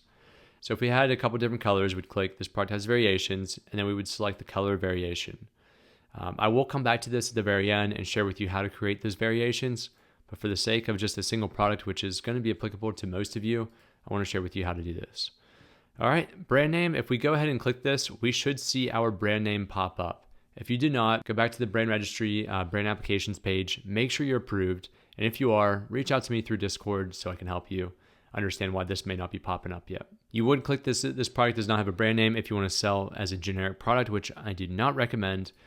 Always use your brand name, especially if you have it. The issue here too is if you start out with generic and say, oh, later on I'll add my brand name to the product, you cannot do that because that becomes a locked requirement. And anything that has this lock here, you cannot change once we go ahead and we submit this for the first time. All right, external product ID. This may have an asterisk next to it, meaning that it is required. And there's a few different things that we can do here. First, I would recommend just select I don't have a product ID if you only plan to sell this product on Amazon.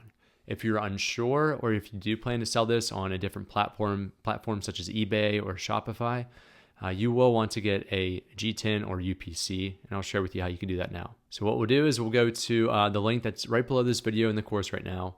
And this is the cheapest way of actually doing this. And this is purchasing a G10 for $30, which is just one G10. This is also the only company that you can purchase this from, which is gs1.org. When I mean the only company, this is the only company that Amazon allows you to purchase it from. Do not buy a recycled or third-party barcode, as it will be rejected. Another thing I want to note is if you do have variations, you will need one barcode for each variation, so it can become costly very quickly. It's very easy to fill this out. First, we need to enter our brand name, so we'll type in Vibere, and then the product description. Think of this as your product title. So we'll head back here. We will copy the item name, which is our product title, and we'll paste that into there. Then you can click Add to Cart, and you can complete the checkout process just as you normally would on any other website. At that point, once you finish that entire checkout process and you pay for it, you should receive what your G10 is. So you can copy that 12 to 14 digit number, and you should also receive an email with it, and then you can enter that in here. However, for most of you, I'd imagine you're just planning to sell this product at least on Amazon. So I would just select I don't have a product ID and click Next. Okay, so let's talk about what we're looking at here, and let's change a few things before we get to the content. Up top here, we have our tabs. So there's 5 tabs. There's product identity, which we just completed. description, product details, offer tab, and safety and compliance. You can jump back and forth as much as you want. If you ever see a red exclamation point, as we see here to the left of the tab, that means there is a required field that we have to complete before we can go ahead and submit this application. All right, the other thing we need to do is the attributes here. Select all attributes because there are some things within this that aren't required that we still want to add to our listing to provide some more information. Okay, so let's start out with our product description. This section will ultimately be replaced, this text here, it will be replaced with the A+ content that we create later on. But for now, we still want something in there while that A+ content is either being created or being approved. So what you want to do is you want to read what the AI tool came up with. Read this throughout and make sure that it makes sense to you logically as a human being. Because sometimes the language is a little bit off, or most importantly, it's going to be very general. It's not going to be specific to your product because it doesn't know your product like you do. If you have a certain feature that you want to add into this product description, make sure to go ahead and add that. I read through this and everything is good enough for at least this scenario. And again, you can always click regenerate. Bullet points are shown here. I recommend having 5 bullet points, no more, no less. You can always click add more to add more, and then you can select your 5 that you want to be shown. But make sure you don't just put 1 bullet point or 2. The second thing on bullet points, which is nice that they do this, it's great to add a subject like you see here, convenient size, colon, and then you have your sentence. I recommend no more than 2 sentences per bullet point because it just becomes way too much information. And with human beings having a shorter and shorter attention span, we want to make sure we don't lose them and they go to a different product listing. So the way they did it here was actually great. I always recommend 1 sentence is usually the best, and just try to be as concise as possible. These bullet points should show your 5 most important selling features for your product. These are the 5 biggest ideas or biggest items or biggest features that help you stand out from your competition. This is probably the second most important part from your listing, other than the images, which we'll create later on. So take time and review these, add some concise information to help sell your product. All right, next is images. You do need 1 image, and we'll talk about what these images require at this point. And then obviously when I create the video, I'll share with you how to create at least 6 of these, up to a maximum of 9. The first image is your main image, which you can see here. This is one that has a white background. It will not be approved if it does not have a white background, so that's very important. For now, I'm going to upload the supplier photo just so I can get this listing created. It may create a red flag because it doesn't have a perfect white background, but it's enough to at least submit the listing. And then later on, we can always go back and I'll show you how to edit those images. All right, once you've uploaded that, let's go to the next tab here, and that is product details. So this is really a lot of like specific model information for your product.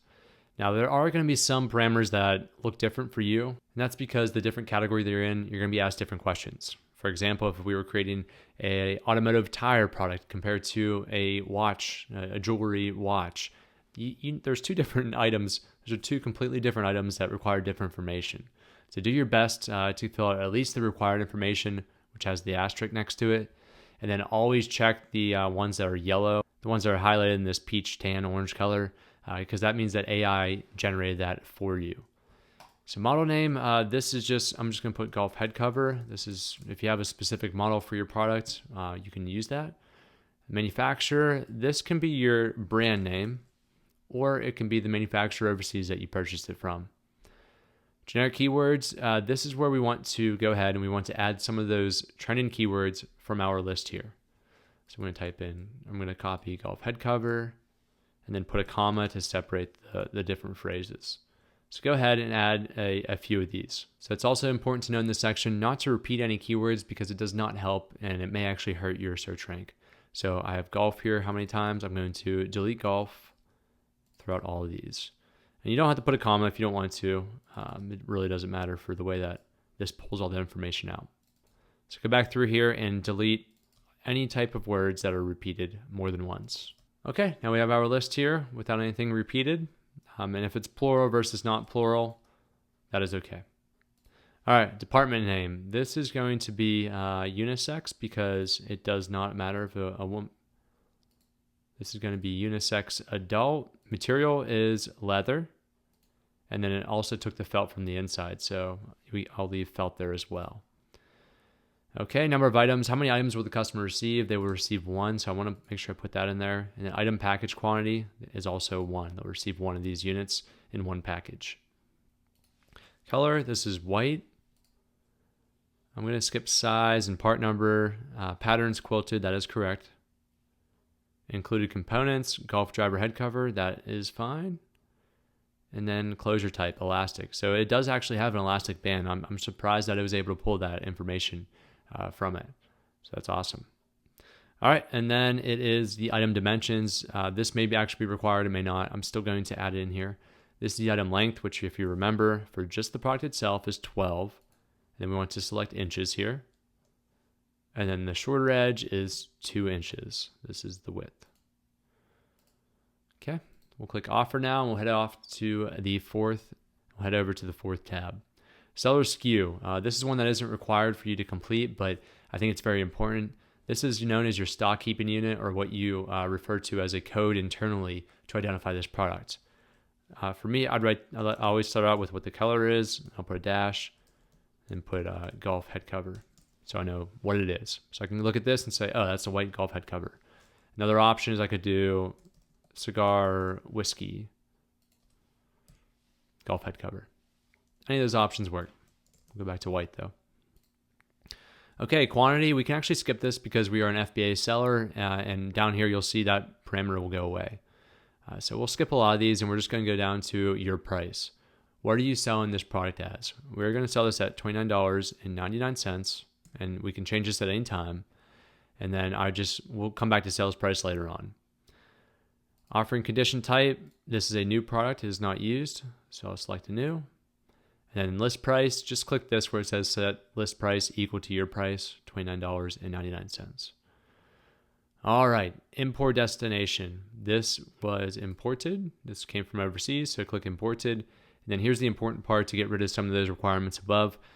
How will you fulfill these orders to the customer? Will you do MFN or FBM, which means you will fulfill these to the customer yourself, or will we be using fulfilled by Amazon or FBA? That's what we'll be using, so select FBA.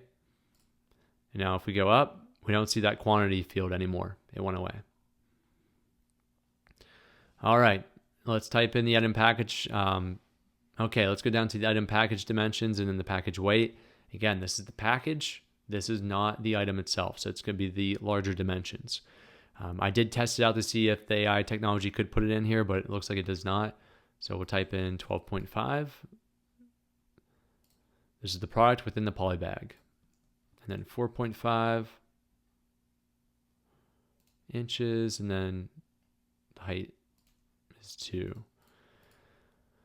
Really, I guess the height should be 12.5, and the length will be 2. Doesn't matter a whole lot, but just for the sake of where they put the dimensions, just make sure it looks like that. All right, package weight. This can be in many different units, so I always look at the units first before I go ahead and type what it is. Pounds is what I typically recommend for a smaller product, or you can go to grams. Think of your customer base. We're in the United States. They are all familiar with pounds, so you can't go wrong by using pounds as your weight measurement. This, again, is your item within the package. All of that together, how much does it weigh? For us, it's 0.4 pounds. All right. Last step here, which is an easy one. This is safety and compliance. Country, region of origin. This came from China, so I'll just type in China. I'll select it. If there's a warranty, you can enter in your warranty here. I'm going to put no warranty. This shouldn't be confused with the customer returns or the return policy that Amazon provides through FBA. Customers do have the option to return your product still to Amazon within 30 days for most products, so that still applies. This is a manufacturer warranty to say, hey, if 2 years later down the road, if there were a defect in your product, this buyer could reach out to you and to go through that warranty process. It's totally fine to put no warranty for an item like this. Are batteries required? We'll click no, and then dangerous goods regulations. So if you have some type of chemical in your product, like a pesticide, for example, you want to make sure you identify that here for the customer. Do not overlook any of this, because this is stuff that could provide legal implications and really come back to you if you aren't accurate with the safety and the dangerous goods regulations. This one's not applicable to us though. Everything's safe in this product to use. Okay, then let's add in some more information here, like the item weight. This is your product alone. How much does it weigh? Ours weighs 0.35 pounds. You're typically asked for this anyways. You can see now it's required. So that's why I said just go ahead and do it now. If you have a California Prop 65 warning, you can go ahead and do that. But these are all optional. Read through all of them. Make sure if anything applies to your product or anything that's in your product, that you go ahead and you identify it in this section. Okay, so we'll do a final check here to make sure there's no red exclamation points, and then we'll go ahead and we will click submit. And at that point, within 15 minutes, but more than likely 24 hours is what it takes, you will find your listing pop up in your Manage Inventory screen, which I'll show you here in a little bit. Now, for those who have variations, let's go back to the Product Identity tab, and let's say, hey, we actually have variations. We have 3 different colors. We have white, red, and blue. So I want to select color. And you can see here some of them are grayed out, so I can't click color and style, but I can click color and size. So if I were to sell this same design of product in a putter design, I could use the size here. And you can have multiple variations, even if they add into one another, such as size and color. So select all that are applicable to you. And if you're selling different t-shirts, for example, you will have different size, right? You have small, medium, large, XL, and so forth. So this is a great time to use the variations tab. The reason why we do want to use the variations and not just create, in this example, 3 separate listings is because anytime someone purchases the red head cover or the white head cover, that review that the customer leaves all compiles into one single rating system. So our red variation and our blue variation will share reviews and will allow us to increase the number of reviews at a much quicker pace. The reason why you want reviews is because it really helps out with your search rank. So now we have the variations tab up here with the red exclamation point, meaning that there's stuff that we need to add. So if we click this is what you should see, and this will show all the variation types here. For us, we have a white. We'll click add. We have a red, and by the way, you can name these anything you want. If we wanted to put American red, for example, we could type in American red. These are your colors, not necessarily what they are on the spectrum. And then we'll type in blue. Once we add all the color variations or your variations, you'll see everything down below here. So you'll be asked, type in your seller SKU. Remember in the past, this was white golf head cover. I'm going to use that same terminology. And then I'll type it in here. Since we already used this for the parent, I'm just going to put W golf head cover. The reason why I received that error there is because the way that Amazon characterizes variations is you have a parent listing and then you have all your child variations. The parent listing is what really holds everything together. And that is something that you don't necessarily see on Amazon, the parent listing, but we will see on the back end through Seller Central. So just know that whatever you put for the SKU for the parent listing, it must be different than the child variations. And these are actually the 3 things that we want to see here. All right, external product ID, this is the G10. So in this example, we would have to purchase 3 $30 G10s or more, depending on the amount of variations that you have, and you'll want to type that in. If this is not required, because we selected I don't have a product ID, you don't have to add anything in here, so you can just leave this blank. Next, you want to add an image. Again, you can add these images later on and edit them at any point, but if you have an image, go ahead and add it. The one thing I'll say on this is make sure if you have the white head cover, I have to make sure I'm only showing the white images. Same thing with the red. You don't want to put a white image on the red variation or a blue image on the red variation because that's going to confuse the customer. Just to demonstrate this more when I'm speaking about these variations, I want you to understand exactly what this means on the listing. So this is a competitor listing, and if I go down here, we see down here the 4 driver, so that's their variation type. If you get a 4 driver black, you can see the images change, right? And in the main photos, they should only be showing the black image.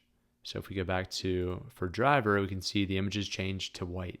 That's very important because if you were on for driver for the white variation and it was showing black or red, it's going to confuse the customer. They're going to click off your listing and you're going to have a low conversion rate. So it's important to go ahead and add the correct images. Next is the condition type. These are all new products, so click new. And then we'll enter our price. If they're just a color variation, I'd imagine the price will be the same. If not, you can have independent pricing, and then we can go ahead, we can click submit. And again, it'll take 15 minutes to up to about 24 hours, I would say, for this listing and these variations to populate in your manage inventory screen. All right, so click submit. All right, so once your product has been approved by Amazon, you will be able to find it in this manage inventory screen. If we go to the menu here, just go to inventory, then manage all inventory. And I just add it to my bookmarks here. So it's right here always. I have this filtered down to just this ASIN, which is the one that we just created. I did go back and add some more information just to make it a little bit better. And then I adjusted my price just slightly. Now what's great now is we have access to a lot of different information about our product listing itself. First, we have our listing status here. So we can click replenish inventory if we want to ship inventory into Amazon, which we will in a couple steps. Next, we have our product image for our product, and then the title here. If we click this will take us to the product detail page. We also have our ASIN here. This is Amazon's standard identification number or their unique identifier for your listing and your product. You can see your performance over the past 30 days, how much inventory you have, what's available, what's inbound, meaning it's being shipped to Amazon. And then we can always change our pricing very quickly here. The last column, which is very important, is your total fees. So if we click calculate revenue, this will take us to a side revenue calculator, which we can see what our referral fee is, which is $5.48. We can see our fulfillment cost, $5.29. That's the FBA fee. And then overall, what our margin will be. This margin will be much higher, so make sure you enter your cost of goods sold into here to get a more accurate estimate of what it will be. So I'm jumping back here to our spreadsheet that we created when we were estimating our costs. I want to share with you why this is so important. So we were estimating the profit margin with this quote, which is the supplier I ended up proceeding forward with, of 35%. If we go back here and we type in our cost of goods sold of $8.04 and click save, we can see down here, our profit margin's actually rounded up to 36%. So we're a little bit more conservative than we needed to be.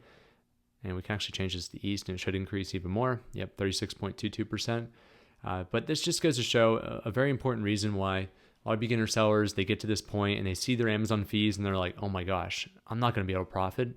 I have a 4% profit margin or a negative profit margin. That's why it's so important to go ahead, do all that information, do all those calculations ahead of time before you even place your order so you know what you're going to get yourself into. And that way you know accurately what you can expect in terms of your return on investment. Okay, so that's how you gain access to your listing there. And then if you ever want to edit anything on your listing, click these three dots on the right-hand side.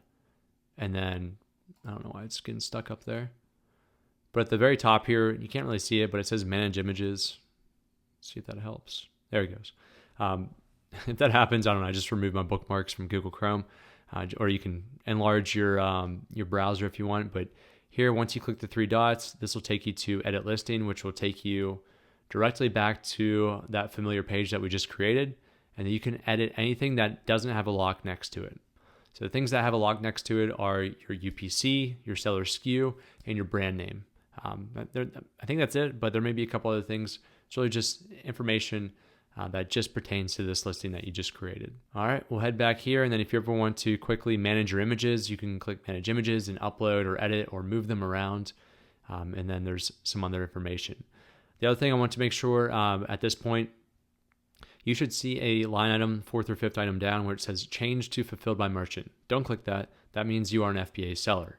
If this says change to fulfilled by Amazon, and you probably won't have an FBA fee here, make sure you click that and you convert that listing to FBA, because that's what we ultimately want to be using, not MFN or FBM. All right, so now we have our listing. The next step is to create those product images, which I'll share with you in the next lesson. Today, I'll share with you step by step how I created these 6 professional Amazon product photos, all from these 4 images that I took with my phone.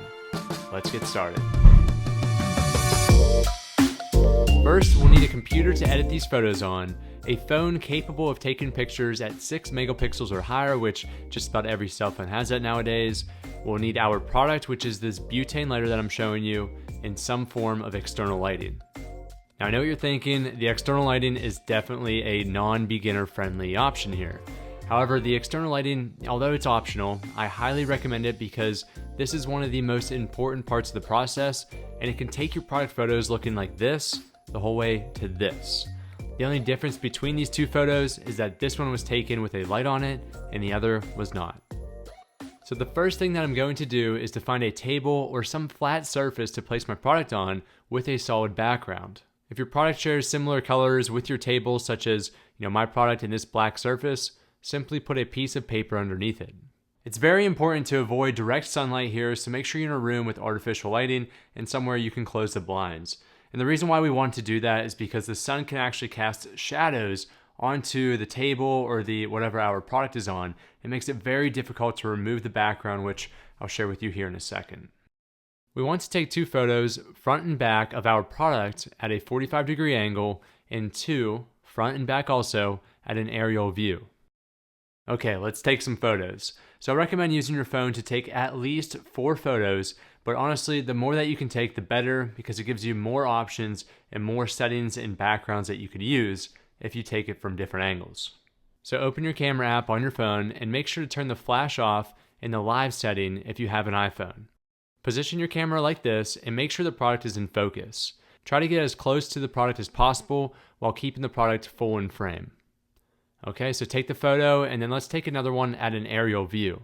You'll see later on why we want to be taking these type of photos. Lastly, let's take the same 2 photos, but we'll flip the product around so the customer can see all sides of the product. Okay, so we have our 4 images. Let's head over to the computer so we can upload those photos and we can import them into our software. So we'll be using a software that's online called Canva. You can access this by going to canva.com, and it's entirely free to use, although there are some pro features which I'll talk about in a little bit, but essentially you can complete these 6 product photos and much more with the free version that they offer you. So once you create an account and you log in, we'll start off by creating a design in the upper right hand corner. And once we select that, we can select some suggested templates, or we can go ahead and we can create our custom size template, which is what I recommend doing. Now we need to input our size of our photo. According to Amazon, this should be a square photo, meaning the length and the width should be the same.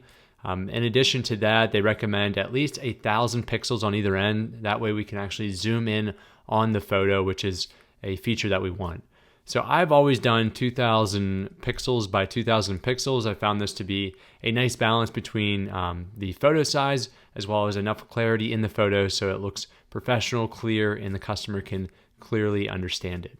You can also change the units to inches, but again, just do 2,000 by 2,000, and you can actually do up to 10,000 by 10,000 if you really want.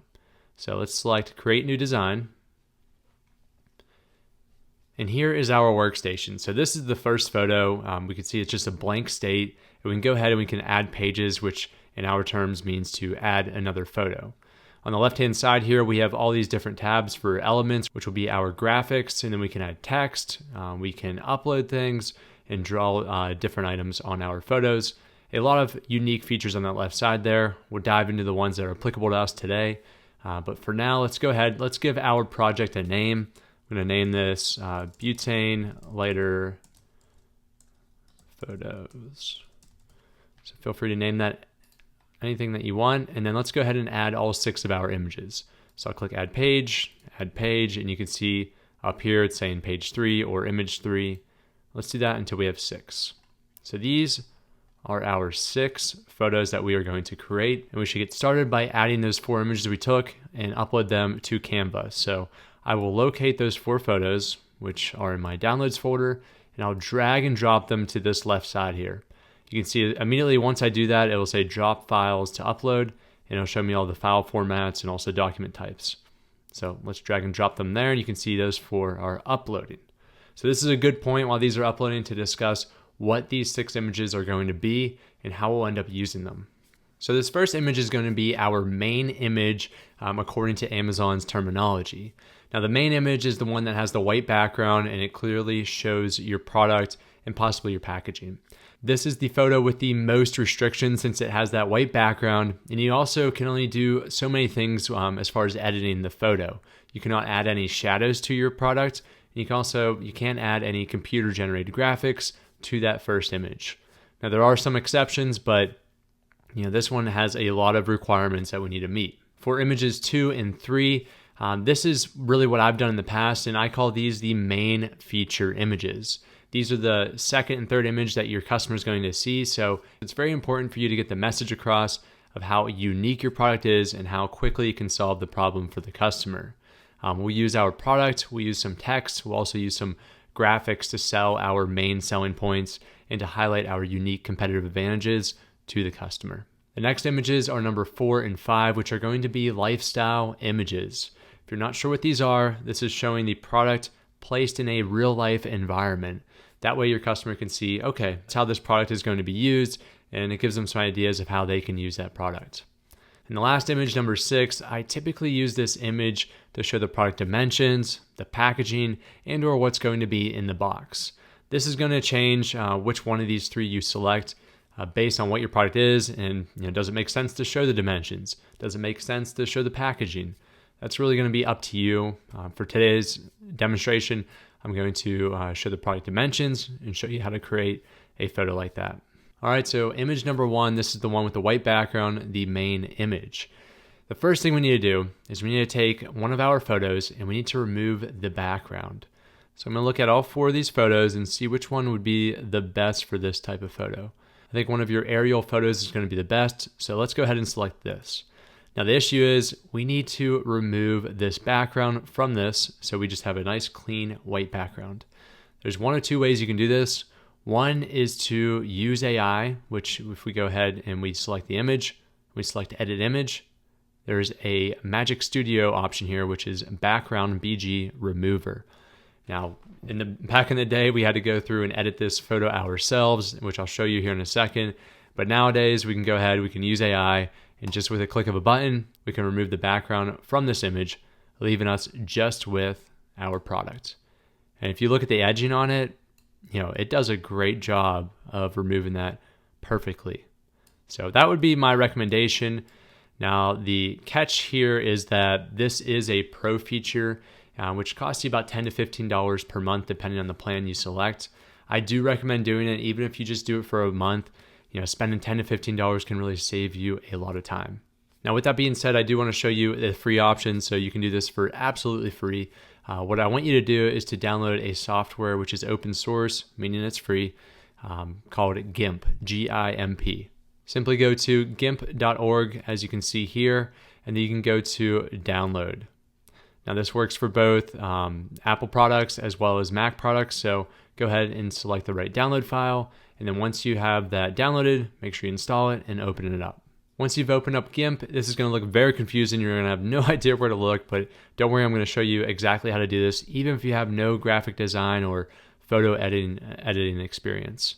So we'll go ahead, we'll find our image that we just took a look at, which was this one, and we'll drag and drop it into this workspace. So we can see our image right here, and if we zoom out, we can see the image in full frame. So the first thing we want to do is I want you to right-click the image and click Add Alpha Channel.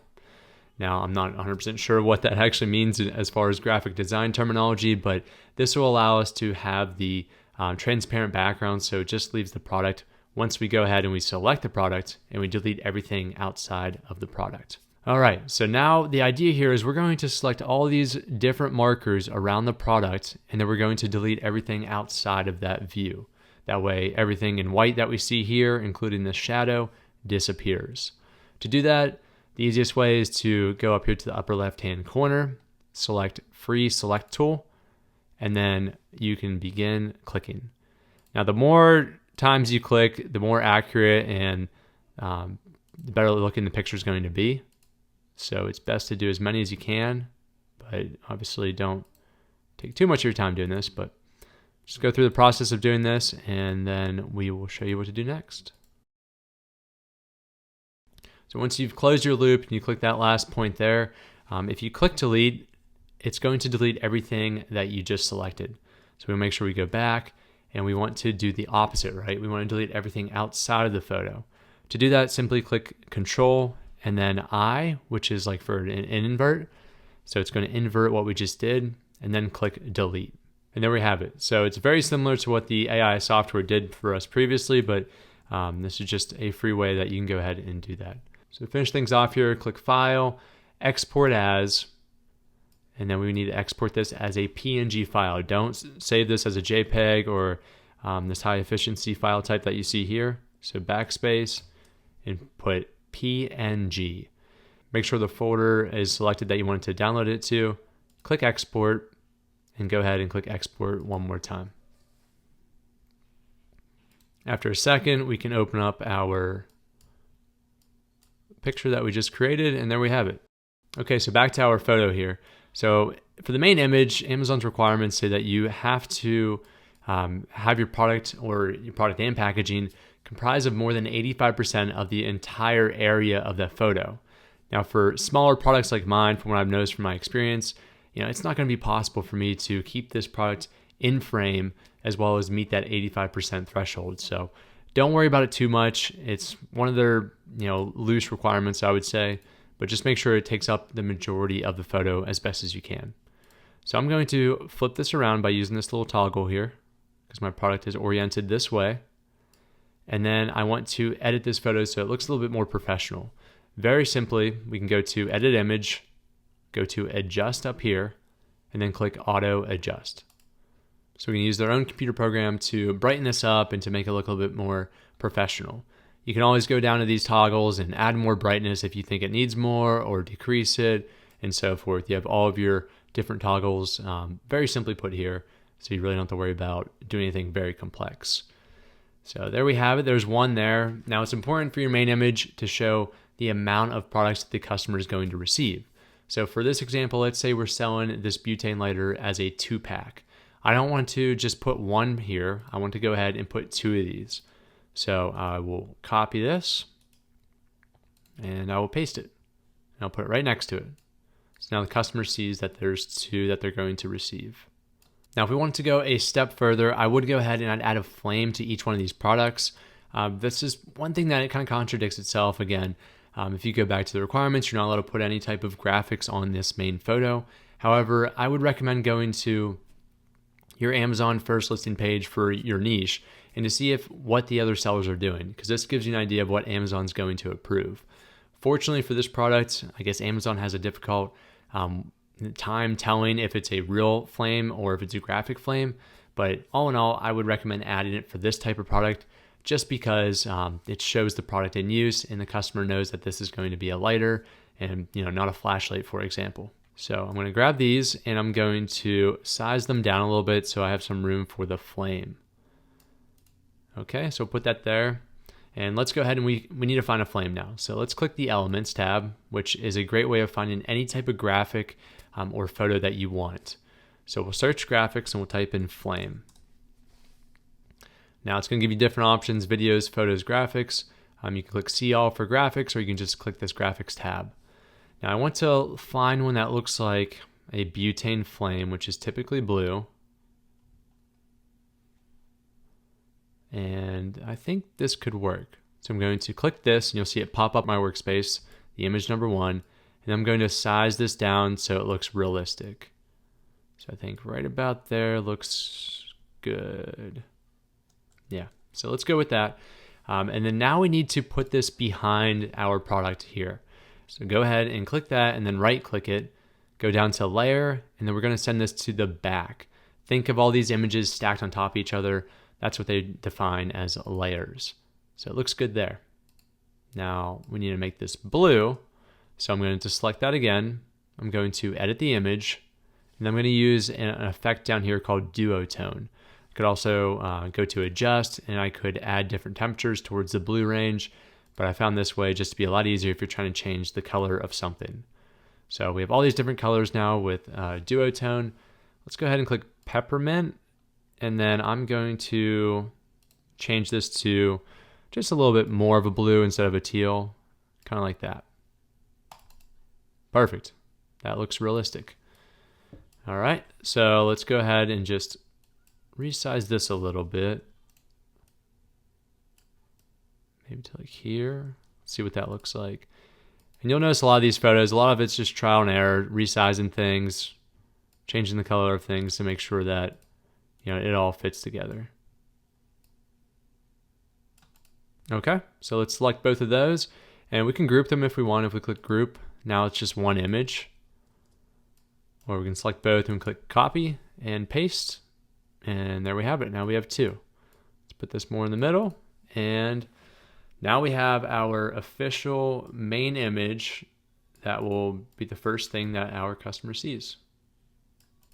Okay, so that's 1 out of 6. Let's go ahead and let's do the second and third image, which is highlighting our main features. So for these photos, we can get more creative. We can add graphics, we can add photos. We can really do just about anything we want within Amazon's image policy. So I always add a background instead of this white background. I add something that adds an element to my product photos. So to add a background, I'm just going to go back to the Elements tab and then type in something such as classy background, because that's what the feel and experience I want my customer to have. So click Graphics. And we can see all of these different classy backgrounds. So you can do some trial and error. You can click a couple, see how they look. Nice. Kind of like this one. Yeah, I think it's almost like wallpaper, but has some classy emblems. So let's resize this and position it directly in the center. You can see Canva does a good job of grid locking things directly to center. Now we'll go up here to the transparency tool here, and then I usually mark this down to 5. 5 is a good number that is just slightly visible and it's not distracting, but it's also visible enough for the customer to see. So that will be our subtle background there. I'm going to copy this as well, go down to page 3, which is our third image, and paste that because I want those two images to have the same background. Now the next thing to do is to add text. If you click the text tab here in Canva, you'll see a lot of different templates of some cool different fonts and how they position everything. So feel free to get creative, use their templates, or go ahead and add your own. To add your own, just click Add a Text Box, and then you have thousands upon thousands of fonts here for you to choose. You can also add effects to that text by adding shadows, or you can lift it, or you can add an outline. So this is really up to you. I'm going to keep things simple today, and I'm going to select this first one here, which says recently used, and this will be our title and font format. So let's go ahead here. I want the first one to highlight my feature of how hot the flame is. So the temperature of the flame can actually get up to 2,800 degrees Fahrenheit. So I want to highlight that to the customer because that's really a big problem for customers is they want a hot flame that immediately when they begin to use it, it's always there ready to go and it can quickly ignite whatever it is they're trying to light on fire. So we'll go here, we'll say up to 2,800 F for degrees Fahrenheit. We'll add the degree symbol there. And then this is more of a kind of subtle feature here. I'm going to add large flame. So it's going to be a second feature that we highlight within this one photo. Now you can position this anywhere you want just by dragging and dropping it. I'm going to put this one up at the top here. Then we have to go ahead. Let's change the text color. So I think I'm going to go with a blue just because the butane flame is blue. It's an accent.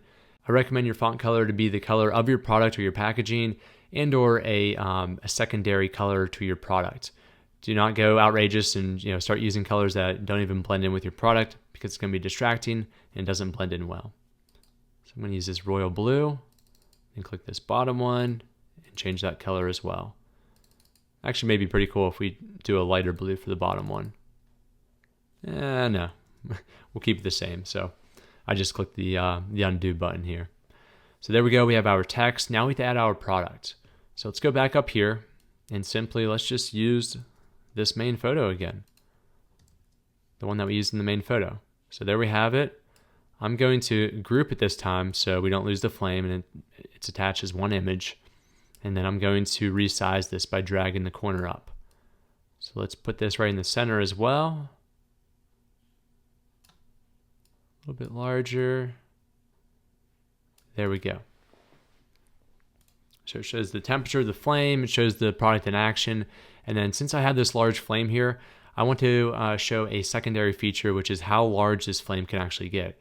Now my product has a 3-inch maximum flame, so let's go ahead and let's add an arrow and then put 3 inches so the customer knows, yeah, this is a pretty big flame. So we'll go to Elements, and then where it says Shapes, click See All, and then we can just click any line.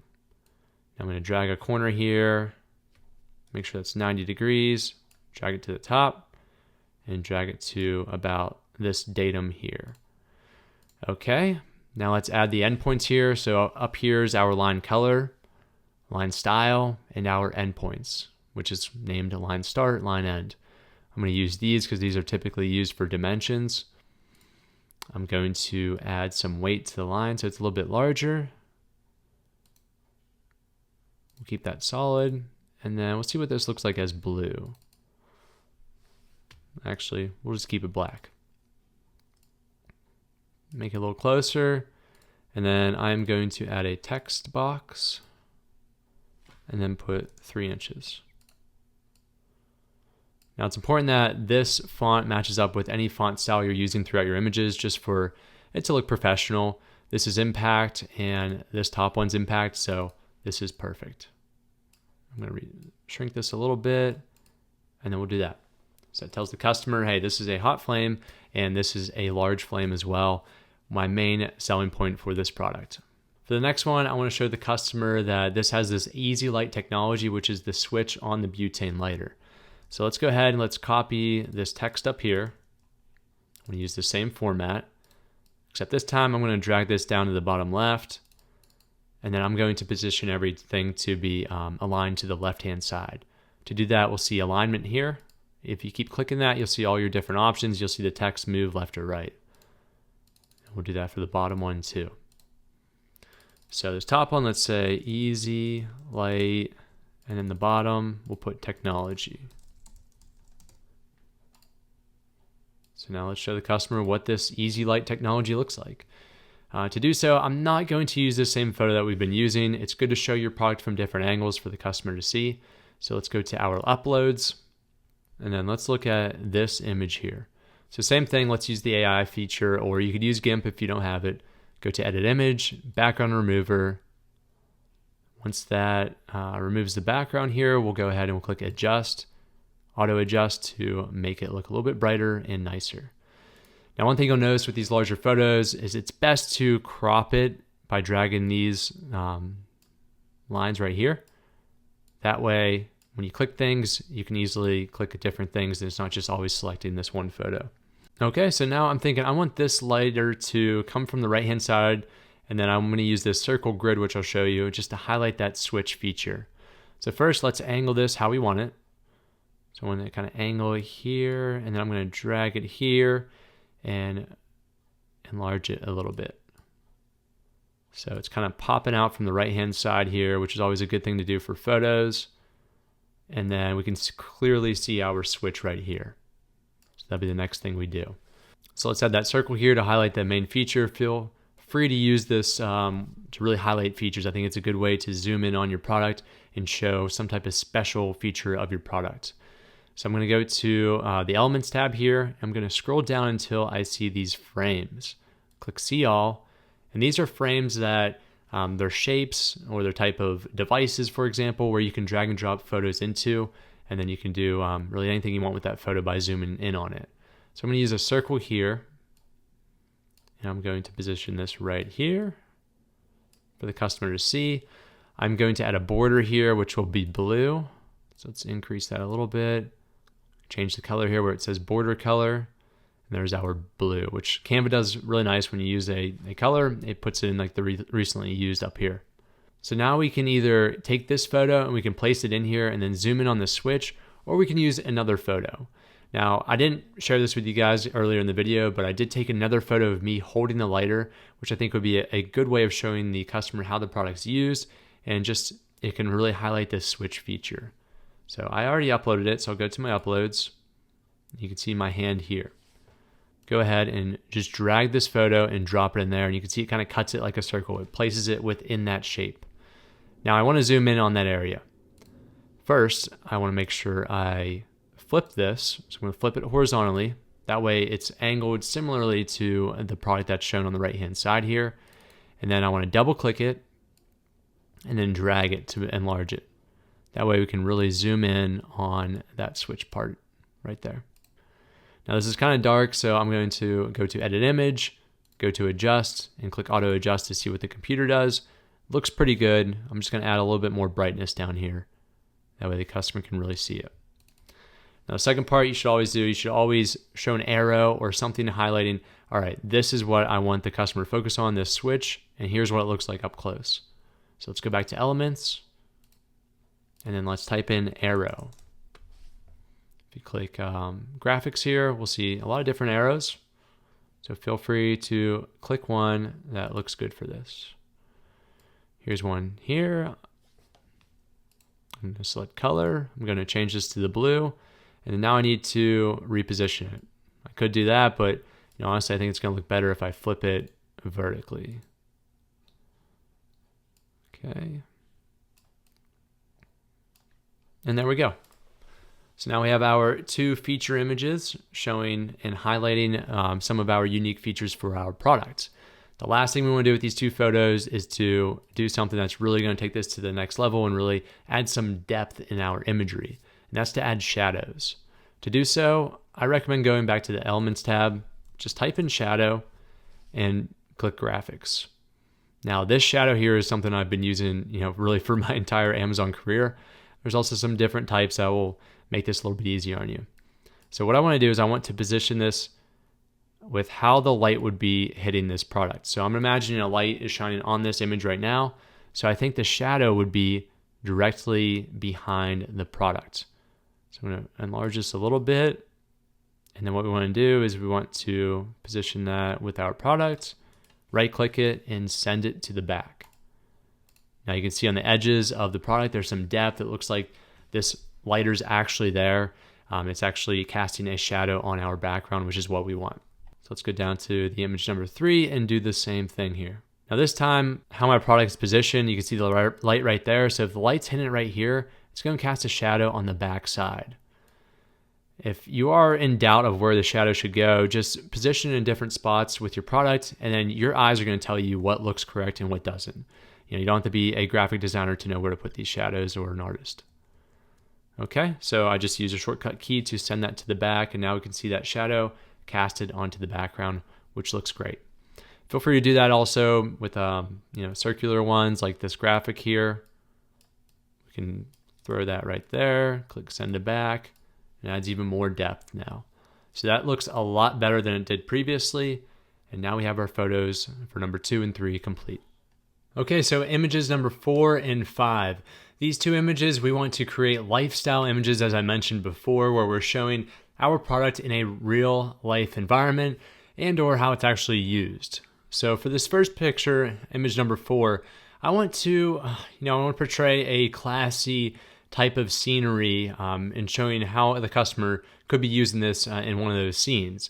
So I thought, some type of whiskey bar scene with a cigar would be a good scene here, or possibly lighting a candle. So let's see what we can find in the photos, and then we'll go ahead and we'll place our product in that product image. So we'll click photos here, and then we'll go up to the search bar. Let's type something along the lines such as whiskey and cigar for our 2 keywords. Now again, I'm looking for a scene that looks classy, where I could place my lighter in the scene, and there's plenty to go around here, such as this. I could do this and put my lighter here. However, I don't really have that angle of a shot that I took with my camera. So we need something either flat where we're at that aerial view, or one where we're at a 45-degree angle. So I found this photo, and I think this is exactly the environment I'm looking for. It has a table here where I can place my lighter, has the whiskey glass and a cigar that's already lit in what appears to be a whiskey bar scene. So that's exactly what I was looking for, and I think this will be the perfect picture. So I'm going to resize this image to put it as my background by just selecting the corners here and dragging it until it covers the entire frame.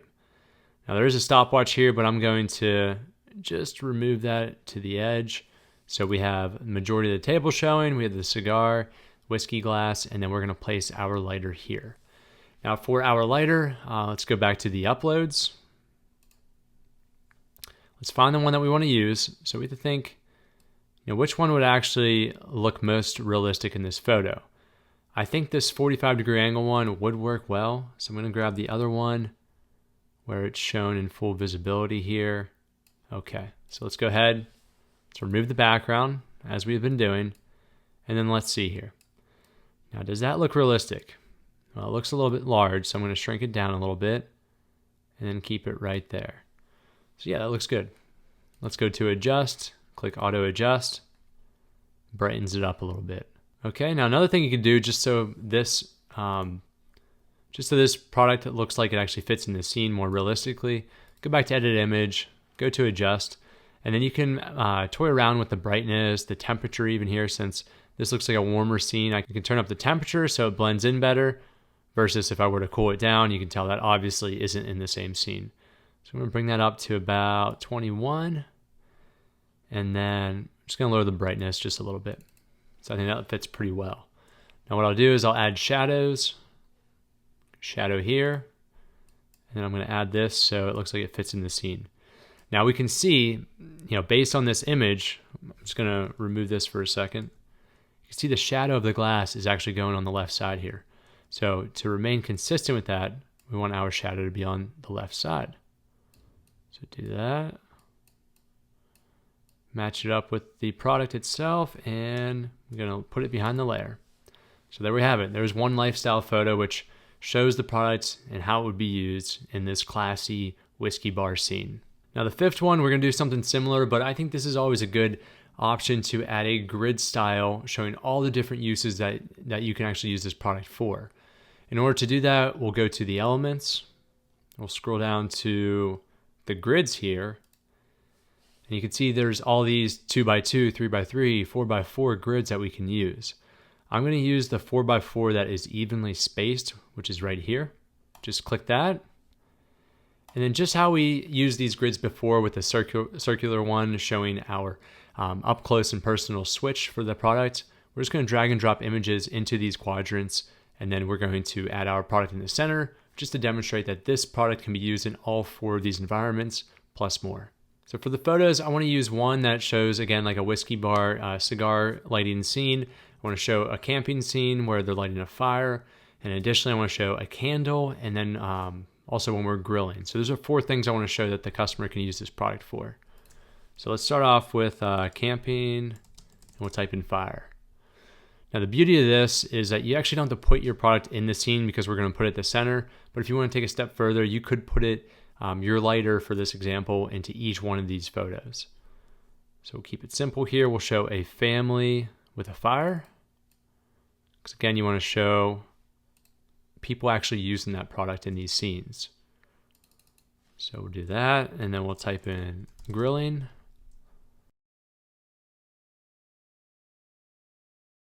All right, next we have to add our product to the center, so I'm just going to type in circle, and instead of just using the shape here, I'm actually going to go a step further and click graphics, and hopefully we can find one that has some texture to it. Okay, we'll go ahead and use this one. This has a little bit of texture on the outside. It's already centered, but you can move it around until you know it's perfectly centered. And then let's go ahead and grab one of our products that shows it being lit. So grab this main image, bring it down here, resize it. Gonna throw it at an angle here. Beautiful. So this demonstrates to the customer that this product can be used in all 4 of these environments. Again, you can go a step further and place this product into each one of these environments, or you can even go ahead and add text and say, in the home, you can say to light a cigar, which brings me to my attention. I'm going to actually flip this image so you can see the cigar, and you put camping and grilling and so forth. I think it's a really easy product image that a lot of Amazon sellers use to convey exactly where you can use this product, and it's very quick and easy to create it. Okay, on to our final image here, and this is a great spot to put your dimensions for your product. You could add another lifestyle image or a main feature image. You could show what's in the box, or you can even show your product packaging, whatever is applicable to you. So this is more so a miscellaneous image for you to use.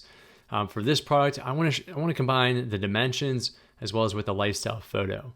I think a lot of people use this butane lighter for one, lighting cigarettes and cigars, obviously, but I think the second most popular use will be for lighting candles within the household.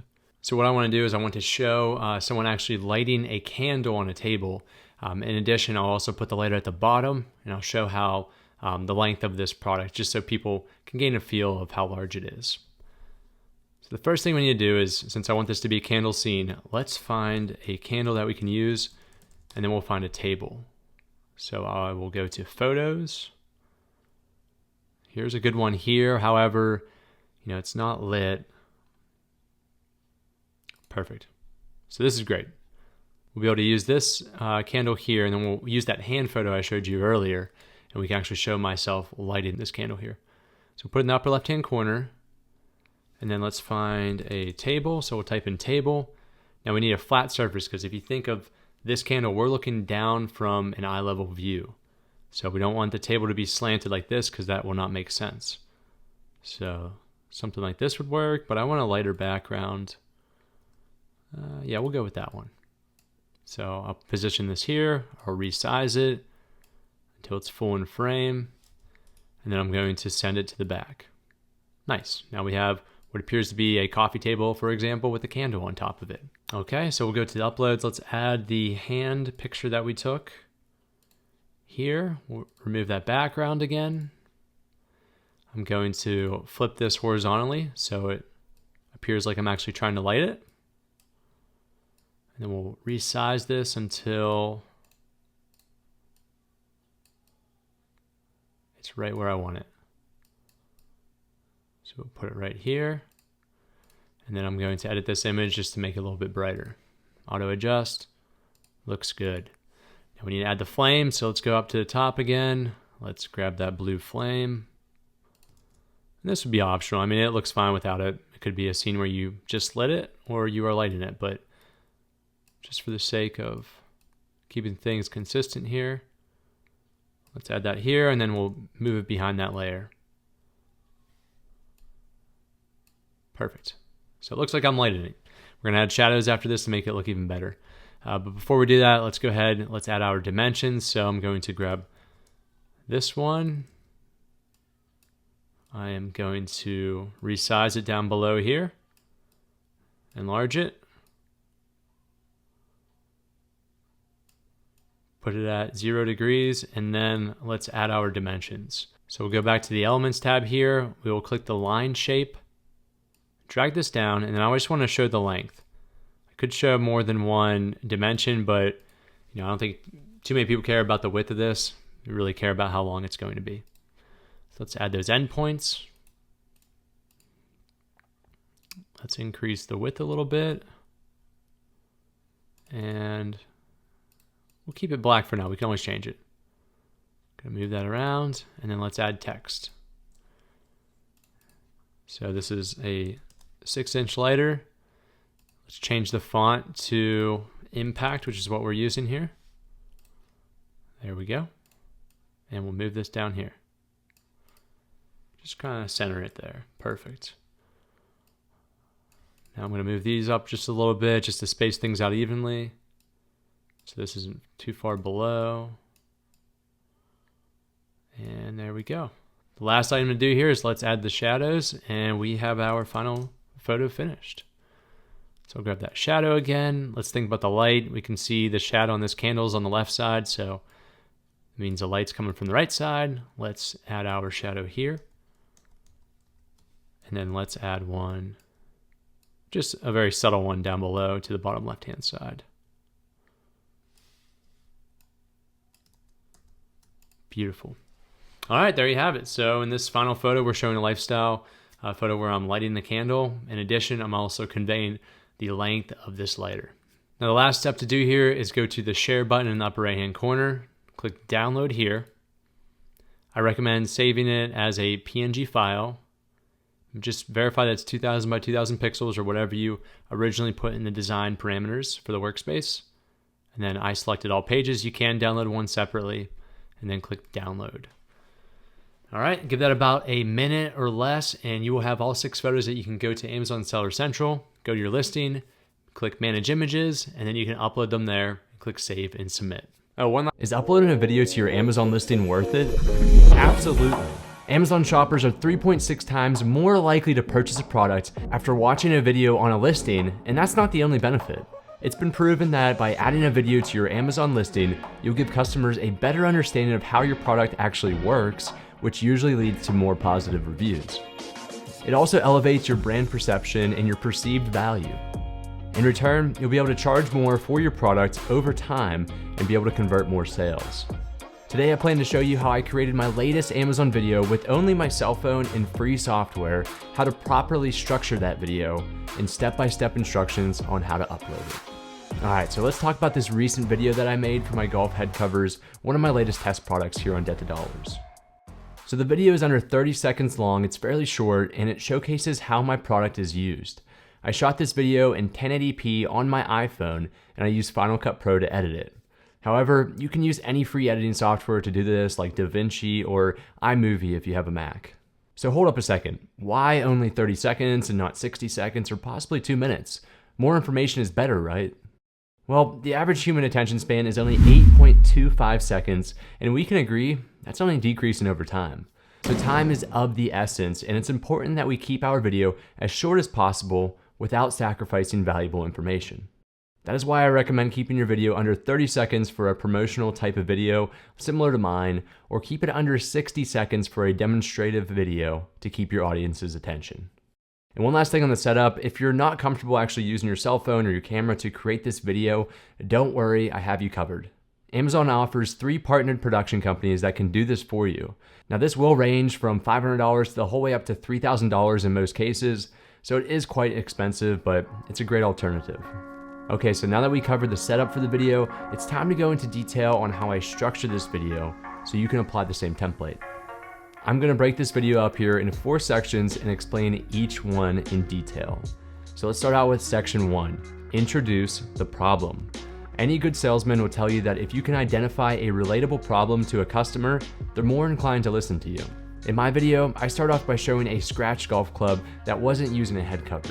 Getting scratches on your golf equipment is by far one of the worst nightmares for any golfer out there, so I think that this is going to capture their attention. Now here comes the hard part. We need to keep this as concise as possible.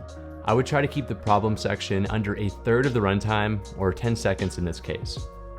Section 2, provide the solution. This is the part where your product comes into the picture and it saves the day, as any good hero does in every story. During the next 5 to 10 seconds, I demonstrate how my product actually solves this issue. This is the perfect time to show your product from every single angle and to give the customer an idea of what it looks like. Section 3, cover the unique features of your product. During this span of time, I am highlighting my main selling points like the cotton interior to protect the club 360 degrees, the premium stitching, and the one-of-a-kind whiskey glass logo. Okay, section 4, and the second most important part to this is prompt action with your branding. The reason why this is so important is because if a customer is still watching your video at the very end of the segment, it tells you that they're interested, and you have to do everything in your power to prompt them to click the buy now button.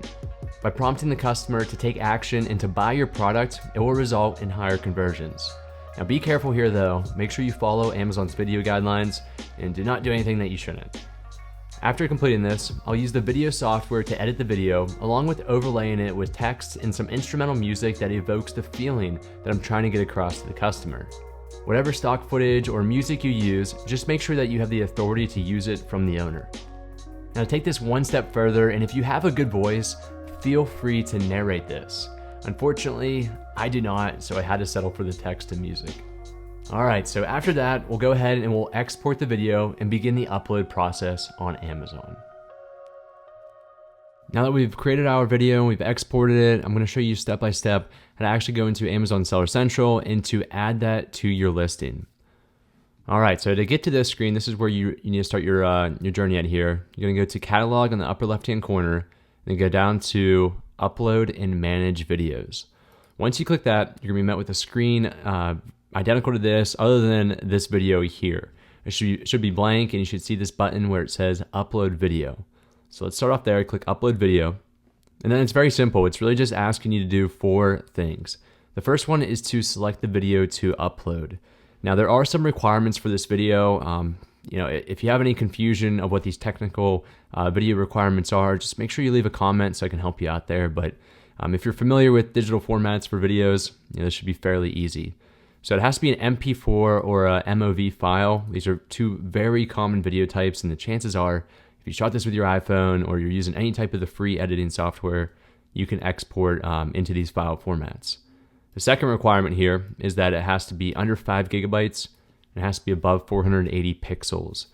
Your iPhone doesn't even shoot in 480 anymore. It shoots in either 720, 1080, or 4K even at this point. So again, you shouldn't have any issues here or any concerns when it comes to this. Just make sure that your file size is under 5 gigabytes. I think mine's only 70 megabytes, just because it's only 30 seconds long. Shouldn't have any issues there. So what we'll do is we'll click Upload Video, or you could drag and drop it. I have this head cover video in my downloads folder. Just locate that on your own computer and double click it. It's going to take probably about 15 to 20 seconds to upload this, and you'll see the video on the left-hand side here once it's fully uploaded.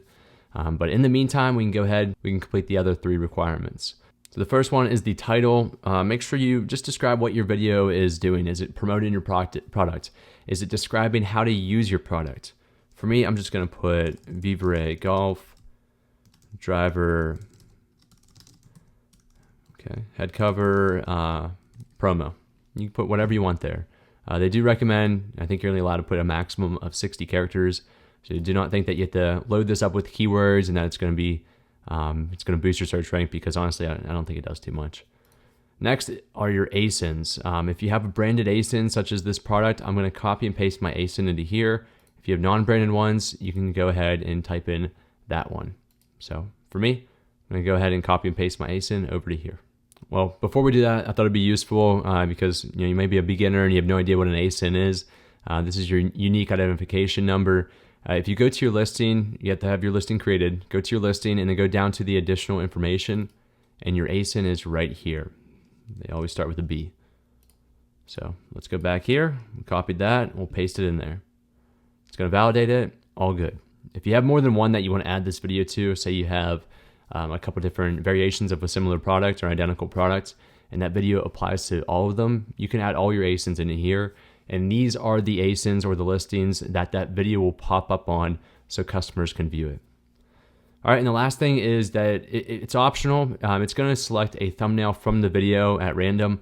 What you can do is you can replace this thumbnail with something that looks a little bit better. I use canva.com to create my thumbnails, but for this demonstrative purposes, we're going to keep it here because honestly, the customer isn't going to be, it's not going to matter a whole lot to them what your thumbnail is or what it's not. Lastly, what I want you to do is I just want you to watch the video down here just to make sure that it doesn't look distorted, the resolution is clear, and it also, all of your animations, if you have any, they look fluid and it's exactly what you want your customers to see. This is the final check before we go ahead and we click submit. All right, so after watching the video and confirming that everything looks good, you want to go down here and click submit. Now, as soon as you click submit, I'm just going to go back to this screen. It should take you to this manage video screen, which is, again, you can access this through catalog and upload and manage videos. And yours should say under status in review. Now, it typically takes up to 2 business days for Amazon to review your video and to provide a response. If Amazon deems that you followed all the guidelines, it will say published here, but just keep in mind that it won't be published onto your listing for another 24 hours or so. So even though mine says published right now, the status just changed today. It's actually not on my listing just quite yet.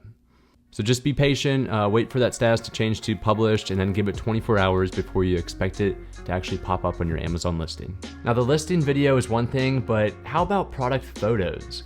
Don't worry, I have you covered here as well, so make sure to check out the end screen now on how you can take product photos with only your cell phone and free software.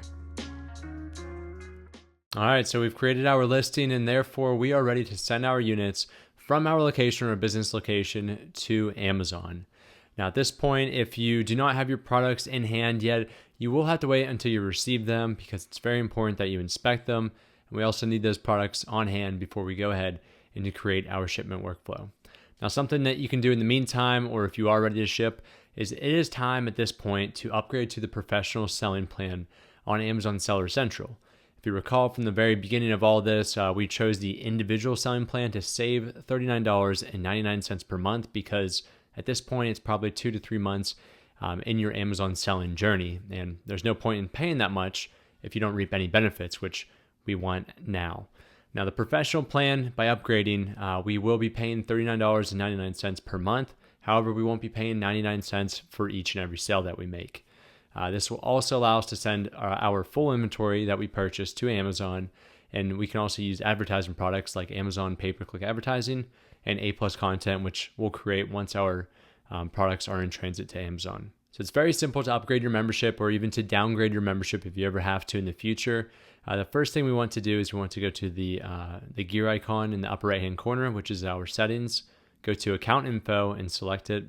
Now on this page, let's go to manage your services. And then in this area where it says selling on Amazon, it should say registered. It'll also tell you what selling plan type you are and how many countries. So currently I'm an individual selling plan type for all the countries I'm currently registered in, except Mexico, because that is currently the professional selling plan type. What we want to do is we want to upgrade the United States marketplace to the professional selling plan type. So just go ahead and click that. And we'll go over here and we'll click selling on Amazon one more time. And then all you have to do is select professional here. And then all of them, including Brazil, should be selected as professional. We'll click apply changes. Then it'll tell you that you're going to upgrade to the professional plan type in the Americas. And that you're eligible for all these new different benefits, as we mentioned previously. And in addition, it's going to charge you $39.99. So click confirm. And it may take, like it says, up to 15 minutes to reflect into your account, but typically it happens very quickly. So if we go back to account info, we can see that it's already the professional plan type registered in 4 countries: Brazil, United States, Canada, and Mexico. So now we have access to that additional storage space, which is very critical, which I'll show you here in a second. And we can use advertising products like Amazon PPC and A+ content. So let's get back to the slides, and then we can create our shipment workflow. Now that we're back on the slides, if you have not received your products at your location, your house, then you're just going to wait, unfortunately, until everything arrives, and then you can proceed forward with this step. If you want to, if you're not ready to ship to Amazon, you could also jump to the next lesson, which is to create your A+ content. There's no issue in doing that in the meantime while you're waiting for your products to arrive at your house, and then we can create this workflow, which I'll show you right now. So once you actually receive your products at your house, it's very important to inspect them. You should have already had an inspection done at the supplier's facility just to make sure that everything's there according to the invoice and if there's any defects. But it is entirely possible and common for a couple units to become damaged or the box to become damaged while it's in transit from China to your location. So make sure you inspect those, and if you have any issues with defects or things that any type of discrepancies, reach out to your supplier, and they're usually very good about making it right, whether that's a refund or they'll send you more units. So after that, take 1 or 2 products out of the packaging and then take some photos of your products, not just for historical purposes, but also we're going to need those photos when we create your product images, which was a lesson before this. And then lastly, what I'll show you now is how we can actually ship those to Amazon using their shipment workflow. So this is what we'll be doing in this exercise. I have received all my golf head covers, about 300 of them. There was actually one that was defected, so I made note of that and reach out to the supplier. But for this exercise, I just want to ship 200 out of 300 units to Amazon. Why 200 units? That's because you are charged storage space per the amount of cubic feet that you take up at Amazon's fulfillment warehouses. So if I send all 300 units, there could be, the more that I have there, the more that I'm going to be charged. And I'm not confident that I'll be able to sell 300 units within 1 month. 200 units, from my estimates, is something that, I could see actually happening over a month to a month and a half. So I want to be very conservative and very intentional with how many units I send in, not just to send all the units in. And I get it. If you don't have storage location at your house or wherever you're at, it is okay to send all the units that you want, but just keep in mind you will be paying more in storage space unless you're able to sell all of those units within a month's time. All right, and then we'll assume for this exercise that we need 2 boxes to ship all 200 units. In one box will be 100 units, and the second box will also be 100 units, and those 2 boxes that we're shipping to Amazon will be identical in size and dimension. All right, we'll go to our manage inventory screen. This is a good place to start. There's plenty of ways and different methods on how you can actually get to creating your shipment workflow. But as a beginner, there's 2 common ways I think is the most beneficial to you and the easiest to understand. The first is just go to your manage inventory, which is menu, inventory, and manage all inventory. And then you can click replenish inventory, and this will take you there. The second way of getting there from this page is to click the 3 dots and click send or replenish inventory. So we'll click that, and the reason why this is better than just going to this area of Amazon and then adding our SKUs is because this already selected the one SKU, the one ASIN that we want to send in, which is our golf head cover. If you ever want to add more, you can click all FBA SKUs, and then you'll see down here and far below this all the other products on this account. You can select them, and then you can add them to this shipment workflow. However, I'd imagine you're just shipping one product at this point, so let's just go through that exercise. The first thing we want to make sure is correct or enter is the ship from address. This is my supplier's address, so we want to make sure that we change this to the location we're shipping from, which is going to be my business location. So I'll click ship from another address, and then I'll click add contact. At this point, I need to add in all the information from where I'm shipping from. So I'll go ahead and type this information in. All right, after you filled that in, click Save and Close, and then click Select here next to the address that you want to use. Amazon will use this address into consideration when they're selecting the fulfillment centers or just fulfillment center that you ship your units to. So you want to make sure that this address is correct, because if it's not, it could charge you a lot more in shipping than you anticipated. All right, so next, make sure that this is United States for the marketplace destination, and then just double check that the SKU is correct. Yes, this is the listing that we created. This is what we want to ship in. Next is our packing details. So there's two things that we can do here. We can select individual units, and this is how you're packaging all of your units into these boxes. Or we can create a new packing template, previously known as case pack template. The main difference between these two and when you should select one or the other is really based on what you're shipping in and how you're shipping these products in. So you want to select individual units if you're shipping maybe multiple SKUs all within one box, and you don't plan to use that box dimension in the future for your business. So let's say I was selling 5 different products, and I want all of these 5 products and all the units that I'm sending in to fit in within one box. At that point, I'd probably click individual units, and then we'd move forward. However, this box size is something that I plan to ship in the future, and I'm only shipping one ASIN or one SKU within this box. If that's the case, we want to select Create New Packing Template. Another time you'd use this is if you are shipping on a pallet, but that's down the road when you're shipping thousands and thousands of units or oversized items. So for the packing template name, I suggest just doing something similar to your SKU or something similar to your title of the product, and then also case packed. And it's also good to put the quantity. That's something I always do. So I'll put head cover, case, pack, and then 100 pieces, because in each box is going to be 100 units. Template type, keep case pack selected, and this is the number of units per box. Remember, we're going to ship 100 units per box to Amazon. The box dimensions, this box is a 20 by 16 by 10 box. This box weight is the total weight of that box. So think of what is 100 units weigh, and then add that onto the cardboard of the box itself. So each one of my products is about 0.3 pounds. So I'll come down here, 0.3 times 100, easy math, 30 pounds. And then the weight for the cardboard box is 1.5 pounds. So each weight is 31.5 pounds, but Amazon will not allow you to add a decimal. So let's round up to 32 pounds. The bottom thing you need to do here is where it says prep category. If this already says no prep needed, then you are good. However, if you're selling something that is sharp or something that's hazardous, make sure you identify that in the prep category so Amazon's aware. And then lastly is who labels the units. This will be by the seller, which is ourselves. And more to come on that and how to apply the FNSKU label. Okay, we'll click save.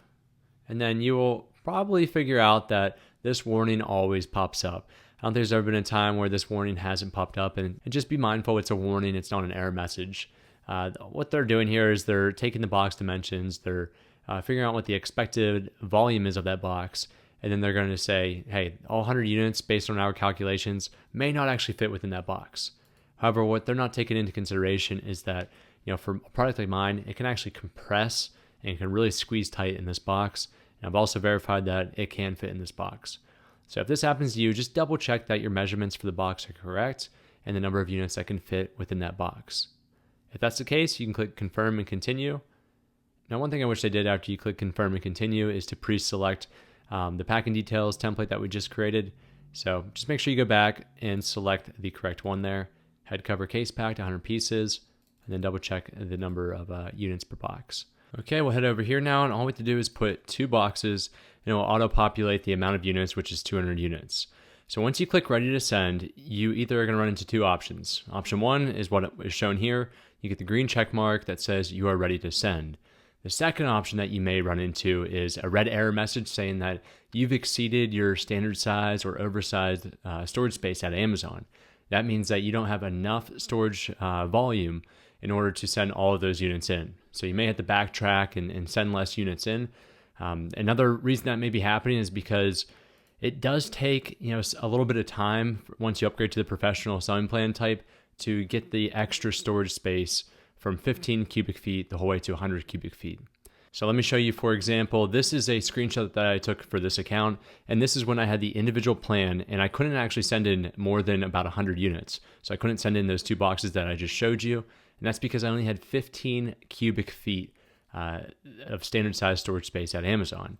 However, as soon as I upgraded, and keep in mind this is November 5th, and then at November 6th, a day later, it did take effect. So I was able to send in almost 1,000 units if I really wanted to, because I have 100 cubic feet of storage space at Amazon. I'll show you in a second how you can figure out how much storage space you have, but if that red error message comes up and you only have 15 cubic feet, just give it a day, come back, and that should update to 100 or more. This cubic feet will increase as you begin to sell more and you have a better sell-through rate with the existing inventory that you have at Amazon. So this should increase in the future once you begin selling and you have better churn of your products. So in order to find out how much capacity you have, down at the bottom here, if you're on the desktop, you'll see it says capacity monitor. Anytime you're anywhere in the shipment tab, this is going to be shown here, and all you have to do is click it, and then you can see all the different types of products, such as standard size is probably what's most applicable to you. And then this will actually fill up to show you the percentage used. And then you can also see in the future your capacity outlook. Again, I have 100 cubic feet for this account, so we are ready to go to send 200 units in because that does not exceed that threshold. Okay, so once you have the number of boxes set and just double check the units, click confirm and continue. You'll be taken to step 2 here. If you did select individual units, you will be taken to, I think it's step 1B, and you'll just have to provide inputs on the box dimensions that you're shipping in.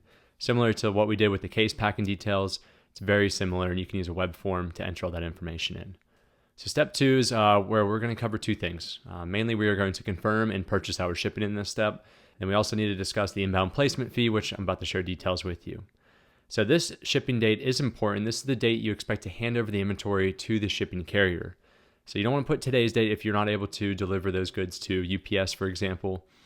Put a date in the future. I will say Amazon will ding you if you put an estimated shipping date as of today, and then you ship a week later or something, because that messes with their expected timeline and when they expect the shipments to arrive. And that helps them organize everything and prepare for that inventory to come in. If you are late with your shipments, then you may get dinged with your inventory and you may be able to ship less and less in the future. So let's pick a date that we know we can ship these goods, and I'll pick this Friday, the 8th. All right, next is the inbound placement service or inbound placement fee, which I know we've discussed this in the past throughout our course so far, but this is where we really get to pick and choose what's best and most convenient for us. So if you have more than 2 boxes, more than likely you'll have this Amazon optimized shipment splits, and they'll make you ship a separate box to a different fulfillment center. The second option here is partial shipment splits, which is meaning we're going to have 2 shipments. We're going to have 1 box going to one fulfillment center and then 1 box going to a different fulfillment center. The third option is just to ship those 2 boxes to one fulfillment center, which is obviously the easiest on you. What I want you to do, and this is really for you to decide what's most beneficial to you, is to understand what is the fee going to be. So if we ship to the East Coast with 2 shipments, it's going to be $42. However, for just $2 more in inbound placement service fees, we can just ship to one location, which is going to be much better. And it's also going to be much better because the shipping is typically less. And we know that because we can look down here. So this small parcel delivery SPD is the estimate for what shipping will cost, $19 for these 2 boxes. However, if we were to split them into 2 shipments, it's another about close to $2 more in shipping because one of those fulfillment centers is probably farther away than the closer one, which is what we're just shipping to in this scenario. So it makes a lot more sense just to do the difference. So we know $2 between these 2, and it's $2 more to ship if we do this one. So it's really the same cost. So go with the 1 shipment. That way it's just easier on yourself. You're shipping to one location. There's less that can go wrong.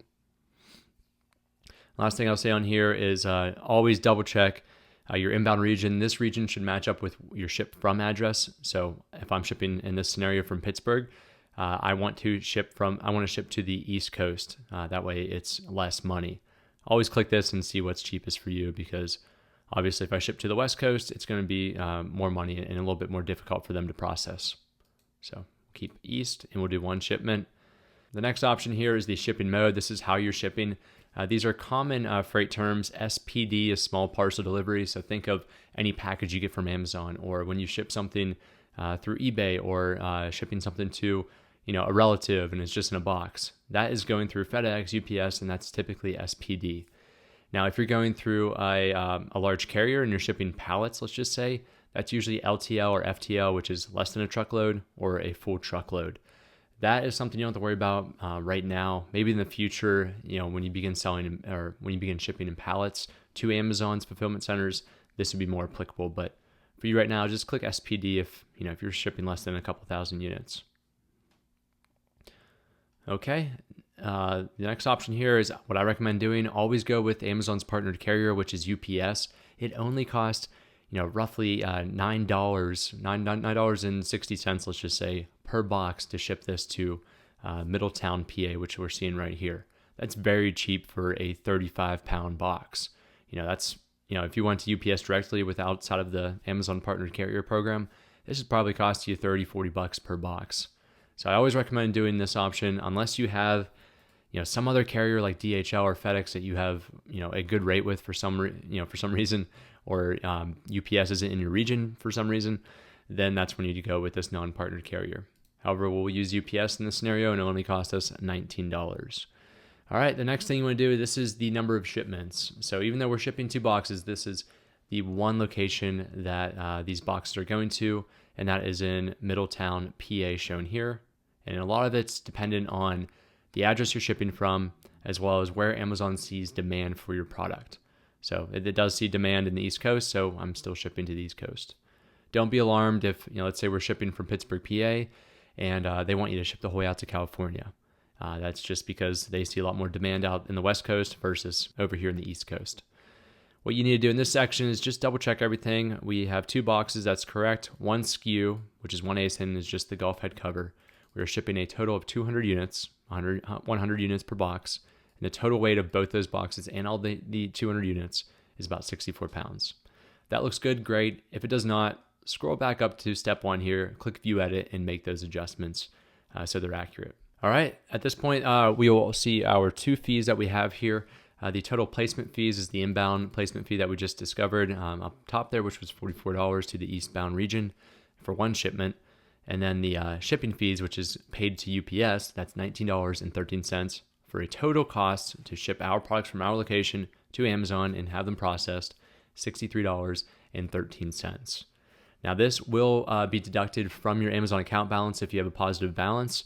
If you have a negative balance at the end of your 2-week billing cycle, they will charge your credit card this amount plus any selling account fees or anything of that nature. So just click Accept Charges and Confirm Shipping. You always have 24 hours to avoid any shipping charges with UPS. And you're not actually charged this $44 until your products arrive at Amazon and they go through the processing steps. Step 3 is to print out our box labels. Now, this is very important to discuss the difference between the box ID label and your shipping carrier label. So once I bring these up, I'm going to really describe the difference and what you need to do. You have 2 options here. If you have a thermal printing paper, which is kind of the sticker paper, it's very convenient to use. But if you don't have a thermal printer and you just have a normal inkjet printer, that's okay. And you can do this 8.5 inch by 5.5 inch US letter size. Just put your standard white paper that you have into your printer and you can click print. Now this is going to bring up a different tab, and this is a PDF file that we can download and or we can print. So I'm going to rotate this so we can look at it easier.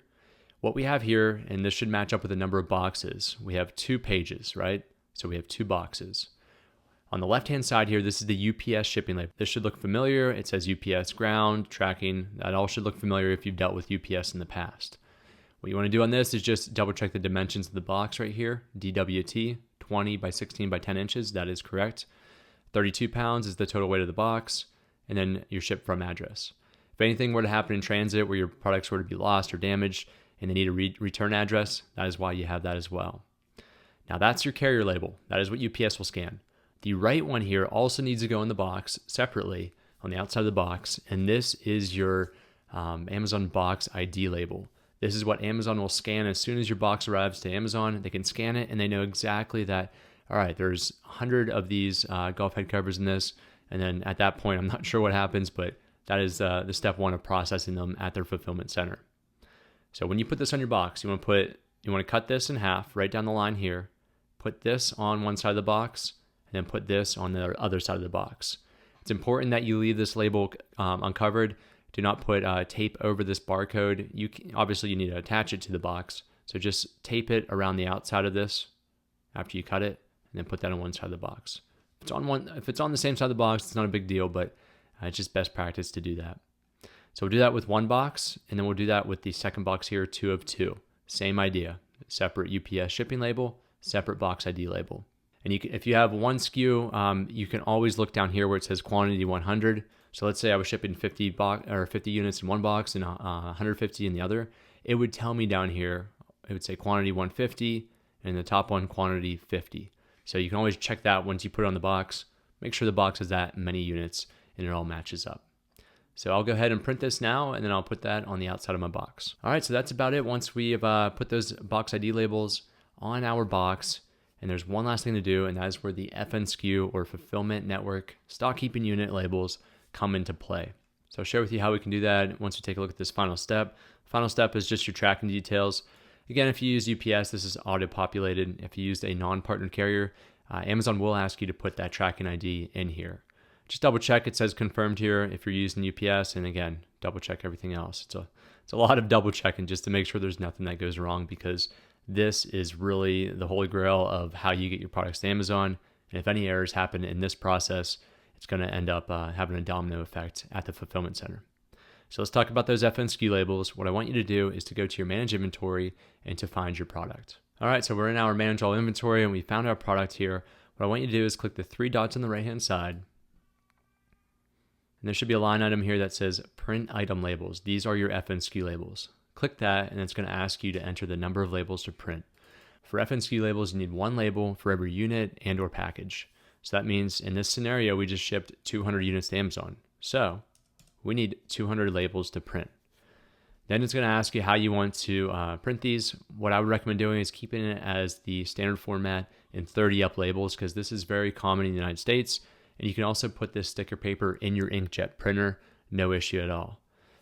You can also go to like Walmart or Target or Office Max, any office supply or department store to find this sticker paper. I'll also put a link down in the course section here, so you can go and purchase it from Amazon if you want to. So click print item labels. It's going to just give you a refresher that if there's a UPC on there, you make sure you cover it. And then we can go to our downloads and we can take a look at these labels. I'm going to zoom in because there's 200 here. Let's just take a look at this top one. This is what our FNSKU label looks like, and there'll be just a square here which you can peel off your sticker paper and throw that on the outside of each single unit packaging. What we have here is our unique identifier, the partial title for our product, and then the condition, which is new. So again, this is important for Amazon to use because each one of these are on the outside of the packaging. So if Amazon knows that they make a sale on this listing, they can find our product in their warehouse. They can scan it, just make sure that's the correct product, and then they can ship it to the customer. It just helps them understand the product as it moves throughout their logistic process. Okay, so that is it. And what you need to do at this point is put one of these FNSKU labels that we just downloaded on each of the outside of the packaging, the single unit packaging. Put all of those units with its single unit packaging in your box or boxes, close it up, tape it up, and then put the UPS label on the outside, on one side of the box. On the other side of the box, put the Amazon box ID label. And then you can go to UPS or your partnered carrier, and you can just hand them off, and then they'll be shipped to Amazon. And then we can track the steps throughout our shipment manager, which I'll show you in a second. It's very easy to go ahead and to track all of your shipments. All you have to do is go to the menu here, go down to inventory, and then click shipments.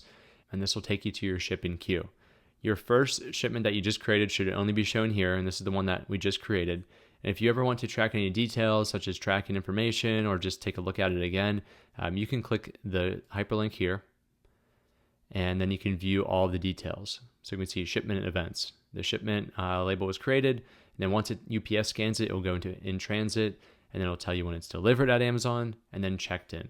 Checked in is this is typically I'd say a total of 30-day gap between the delivered time when it arrives at the fulfillment centers until they're fully checked in and available for you to sell. The reason why that is because when we ship these 2 boxes to Amazon's fulfillment centers, they are going to probably keep maybe 10 to 15 units at that fulfillment center, and then the remainder they're going to ship to all different fulfillment centers across the United States. That way you can offer prime shipping to almost every customer in the continental United States. So you can always track the steps here, and then on the right-hand side here, you can also track how many units are checked in as they come in. If you have any problems or issues, you can click the problems tab, and it may say that We only received 190 of these 200 units, or there was actually some damage done to the box or damage done to this unit. All that information will be stored in here. Now, at any point before you go ahead and you actually ship these with UPS, you can click this shipment name up here to go back into that workflow, and you can actually edit some things if you still want to. So it's not really all said and done until you go ahead and you deliver these to UPS, and the shipping process actually starts. So that's how you can always view things and edit things if you haven't gone to that final step. All right, so now I want to share with you an optional step, and although I really encourage you to do this and recommend it, it's not necessarily vital for your product launch, but it really will help your conversions in the long term and also help you to build a reputable brand. So if you're ever on an Amazon listing, you've ever scrolled down, you've seen this product description section, and then you see some listings just have text here, plain text, while others have these images. And the only way to get these images is to go to your A+ Content Manager, which is a unique selling feature, which you have to have a brand for, and then you also have to have the professional selling account type. This just gives you a section to elaborate more on your brand, elaborate more on your unique features. So I'm going to share with you today how to create a very simple A+ content. And if you want to add more, by all means, go ahead. So what we need to do first is we need to go to our Manage Inventory screen, and we want to copy our ASIN because we have to go ahead and paste this for some reason into the A+ Content Manager to apply this A+ content to this listing. So just copy that or write it down so you have it on hand. And then to get to the A+ Content Manager, click Menu, go down to Advertising, and then A+ Content Manager. Again, if you're doing this kind of, not necessarily in sequence with the course, this may not be here. And if it's not there, that's because you still have the individual selling account type. So you just have to make sure you go ahead, upgrade to the professional selling account type, then you'll have access to this. So let's click that. And once we're here at the A+ Content Manager, all you have to do is in the upper right-hand corner is click Start Creating A+ Content. So bring you to two different options. One is the basic. This allows you to create up to 5 modules of A+ content. The other is Brand Story. The Brand Story is a way that you can just create one A+ content and you can apply it to all of your different products with the same brand name. For us, since this is probably just your single product or your first product, let's just start out with the basic, and then we can always upgrade to this later on. So you can apply the same A+ content, such as your brand picture or your logo, throughout all of your listings. So click Create Basic A+. What we want to do is first we want to name it. So this will be our head cover content. We can name it whatever you really need to name it. That's up to you. And then we want to create our content down here. So again, we can add up to a maximum of 5 modules. And if we click Add Module, I'll show you what a module is. So module could just be your company logo. It could be a comparison chart between all your different products, or just key features, which is what I'm going to share with you today. You have the freedom to really do whatever you want with this. And there's also some AI ready ones. So if we were to click this AI ready option here, this will actually allow us to create content using AI. We can click Select Content to generate, and we can click all of these and click Generate Content. Next, it's going to ask us our ASIN. And once we put that in, it's going to pull some information from the images and also the description and text prompts. So once you add that in there, you can also add some optional things such as an image theme, if it's a Christmas theme picture or anything of that nature. So let's just see what it does just by adding our ASIN. This is actually the first time I'm using this. Usually I've always done this manually. So let's see what it comes up with. And if it's not anything great, we can always manually add our features and our company logo. Okay, while that's loading, it may take some time. I'm just going to show you again what we're going to do today. And then we can come back to that. But you can click Add Module here. What I want you to do at least is to create a standard company logo. You can use Canva and dimension it 600 by 180 pixels. And then you can add your image in here. If we look at what I did, I just put Vivere Golf. We live for golf, which is just a slogan for my brand. And I just took a stock photo that I had licensed access to, just a guy holding his golf club. It's really up to you. Be as creative as you want. Try to use this section to tell a story, such as what I did here. We live for golf. This creates a mentality, if you will, for the brand versus just best golf product or great golf product. Don't do that. Be creative. All right, so I added my image here. Let's crop it just to go right there. We can click Add, and now we have our company logo. It does look like the AI single feature that we have here did complete. So we have a headline here, and then we also have the body text.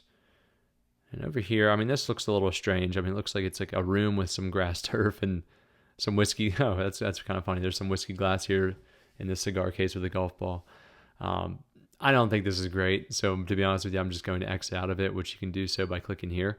But if it does look good for you, or if you just wanted to do the text, by all means, use that feature. But I just want to share with you how you can do this all simply. So let's click add module. Let's add our key features, which is shown here.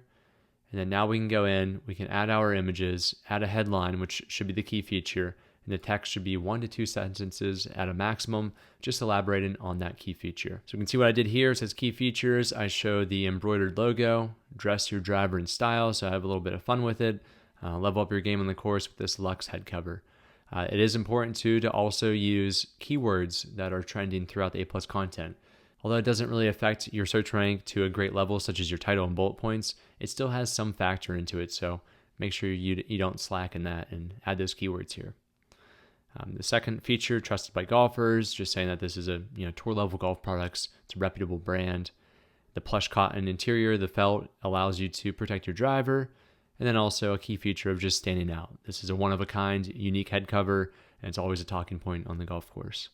So those are some features I just wanted to point out. And once you have everything uploaded, such as your images and your modules or how you want them and ordered correctly, click Next, Apply ASINs. And then we have to go down here, and this is where we have to paste in our ASIN. Click it, and then it's going to tell you if you're eligible or not. This should say yes, as long as this is using the same brand name that you've already been brand registered for. So click Apply Content.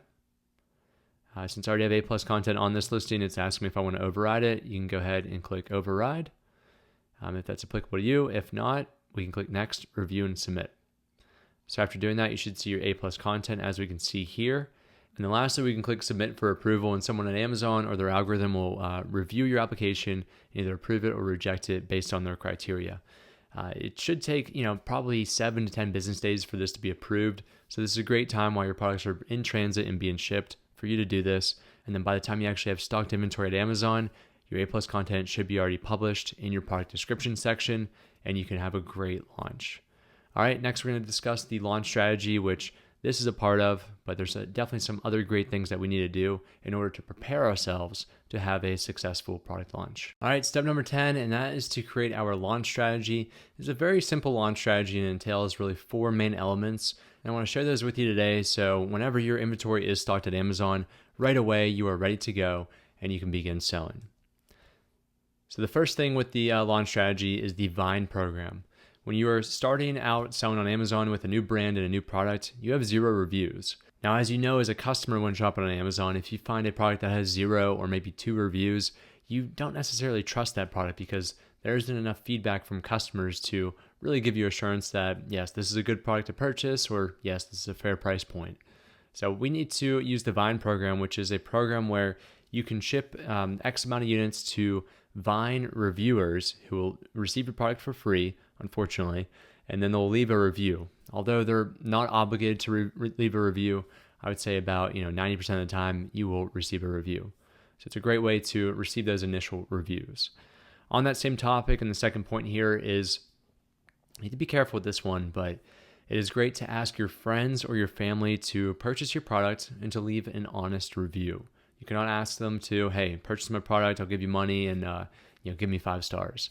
That's against Amazon's review policy.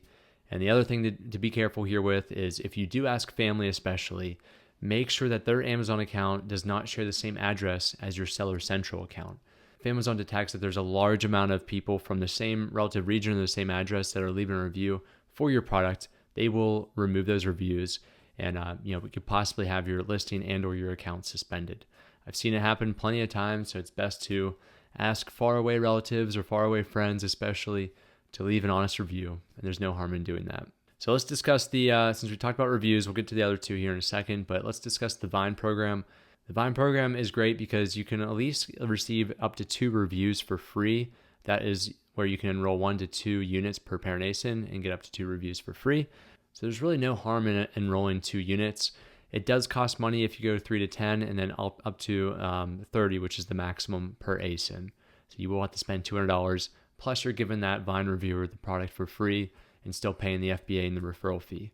So what I recommend doing at a minimum is to enroll 2 units, which I'll share with you how to do that here in a second. And then if you really want a lot of reviews, which is going to help your search rank and credibility, I think this is money well spent. So we're back here on Seller Central. I'm going to share with you how to find the Vine program. Just click Menu, go down to Advertising, and then select Vine here. At this point, all you have to do is to paste your ASIN and then click Begin Enrollment. And then on the next screen, it's going to ask you how many units you want to enroll. Remember, 1 to 2 is free. And then if you go to 3 to 10, it's $75, and then $200 if you enroll 11 to 30 units. Very simple, just click Approve based on the number of units you want to enroll. I believe you have to have inventory in order to actually use this. So this is something to keep in your back pocket. And once you have inventory stocked, you can go ahead and enroll X amount of units. So it's just something to keep in mind once you get to that point. All right, the third item here to prepare for is that you should expect to lower your sales price. There's 2 ways of doing this. I would either add a sale, which I'll share with you in a second, how you can do that for a specific time period, or you can go ahead and you can add a coupon. I'll share that with you as well. So let's go back to Amazon Seller Central and let's find our product. Once we have our product here, we can see that we're priced at $29.96, which I would say this is the fair market value for this quality of golf head cover. However, I think it's important to go ahead and to run a sale early on because, again, you have 0 reviews and you have no credibility for your brand or your product. So you have to incentivize the customer to go with your product, which is the price incentive, versus going with a similar competitor that's at the same price or maybe even a little bit less. To do that, just click the 3 dots and then go down to the Edit Listing, select that, and then you should be pre-selected on the Offer tab. If not, select Offer, and we'll go down to where it says Sale Price. So for our sale price, we want this to be at least 25% below what our fair market price is. If you're unsure what your fair market price is, I'll share with you very quickly how you can figure that out. Let's go to Amazon and type in golf head cover. First way is to use the Jungle Scout Chrome extension if you have it. Click it, and then it's going to share with us for the first listing page what the average price is. So $27.64. What you want to do also is you want to remove any that are advertisements as shown here, and then you want to remove any that are not applicable to your product. For example, this one has 3 head covers. This one is for irons. This one has 3. This one has 4. This one has 3. This one has irons. This one's good, it's a single. This one's good, it's a single. So go through that, select all the ones that don't apply, and then you click Hide Rows, and it should adjust that average price. Once you have that fair market price of, let's say $26.67, for example, multiply it by 0.75, which is taking 25% off of it, and that is what your launch price should be. So $20 in this scenario. That gives you the best chance to make as many sales as you can early on because the focus of your first batch isn't to just profit. It's more so to establish your product in the market, and then down the road, that's when the profiting comes into play because you'll be receiving a lot of organic sales and you already have a reputable product on the market. All right, the second way of doing it is the free way, is what I would call it. I would find the top 5 product listings that match your product. For example, this one does. It's a single golf head cover. And then take the average of those prices. So I'd add $27.99 for one. Here's a second one, $21.99. Add those up, take the average. That should give you a good idea of what customers are willing to spend for your product. And once you have that number, multiply by 0.75 to get the lowest and recommended sales price. The third way, which I don't think I have to show you at this point, but you can just go to the Opportunity Finder in Jungle Scout, see what the niche average price is, and then you can use that if you want as your average price or your fair market price. So for the sale price, I am confident that I could sell this at $29.96. However, for the sale, I want to take the 25%, and I want to mark this down to $22.47. Next, you can put your sale start date. So once you have inventory stocked, you can put a date in the future even, and then you can run that sale, which I recommend doing it for 2 weeks. So my inventory should be stocked at the 27th, and then I'll run that for 2 weeks. If I can click it, there we go. So December 11th. All right, all those error messages should go away. And then during this span of time from November 27th until December 11th, we will have the sales price of $22.47. All you have to do at that point, go down to the bottom and click Save and Finish. If that doesn't appeal to you, the other thing we can do is to add a coupon. The only unfortunate thing with coupons is you do have to pay as someone actually applies that coupon, but it is a very effective way to convert a sale. When someone goes to your listing, they see that they can add a 5% coupon, for example, and it may be enough for them to take that extra step and to purchase your product. So if this applies to you, click coupons. I'll share with you quickly how we can go ahead and we can add those. Similar to the A+ content, click the button in the upper right-hand corner where it says create a new coupon. And then we have a couple different options here. So for the coupon type, we have a standard coupon, which applies to all customers. We also have a subscribe and save. So if you have a product that you can see your customers purchasing on a monthly basis, for example, this may be more effective. And then we also have a reorder coupon. So this allows you to offer a discount to customers who previously purchased your product, and it may be enough to entice them to purchase again. For you, since this is a brand new product, just click standard if it's a product that you see them only purchasing 1 or 2 times in their lifetime. Next, we can select our audience type. So if we wanted to do a Prime-only discount or Prime-only coupon, we can click Program, and then we see Amazon Prime members. I recommend doing all customers. It should be applied to everyone. Give yourself the best chance to convert those sales. After that, we need to type in our ASIN, click Find, and then it should show up here. Click the check mark, and then we can go to the Continue in the upper right-hand corner. Next is going to ask us the schedule and details. We want this to start again on the 27th and end on the 11th. Coupons are only good for up to 30 days, so keep that in mind as well. And then our discount. Do we want to give them just $8 off, for example? We can do that. Or do we want to give them a percentage off? I almost always go with the percentage off because psychologically speaking, as a customer even, when I see 25% off or $8 off, I'm going to go with 25% off as what was more attractive to me at that time. Just because it seems like, wow, I'm receiving a quarter off of this product. So we can put 25% in there because that's the maximum we want to take off our total price. And also be careful you're not running a coupon and a sale at the same time, because that's going to allow them to take 25% off of your sales price, which is something you don't want to do. So either go with one option, not both. All right, next is the budget. You have to put a minimum of $100. You will not spend $100, trust me, because anytime that someone actually redeems your coupon and makes a purchase, it's only 60 cents. It's not a lot. But for some reason, they want you to put a minimum of $100. All right, coupon title. This is what will pop up in a display ad. Very simple. It already says save 25% on, and then just put what your product is.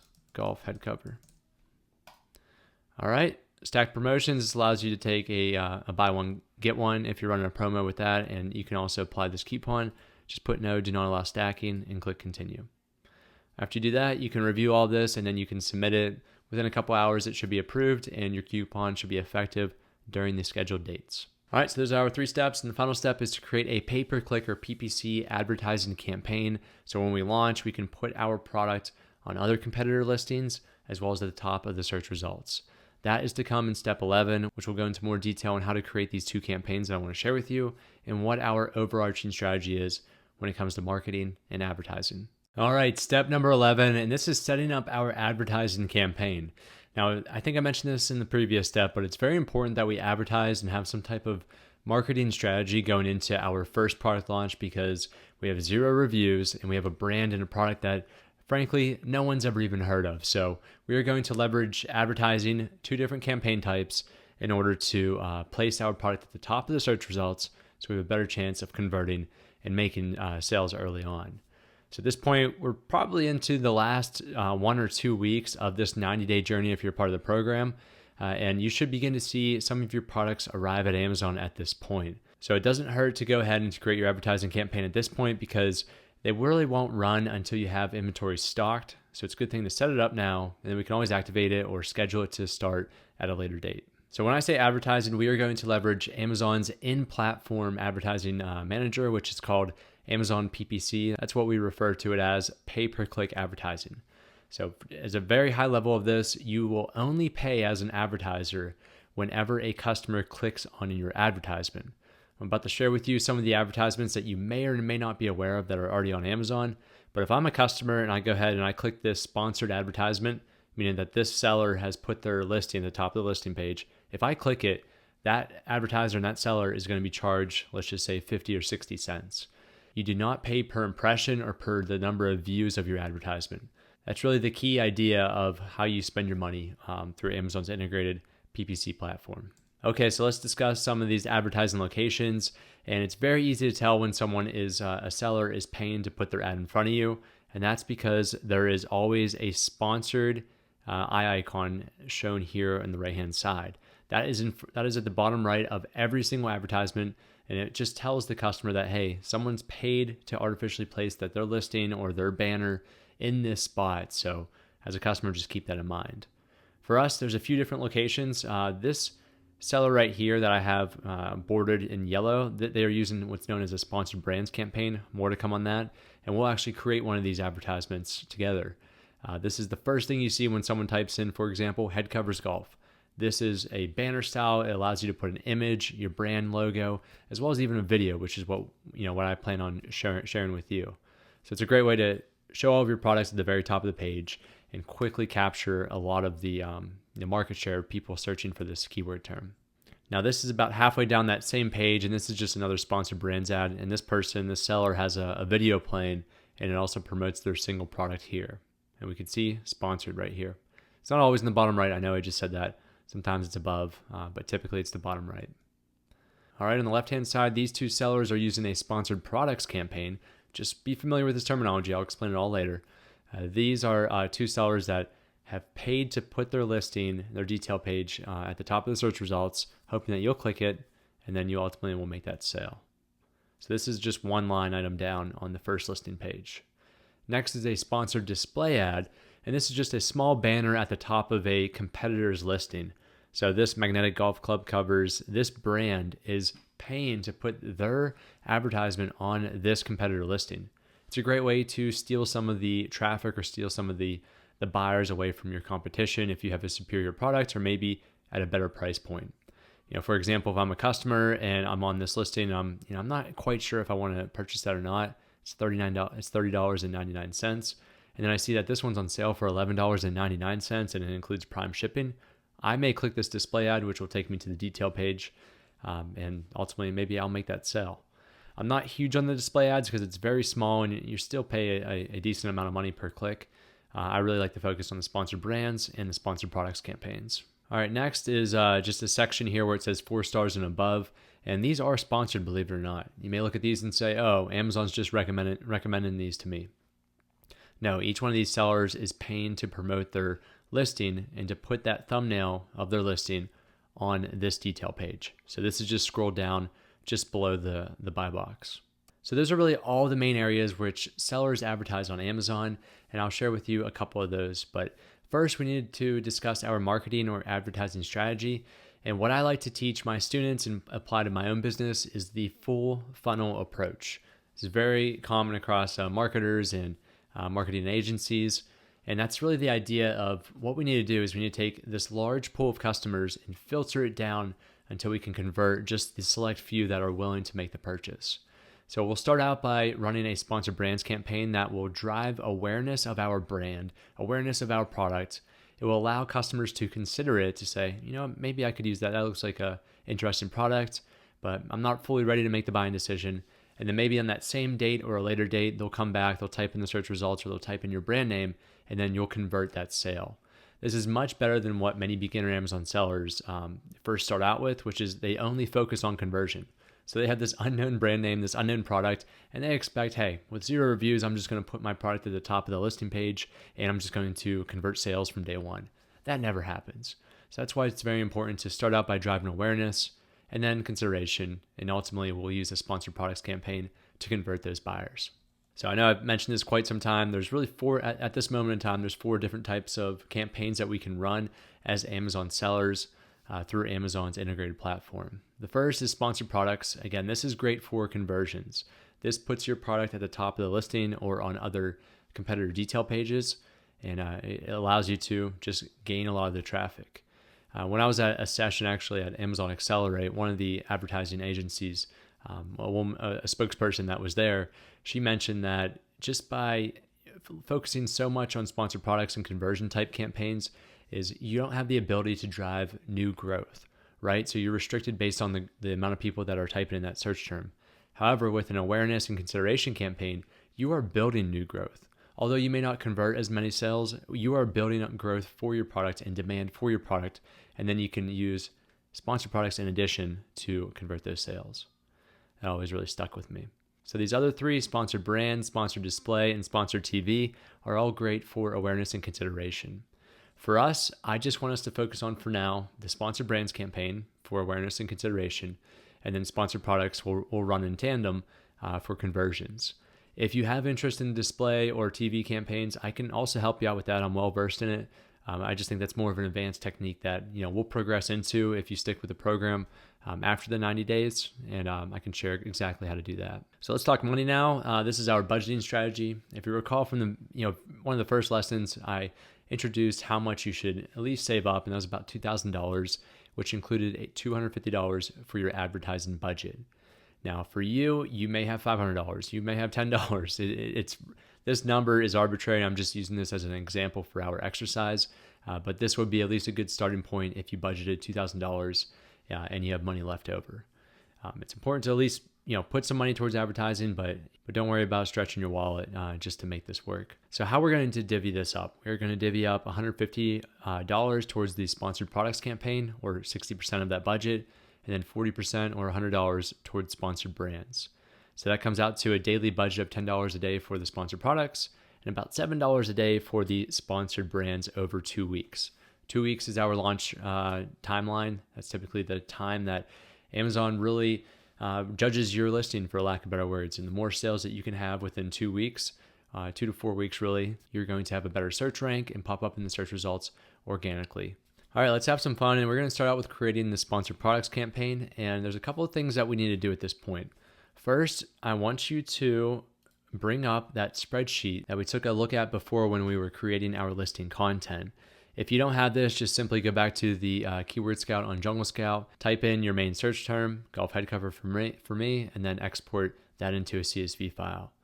What we want to do now is we want to find our keywords that we're going to target. In other words, say a customer were to type in golf head covers for woods and driver.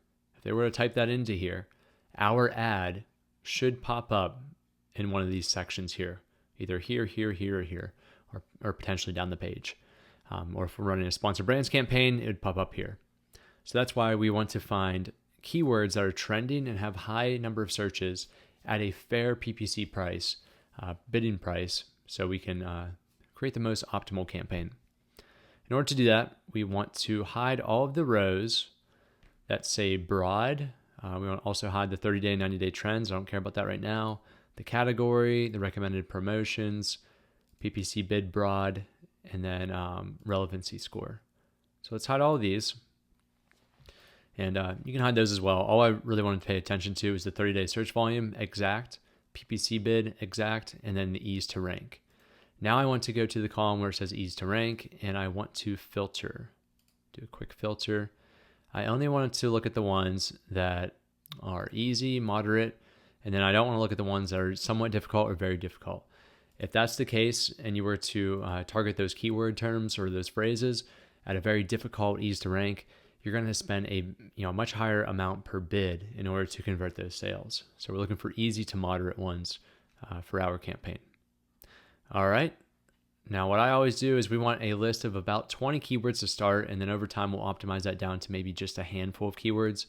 So what I'll do is, since these are all bolded, I'll actually take the bold off the ones I want to keep. And the way I make that judgment is that the ones at the top here are in very high demand.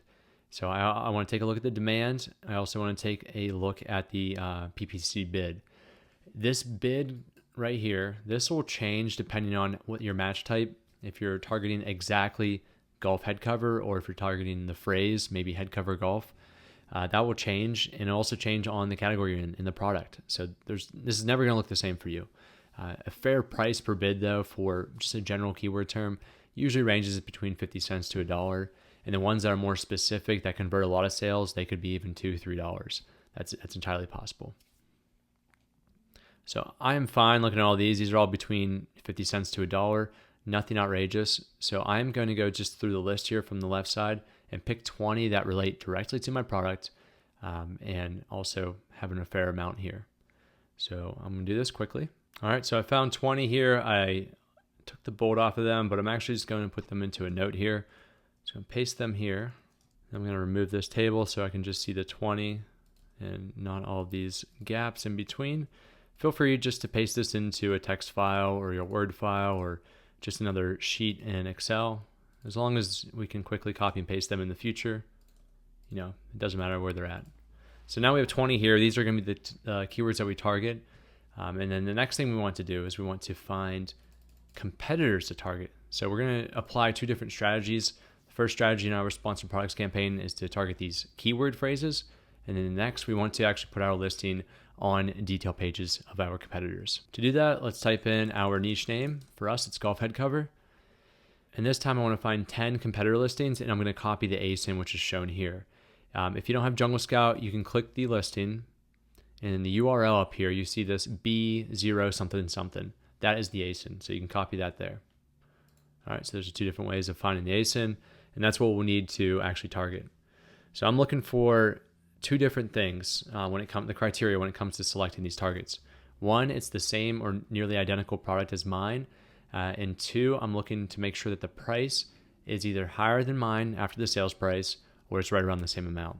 So right now our sales price is around $22 after that 25% discount. So this would be a great one to target. It's a well-known brand name, but the idea is we'd be able to put our listing on this detail page down here, and a customer will say, oh wow, this is an even nicer golf head cover for only $22, even though it's not tailor-made or doesn't have reviews. I'm going to click that one and check it out. So that's the mindset here. So I'm going to take a minute. I'm going to copy 10 of these down, and I'm going to put them back in my notes here. Okay, I've gone through the first listing page, and I copied 10 different ASINs. Make sure they're different. They're not the same ones. And then these are really all the elements we need to go ahead and to create our advertising campaign. So let's head back to Seller Central. Once we're in Seller Central, let's go to the Advertising Campaign Manager to create our campaign. Go to Advertising and then Campaign Manager here, which will take us to an entirely different interface.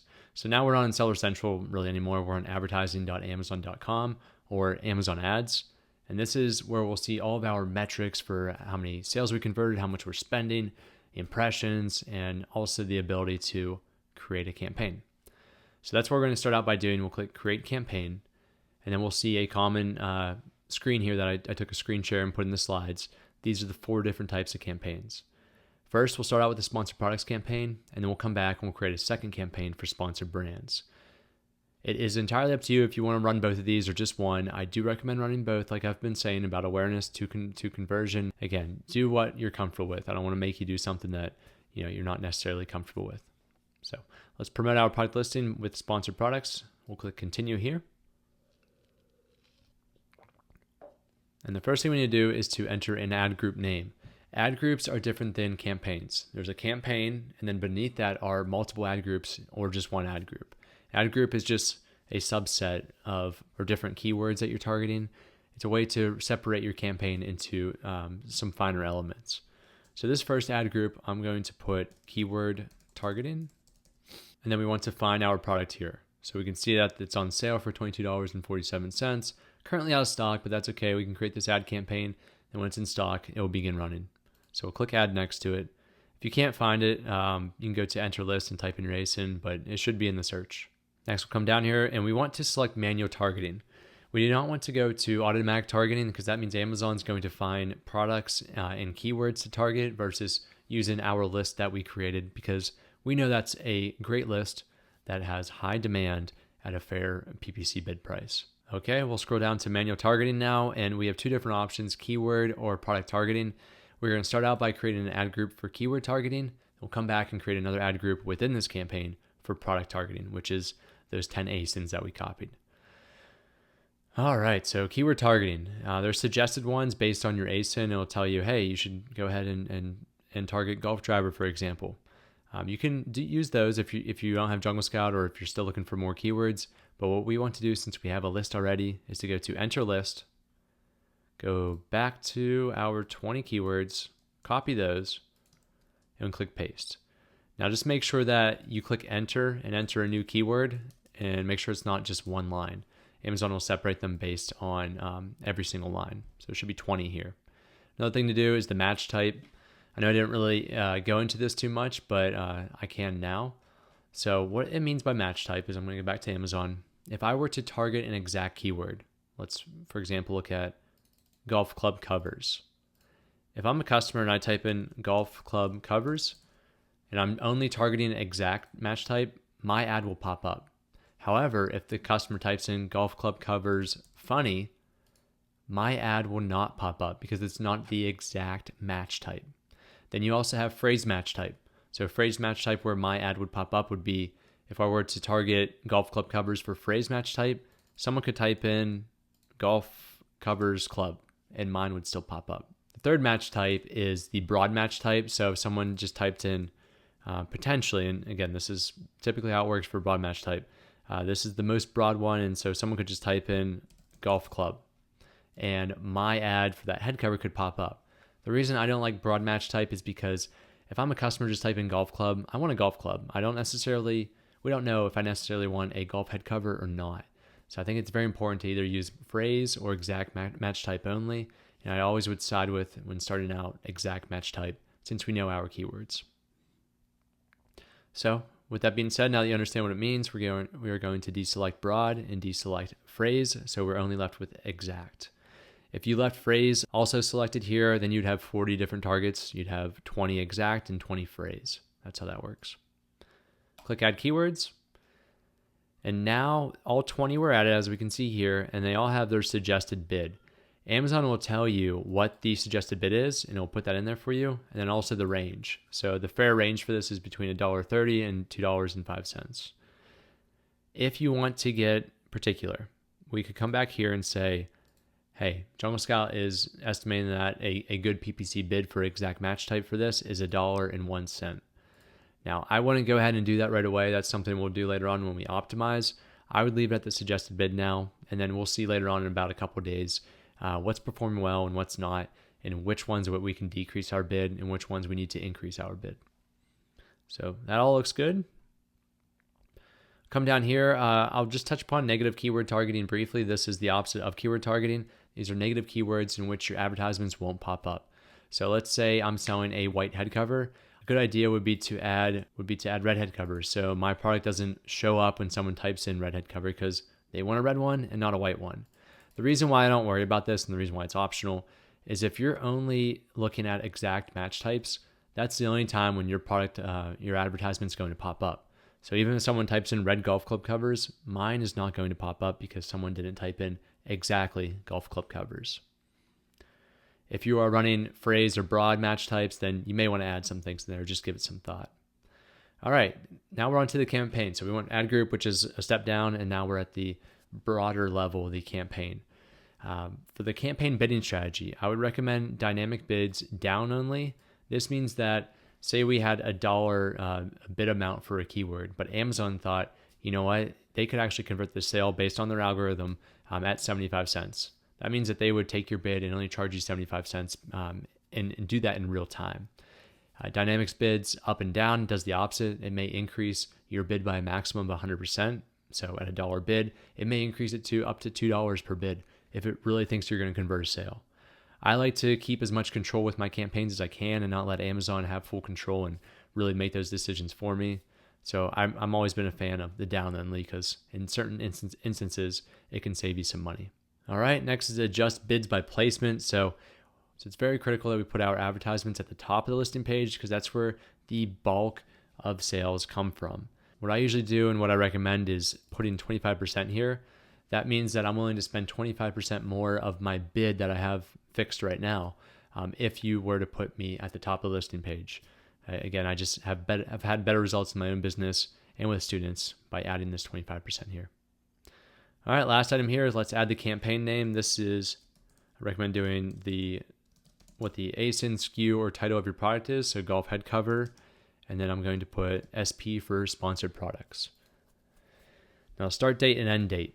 Now, I recommend doing this over 2 weeks, and what I recommend doing is, you can always change this, is if we know that our inventory is going to be stocked by the 20th, let's start it on the 20th, and then let's run it for 2 weeks.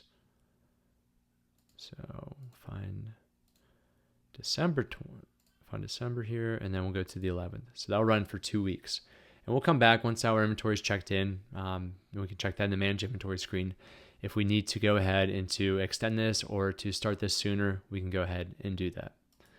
So remember, for the budget, that was $10 a day for about 2 weeks. This daily budget, this is the amount of money that you're willing to spend on this campaign per day during this time period. Amazon may spend $10 a day, or they may only spend $5 a day. $10, this is the maximum per day. Also keep in mind that they may spend more money one day. They may spend over $10, but they will never spend more than $10 times your duration. So I shouldn't spend more than $140 in this campaign. It's just the way it works. If they spend less one day, they may spend more the second day, just to make up for it.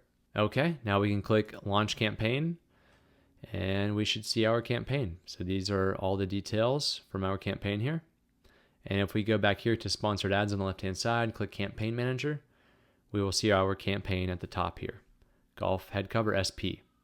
So this is the Sponsored Products campaign. This is the campaign. If we click it, this will take us down to the ad group for that campaign.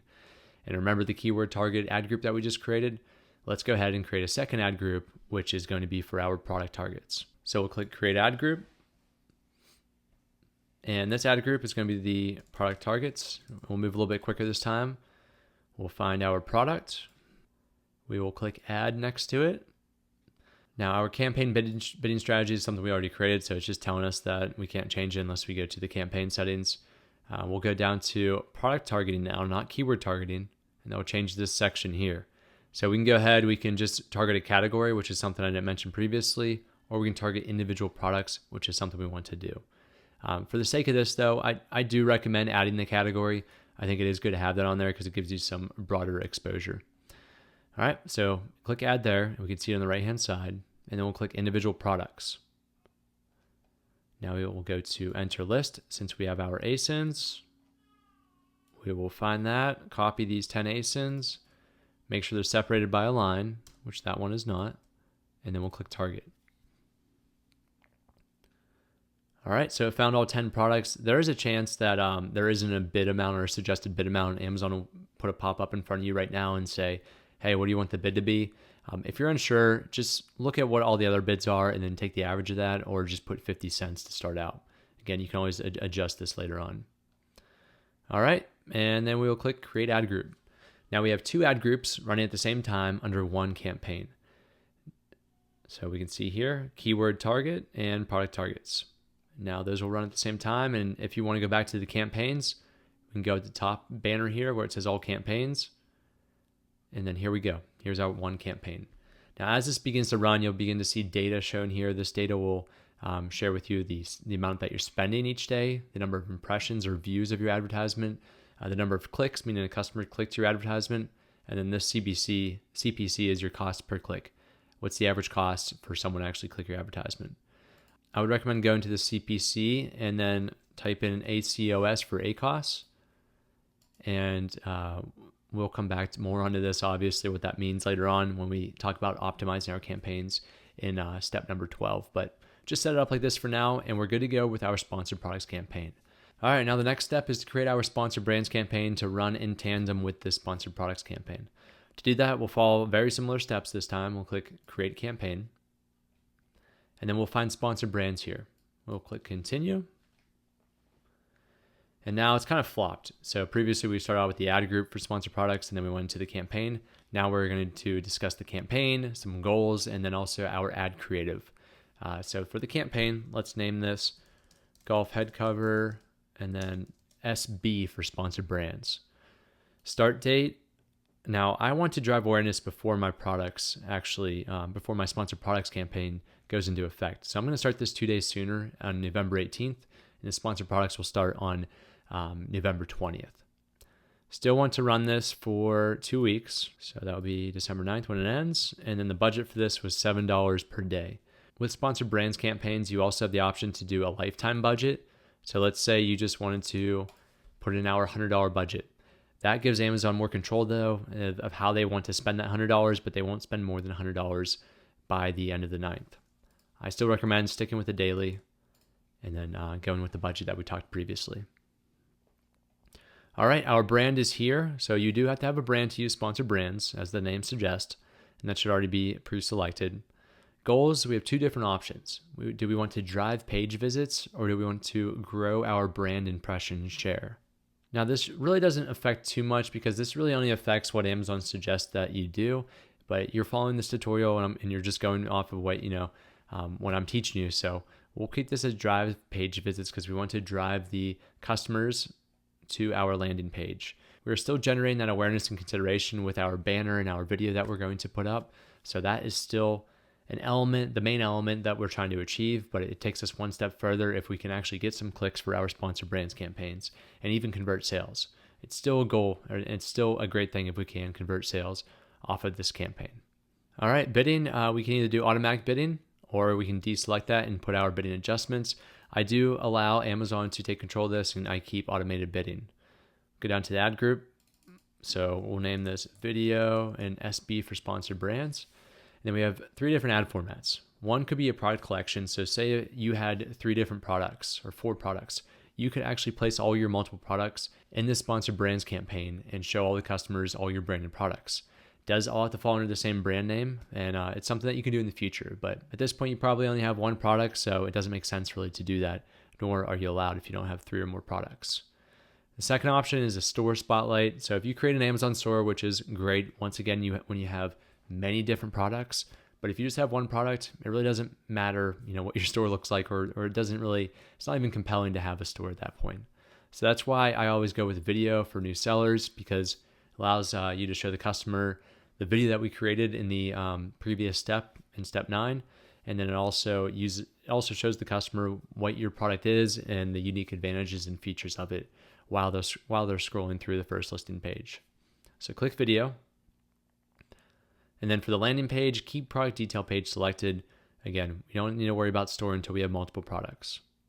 Go down to products. We will click add next to our golf head cover, and then we'll go down to cost control. Now, cost control, this is a new feature here at the end of 2024, and this allows you to keep your cost per click near or below a desired value. So if you only wanted to spend $1 per click, we can put $1 here. I haven't played around with this enough to really take advantage of it and to understand if it's even worthwhile. So for us at this point, let's just deselect that. We can always come back and create a new campaign focused around that when more successful results come out. All right. Targeting, we are going to target keywords for this one. We're not even going to worry about product targeting. We're going to focus and put in our sponsored brands campaign, the video at the top of the listing page or in the middle of the listing page. So just like we did before with the keywords, let's go back here. We are going to target the same keywords for this. Copy those, paste, take off the broad, take off the phrase, and just keep exact for now. Okay, click add keywords, and then also brings up a thing that they do right away. They always put these 2 theme 1 match types. This brings up a good point. They typically add 1 or 2 of these automatically, and these are keywords related to your brand and keywords related to your landing pages. I don't mind keeping these. However, I typically lower them down to the lower suggested range, so $1.92 and $1.92 here. And then what I'll do is, as this campaign progresses, if I see a lot of poor results and it really comes from these 2 keywords, these themes, I will remove them and just focus on the exact match types shown here. We can scroll down. You know what negative keyword targeting is. We don't have to worry about that. And then we're down to our ad settings, which is our video. So I'm going to put head cover, info video, because that's what this is going to be. And here's our ad creative. So this is on the right-hand side, shows us the mobile version of what our ad would actually look like. We already have our product selected, so we don't have to worry about doing anything there. But we do have to add the video. So now we can click add video, and you have 3 different options. One is choose from creative assets, which we will actually use since at this point, you should have already uploaded your video to your listing and it should be stored on your account. Second option, you can upload it from your computer. And third is create using Video Builder. This is an Amazon Ads creative tool, which allows you to create a video using a lot of their templates. So if you don't have a video at this point, or you chose to skip that step in this course, you can also create a free video builder just using images, and Amazon will turn it into a video. Pretty neat stuff. So we'll click choose from creative assets. We will find our video down here, and then we'll click apply.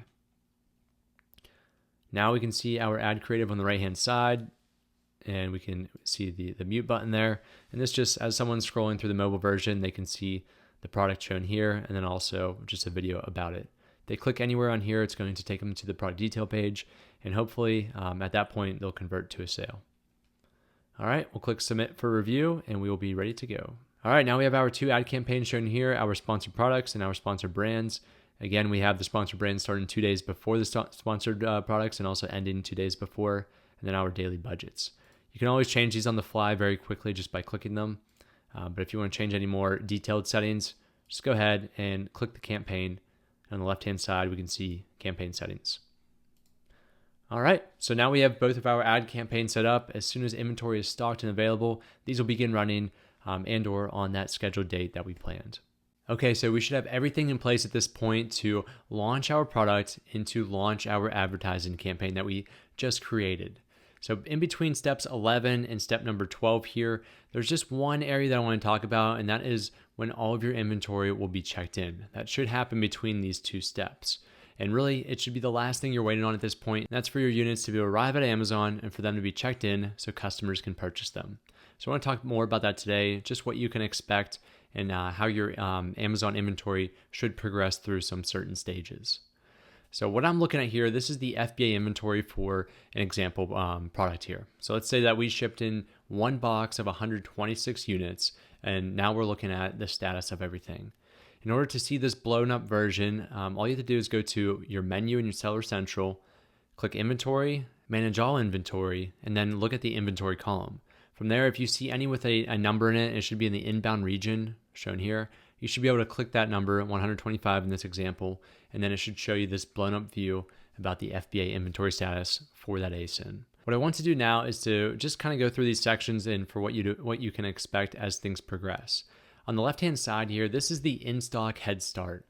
So it's saying that we have a future supply viable or future viable supply, as I would say, for 125 units. This means that if I'm a customer, I could purchase this product. However, the catch is I may have to wait 3, 4, 5 weeks to actually get it. That is really the issue that I have with this feature that Amazon provides, is because a customer is probably not going to purchase this product because they have to wait 3 to 4 weeks in order to get it. The reason why Amazon does this is as soon as you create your shipment workflow and they have confirmation that box of units has shipped and or it has arrived at their fulfillment center, they will go ahead and create this in-stock head start supply for you. That way you can make sales, and think of this as like our way to pre-order. That is what that means, and you'll see this change to 0 as inventory is marked into the center section.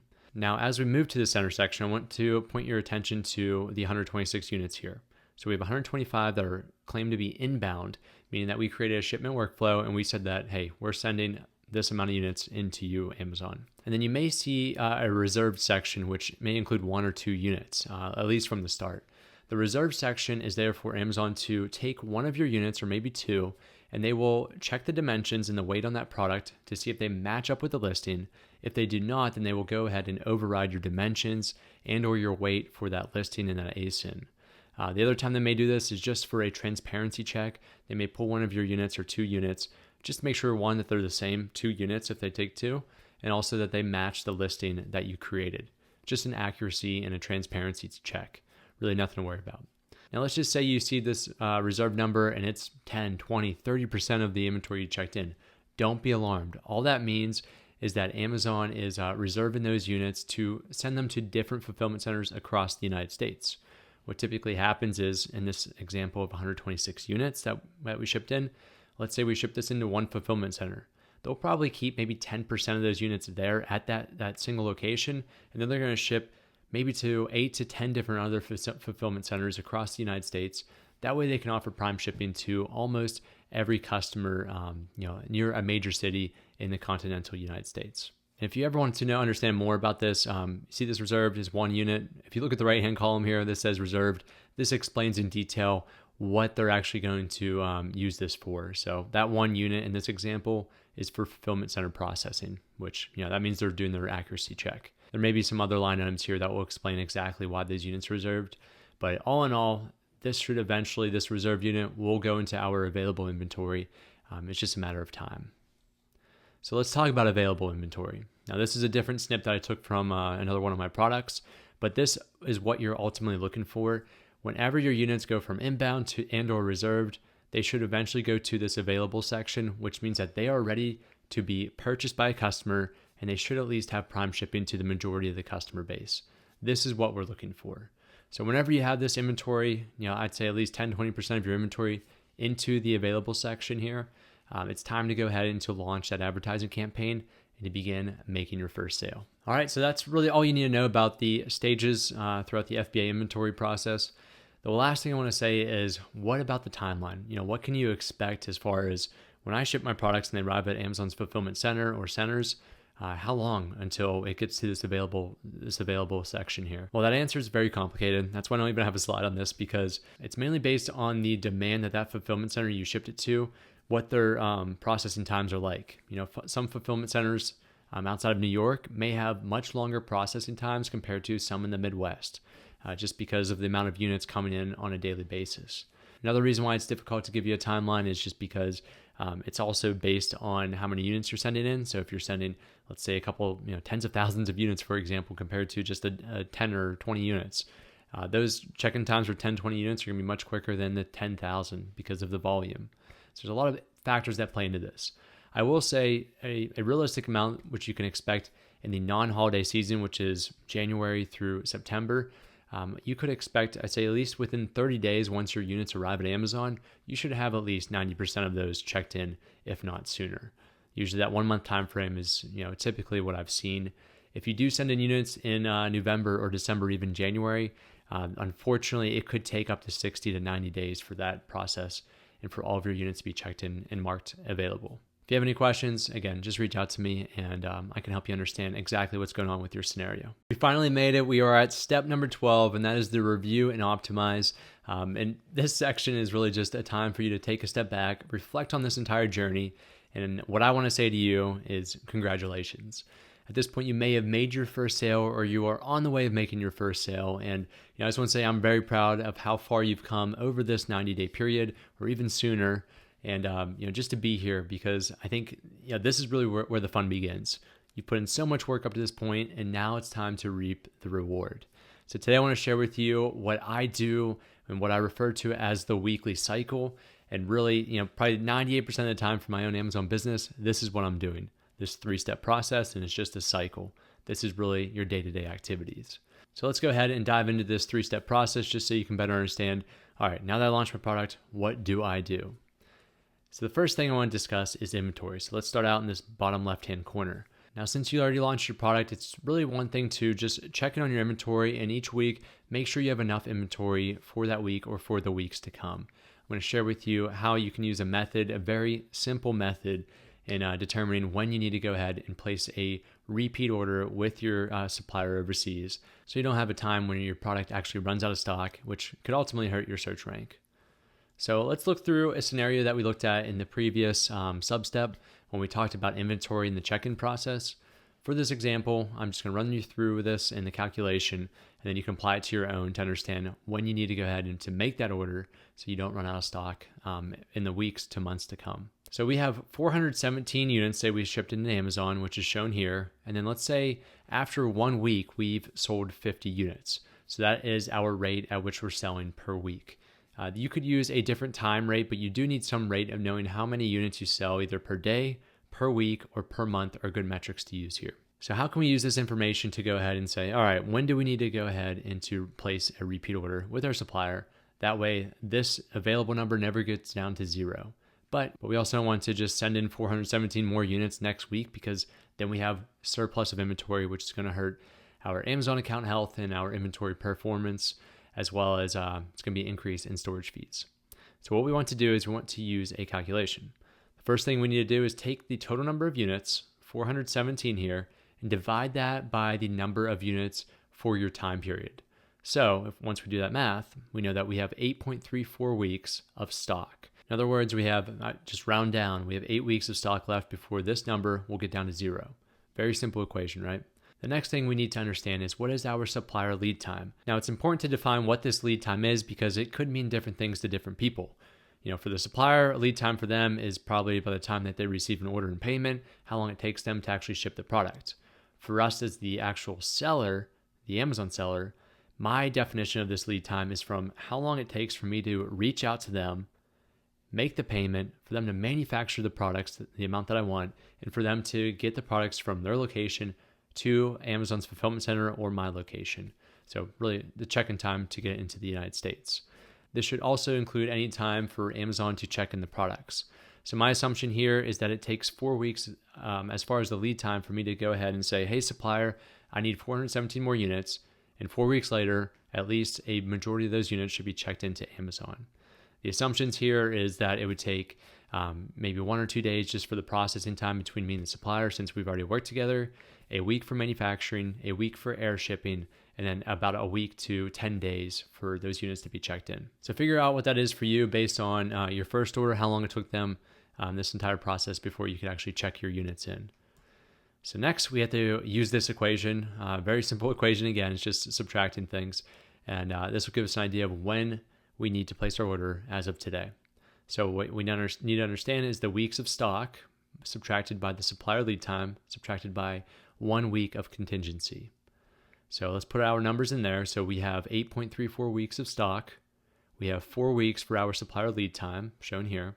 And then that 1 week of contingency. And this is really just for, it's a safety net, if you will. That way, if any mistakes happen or the fulfillment processing times take a week longer, you factor this in and you're prepared for it.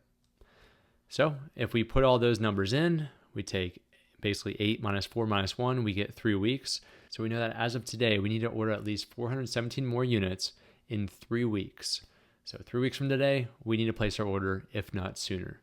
This just gives you an idea as you begin selling through your Amazon products when you need to go ahead and you need to place that repeat order. So that's a very easy step, and you can always check your inventory by going to the menu in Seller Central, Inventory, and Manage All Inventory, and looking at that center column that says Inventory. And you can always keep an eye on, based on the reports that I'm about to share with you, how many units you're selling each and every week. So that's the second step here in this weekly cycle, is to manage all the reports that you have, check out your sales orders, and also just manage your overall account health on Seller Central. I'm going to share with you how to access all those different reports and dashboards, and then you can go ahead and you can review yours. So the first one is the order dashboard, and this is for you to help you understand, what are my orders? Am I actually receiving orders each and every week? How many orders do I receive during a certain time frame? This will tell you everything you need to know about that, and it'll also tell you the status. So if the order has been completed and paid, if it has been shipped, and so forth. It's very simple to get here. Just go to Seller Central, menu, click orders, and then manage orders. And you should see something very similar to this, if not identical. If it says right here where it says fulfilled by Amazon, you are in the correct place. If it says seller fulfilled orders, you are not in the correct place, and you want to go over to this blue hyperlink and click view fulfilled by Amazon or view FBA orders. That's just two different areas to look in. One is the FBM, MFN, and one is the FBA. So once you know that you're in the right place, because this says fulfilled by Amazon, you should see all of your list of orders here, the order date, any details, and you can actually click this hyperlink in order to see more details about the buyer, and also where that package may be going, and then also the ASIN here and the item subtotal. That's a great way just to keep an eye on your orders. Fortunately, since you're using FBA, you do not have to really do anything with these. These orders will come in automatically, and Amazon will handle them on your behalf. It's really just here for awareness and information. So we talked about orders. Now let's talk about sales or revenue. And we can effectively use the sales dashboard in order to understand what our sales are for our entire account or for a specific ASIN during a span of time. So to get here, just simply go to Seller Central, go to the menu, reports, and then click business report, which will take you to the sales dashboard here. I'll describe this and I'll describe the left-hand column here. The first thing you're seeing here, this is just a chart over the past month to date, at least from what I'm looking at. You can always change this date to the past week or even today. And then you can click apply and it will change that. So in this sales snapshot, we are seeing that we sold 35 total items and 45 units have been ordered. So all this means is that some customers may have purchased 2 or more units. That's why we sold 45 units on 35 total orders. And this will tell you the total product sales, so about $1,900 in revenue, and then some other metrics here. This can tell you a number of things. One, it can tell you again how much revenue you made over a span of time, but it can also tell you your performance over each and every month. So for this account, this month so far, we sold 45 units as we see here. And then we can also look at the past month, the past 30 days. We actually sold 107 units last month. So last month was much better. And that's mainly because this is halfway through November versus last month was all of October. But it gives you a historical perspective of how you're doing and how you're trending as an overall account. Now, you can also look per ASIN. So if you have multiple products that you're selling, you can go to the left-hand side here and you can look at by ASIN, and then you can click detail page sales and traffic. So you can see specific data and sales just for that ASIN, and you can also do this by date. So that's a really good way of just understanding your revenue for your account and specific ASINs. Now, this sales dashboard is not to be confused with what you're actually being paid. So during this month to date that we're looking at, I'm not going to be paid $1,900 because this is revenue. This does not include the amount of fees that will be taken out, and that is where the payment dashboard comes into play. So to get to the payment dashboard, this will show you your inflow and outflow of all your expenses and income and give you a breakdown of what you can expect to be paid to your bank account. To get here, go to the Seller Central menu, click Payments, and then click Payments again. It's just a sub-menu item called Payments as well. What you'll see here is your 2-week settlement period. So on Amazon, you are paid or charged every 2 weeks, twice a month, and this will tell you what your net proceeds are. So during this span, I'm going to go through what these mean and what these mean, and then we'll get down to the bottom here. The net proceeds is the amount that we are going to be paid after all fees and deductions. So our net proceeds for this 2-week period was $1,300. And the way they come up with this number is all based on what you're seeing on the right-hand side here, and it's summarized on the left here. So we had a beginning balance of $725, and this is the account level reserve for the previous period. More to come on that, but this is a positive number. And then we have $2,300 in sales. So that's really all of our income for this span of time. Next, we have our deductions. So we have to subtract the amount of returned in refunds. So that's refunded sales of $83. And then we also have expenses. Expenses include the Amazon fees, any promo rebates, or other, which could be, it's not necessarily storage fees or some other items in there. And then the last item here is your account level reserve. This is how much Amazon's going to withhold from your sales for this 2-week period. That way, in case if there's any returns over the next 2 weeks, you have some money in your account to go ahead and to refund those customers. So it's really just a cycle of Amazon giving you that money back as the beginning balance, and then they're going to hold a certain amount based on your 2-week sales for the future in case there's any refunded sales or returns.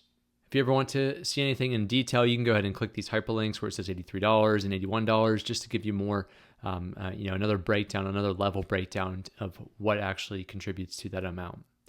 The last item here is at the bottom. It says down here, a transfer was made to your account ending in a 3-digit number in the amount of $1,300 on October 30th. Funds can take 3 to 5 business days to appear in your account.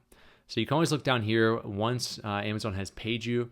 It will also tell you the exact amount that they paid you and on what date. Now, for my bank account, I use JP Morgan Chase. I typically receive this amount the same day, if not the next business day. So these funds do come in pretty quickly. You should expect 2 a month.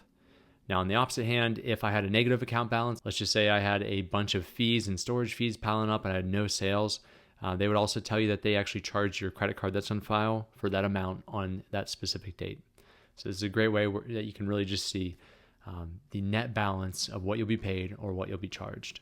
Okay, and the last thing I want to discuss in this section is the account health dashboard, and this is for your overall Amazon Seller Central account. So if you begin to receive any policy violations or any type of IP complaints, they'll end up piling up here and they'll end up hurting your account health rating. We want this number to be 200 to 1,000. Obviously, the higher the better.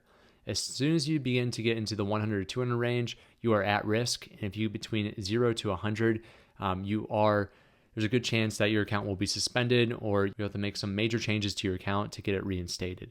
So I just recommend always keeping an eye on this. You can access it by going to Menu, Performance, and then Account Health. If you're not receiving any of these IP complaints or policy violations, it should always stay around 200, if not better.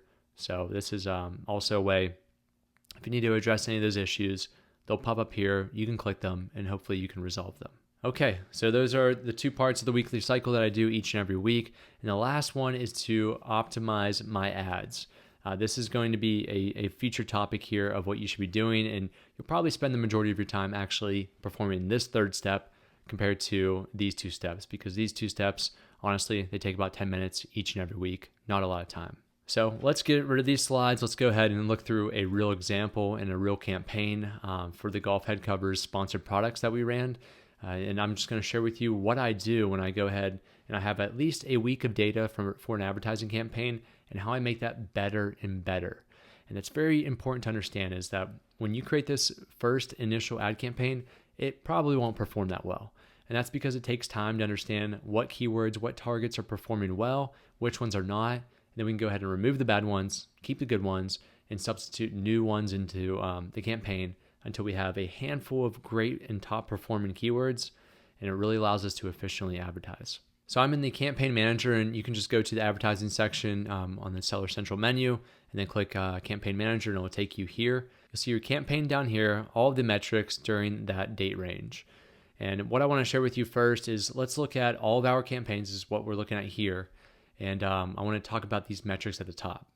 So spend is your advertising spend. This means that from the time that we began running this campaign, we spent $162.29 in ad spend. That's what we paid for all those number of clicks. Impressions, on the other hand, this is the amount of times that somebody's actually saw your advertisement, the amount of times that that ad was displayed. Remember, this is a pay-per-click advertising platform, so we don't pay per impression, we pay per click, which is the third column that you should see here. So during this span of time, we had 186 clicks, or 186 times a customer clicked our advertisement.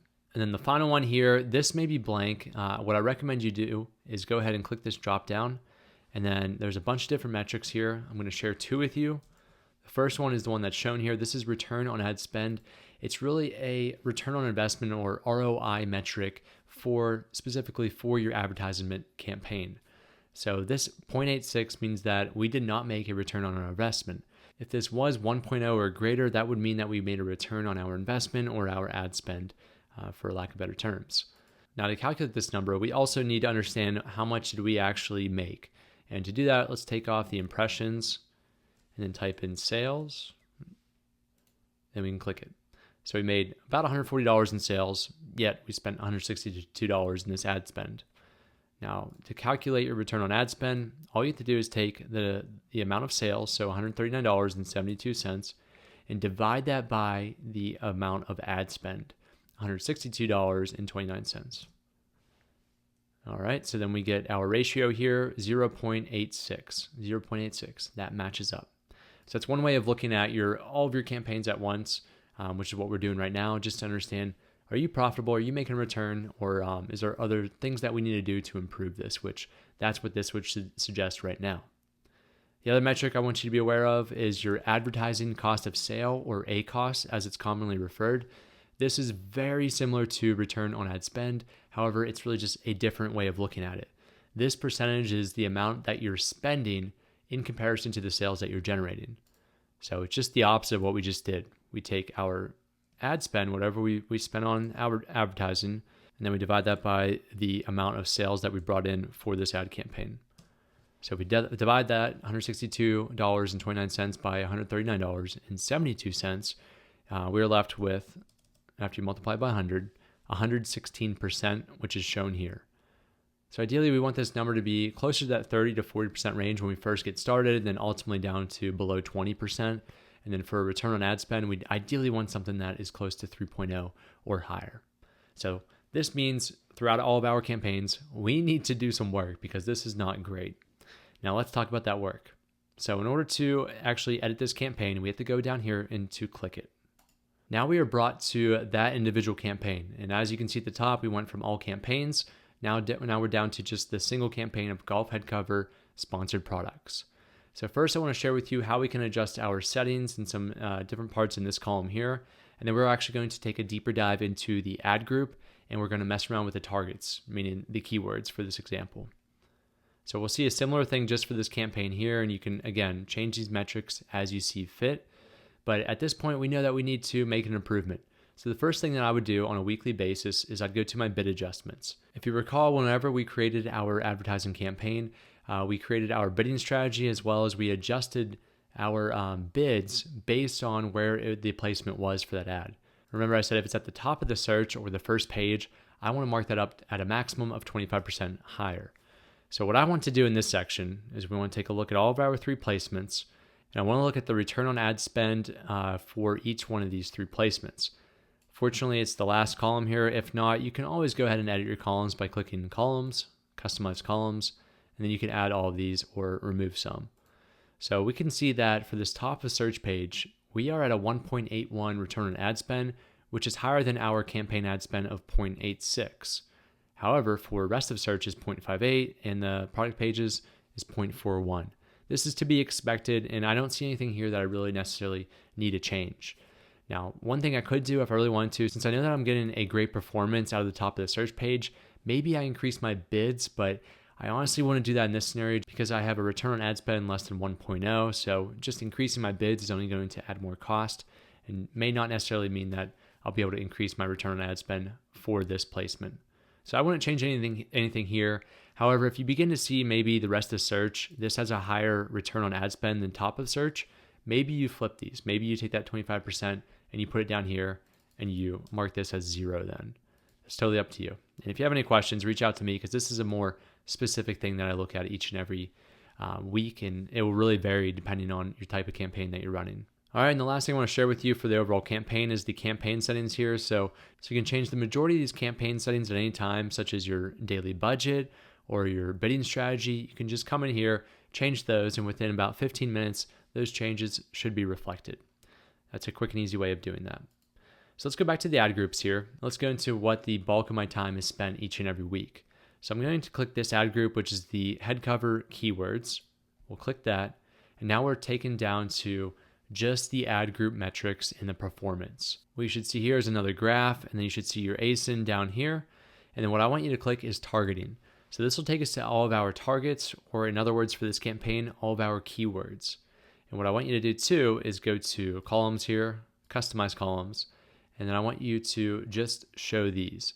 Show the suggested bid, the impressions, the spend, order sales, ACOS, and ROAS, or at least just one of those, whatever you feel more comfortable tracking. And that should give us everything we need to understand.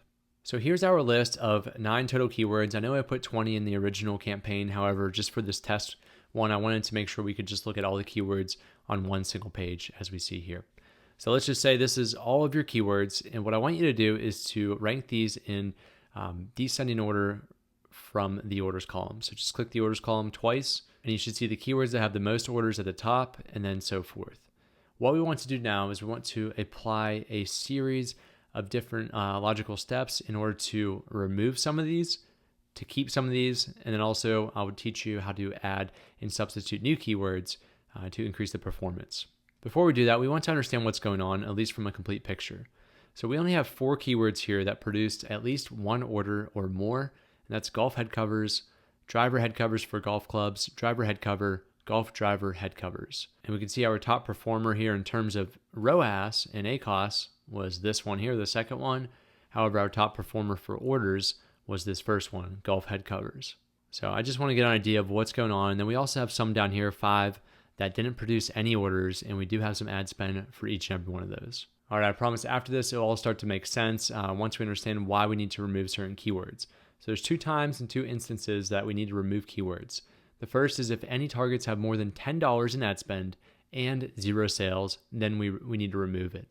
The reason why we remove those is because it's inefficient. It's produced more than $10 in ad spend. It didn't have 1 sale. Therefore, that trend should continue, and it's going to be overall inefficient for our campaign. So we're going to get rid of those poor performers. The second time we do that is if any targets have a ROAS less than 1.0, then we need to go ahead and to remove it. Our goal is to get that ROAS as high as it can be, meaning our campaign is very efficient. So we'll come back here and let's apply that logic. Do we have any that have more than $10 in ad spend, which is this column here, in 0 orders? So we know these 4 all have an order, so let's go down here. We have this one. We spent $14.84, 0 orders. Let's go ahead. We'll click this, just deposit so it won't be on our campaign anymore. $4.37, 0 orders. That's okay. There really isn't enough ad spend data for us to make that decision yet because what could happen over the next week or so? We could have 3 orders come in and this becomes a top trending keyword.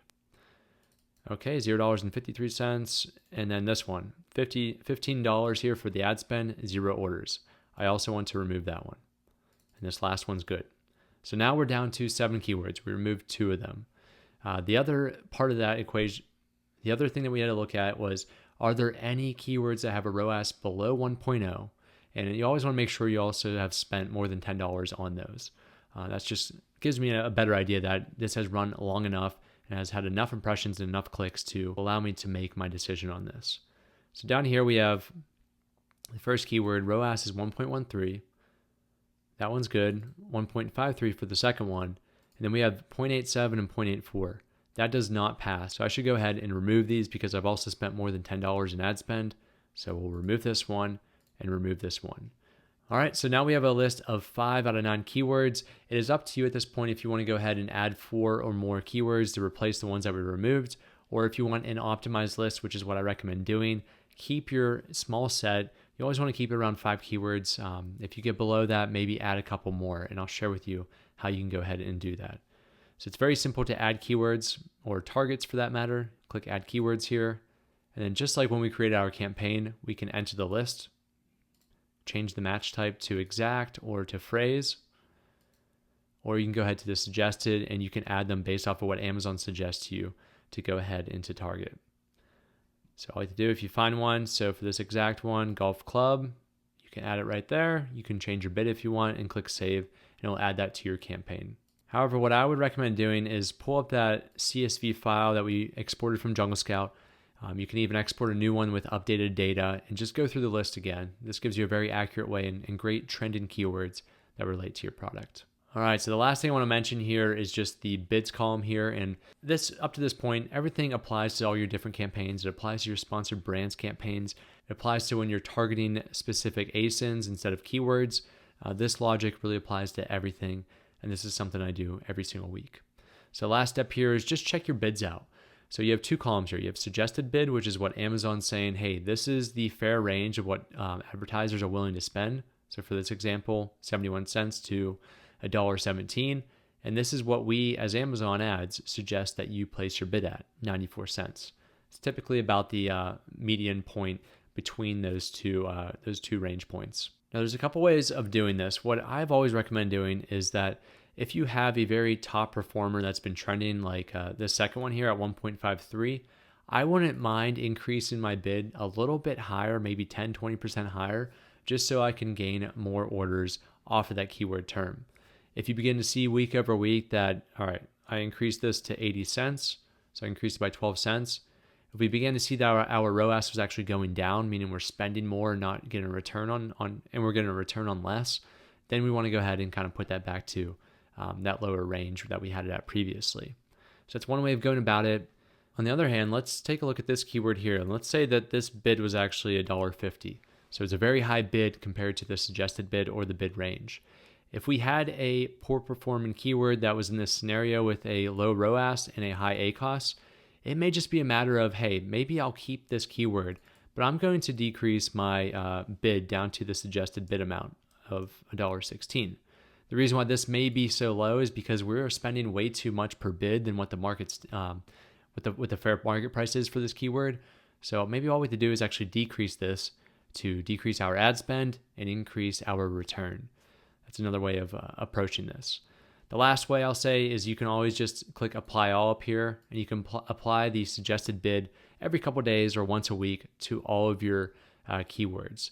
This ensures that you are competitive compared to all the other sellers and advertisers that are targeting these keywords. And that way you can increase your impressions as well as hopefully increasing the number of orders. All right, guys, so that's exactly what I do on a weekly basis. I know it's a lot with these advertising campaigns, and feel free to go ahead and to reach out to me if you need any help on this topic.